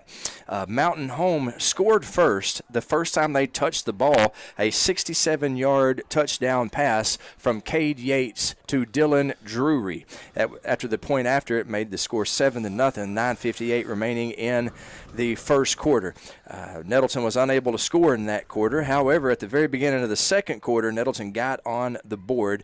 Cameron Scarlett with a 1-yard run with 11:55 remaining in the second quarter. But that touchdown was keyed by a huge play by Jordan Pegram, who had made several tackles for losses. But Jordan stripped the ball, ran the ball all the way down to the 9-yard line. Just a few plays later, Nettleton was able to punch it in. That tied the score at 7. And then Mountain Home got on a roll. For the rest of the second quarter, it was all Bombers. A 1-yard touchdown run by their tailback, Lindsey, and then a 28-yard touchdown run by Lindsey made the score 21-7 after the PATs going into the half. So the Raiders down 21-7 at half. In the third quarter, they came out, and Andy, you could just tell a difference in the Raiders at the beginning of the second half. Yeah. The energy totally changed in the second half, and also the approach. The defensive approach was, just holding the offensive lineman up, and maybe we'll let our secondary make some plays. And I think they said, okay, we're going to help you. We're going to put some pressure on the quarterback. And so you see a completely different philosophy approach on defense. And I think that's a tribute to Coach Alan Johnson. Said, we're fixing to get after the quarterback. You're not going to sit back there and pick us apart. Yep. And on the offensive side of the ball, I thought you saw Nettleton kind of abandon the pass a little bit. Ironically, the winning score was a pass, though. Right. So you certainly saw all kinds of facets of being able to punch buttons or whatever and create a winning formula for tonight. Fun offense to watch for sure, and we outscored Mountain Home 21-0 in the second half. Kobe Bradley scored on a 39-yard run with 9:36 remaining in the third quarter. And then in the fourth quarter, once again, Kobe Bradley scored on a 28-yard run with 11:51 remaining in the fourth quarter. That tied things up at 21 apiece after the Joseph Newhung PAT. And then the dagger, the game-winning touchdown, as Andy said, a pass as Coach Clint Wilson pulled out a little surprise play out of his bag of tricks. Cameron Scarlett hit Kobe Bradley a 3-yard touchdown pass. That was the difference in the game. That made the score 28-21. The Raiders win, and just a thrilling game. We have got to name a player of the game, and we're going to do that here in just a second. Coach Stephen Hampton is joining us in the broadcast booth, and hopefully we'll hear for the player of the game as well. Before we name the JOSM player of the game, want to tell everybody, make sure you hang around for the Kavanaugh Auto Group Friday Night Lights scoreboard show. My man Will Oswalt will have all the scores for you as soon as they go final. He's going to talk to coaches and broadcasters around the area. That's Friday Night Lights scoreboard show tonight on 95.3 The Ticket. As soon as we get done here with the Real Estate Nate post-game show, tune in over there for the Friday Night Lights show. The JOSM player of the game. The player of the game is brought to you by Jonesboro Orthopedics and Sports Medicine, getting you back in the game for more than 40 years. Andy, who are we naming the player of the game? Craig, tonight's player of the game is Kobe Bradley. And what you saw was him absolutely take Nettleton's offense on his shoulders in the second half. He ends up with 136 yards rushing, 2 touchdown rushing, and right there at the end, instead of rushing, he has a reception which is the winning reception of the game. So it counts for 3 touchdowns. And honestly, set the tone for the second half for Nelson's offense. So I'm going to give it to Kobe Bradley. Kobe Bradley, who basically put us on his shoulders and carried us in the second half. We appreciate Jeff McMillan keeping stats for us. He's a certified public accountant, state auditor. He knows how to count up yards, and he has got Kobe Bradley 136 yards rushing for 2 touchdowns. He also had a touchdown reception that won the game. So there's your JOSM player of the game. That is Kobe Bradley. We're joined in the broadcast booth right now by the winning coach, Coach Stephen Hampton. I'm going to hand the headset over to Coach Hampton, and Andy Shatley is going to ask him some questions. Coach Hampton, congratulations on a big win, and we're sure proud of the Raiders tonight. Coach, welcome to the booth. I know you got to be excited. That was a huge win, and we talked in the booth tonight that great teams find a way to win, and I want you to talk about how this was not a conventional win for you. No. The first half, I mean, it was ugly. And, we talk about it was a great learning moment. We talk about overcoming adversity. You talk about it all the time. It's going to happen. And it's easy to talk about it, but then when it happens, and you're put in that position, you see some frustration, and you saw some of that. You saw it in the body language in the first half. And so we went in, we talked about it, and the kids really took the lead on coming together, and they came out the second half, and it was a completely different team mindset. Well, Craig asked me, he said, Andy, what do you think Coach Hampton said at halftime? Man, can we ask you that? I mean, is it okay to ask you what you said on the halftime speech there? There's times where you have the rah-rah, you really get on them. Tonight was not one of those. It was more of a calming because, honestly, in the first half, offensively, they were playing harder than us. They were whipping us up front. And so we challenged our offensive line. We got to raise our level of play. And then defensively, we had a couple of guys tonight. It's their first time to start at home. And in a crowd like this, and their eyes were big, and they were a little nervous. And it showed. And so we just told them, just relax. Coach Johnson, our defense coordinator, he's an ex-military guy, and he talks about the fog of war. And when you're in battle, and the bullets and all the guns are firing, it creates smoke. It creates a fog. And so during that time, you really got to focus in on your keys, focus in on what's your assignment, and it eliminates all that fog. Everything becomes clear to you at that time. And so I thought our defense did that in the second half. Absolutely. I want to kind of go back to that first half. You spotted them 7 points right out the gate. Yeah. But you have to kind of reset and say, okay, all right, well, you got us on that one. Yeah. And now we got to play football. And it still really never clicked in that first half. And so they kind of struggled offensively. And what I saw was the offensive line really was not the same offensive line we saw at Blytheville. No, it wasn't. And, I got to give a shout-out. Moses Williams went down in the first half with an ankle sprain. Garrett Campbell, a sophomore, steps up, plays every snap. The second half at right tackle and did an awesome job. So, unbelievable effort by him. And so they raised their level of play like they needed to, and they matched the intensity that Mountain Home was bringing and really took it to another level. Well, we saw you try to be a multifaceted offense in the first half, trying to push the ball down the field, throwing the football. But it almost looked like in the second half you said, okay, we're going to have we're going to go back to our bread and butter. That's exactly. Coach Wilson, our offense coordinator, when you have a negative play on first down and it puts you behind the chains, it's hard to stay in that rhythm of run. You know what I mean? It stay on course. And so we were getting into some of that where we're throwing, and it put us kind of out of whack. And that's exactly what he said, Coach. I'm just going to go back to the original game plan. We're going, first down's going to be key. We got to win first down, get positive yardage, 3 to 4 yards, and then we'll be, able to go from there. And that's exactly what we did. Well, we named our player of the game Kobe Bradley. I don't know if you agree with that or not, but he certainly took the offense on his shoulders and really kind of changed the tone of the offense in the second half. Yeah, he did. He was very patient at times, followed his block, bounced some of those outside when it was cloudy inside. And then there were times where he lowered his head when he had to get that extra yard. So, unbelievable performance. I think he's probably one of those guys down there right now that's, trying to get rub out of cramp. Right. Well, we talked about Kobe Bradley, but at the end of the day, we still have to go back to your defense. Yeah. In the second half, there were multiple times to where the defense was put in a really bad position. Yeah. And they stepped up and stopped, and then we ended the game with an interception. Yeah. We talk, that we had a turnover there. On their end, and they come out, and we call it putting out the fire. It's kind of like being a fireman. You got to be on call. You don't know when it's going to come, but hey, we go put out the fire, whatever it takes, and that's what they did. Came up with a big play. I think it was Javante on first down, gets a negative yard play, and just kind of set the tempo. Man, those guys up front really rose to the challenge.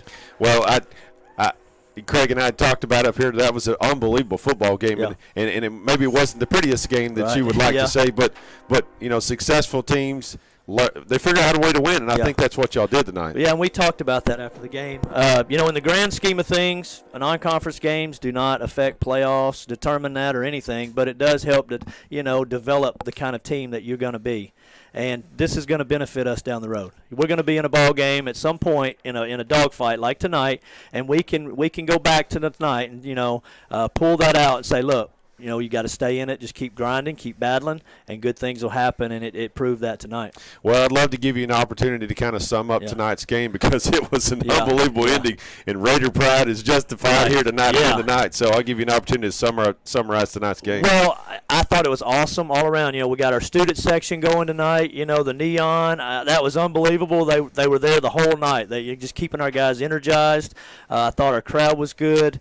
We had a pep rally today. It was awesome seeing both sides of these stands full, but between junior high and high school kids, and that's what we're trying to build that school spirit. Craig, some of our Letterman jackets came in today. Man, the guys were I don't think they care that it might be 90 degrees. They're going to be wearing those Letterman jackets, and so they're proud of that. So this is a great night for Raider football, and I hate to even think about what's next, and I want y'all to enjoy tonight's game. Right. So if you want to talk about the next game or whatever, that's fine. But I just want to revel in tonight's win because that was an unbelievable performance on both sides of the ball, especially in the second half. Yeah. It's obviously we're going to have to move on tomorrow, but tonight we're going to enjoy this because it was a great performance by these kids. They really pulled together. I was really, because you really never know how they're going to respond, how they're going to react in the heat of the moment. And like I said, those captains, Salas, Cameron, Partee, and Markellen, they pulled that team together, and everybody responded, and followed their lead, and it was awesome to see. Well, Coach, I won't even talk about next week. I want you to celebrate with your team, and I appreciate you coming to the booth and talking about the game. And congratulations on another big win. You're 2-0. Thank you. That's an awesome feeling. Let's keep it rolling. Congratulations. Let's add more to that student section next week. Right.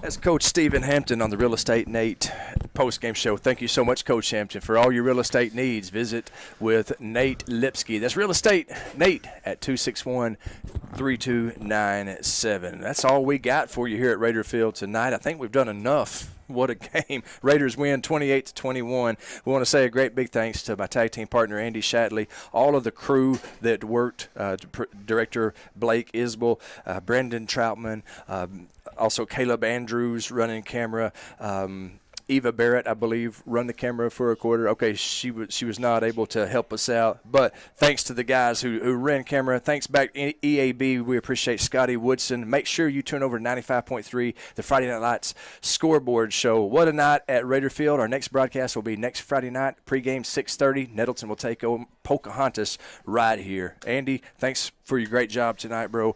And as always, Raider pride is justified. Raider pride forever. 4.1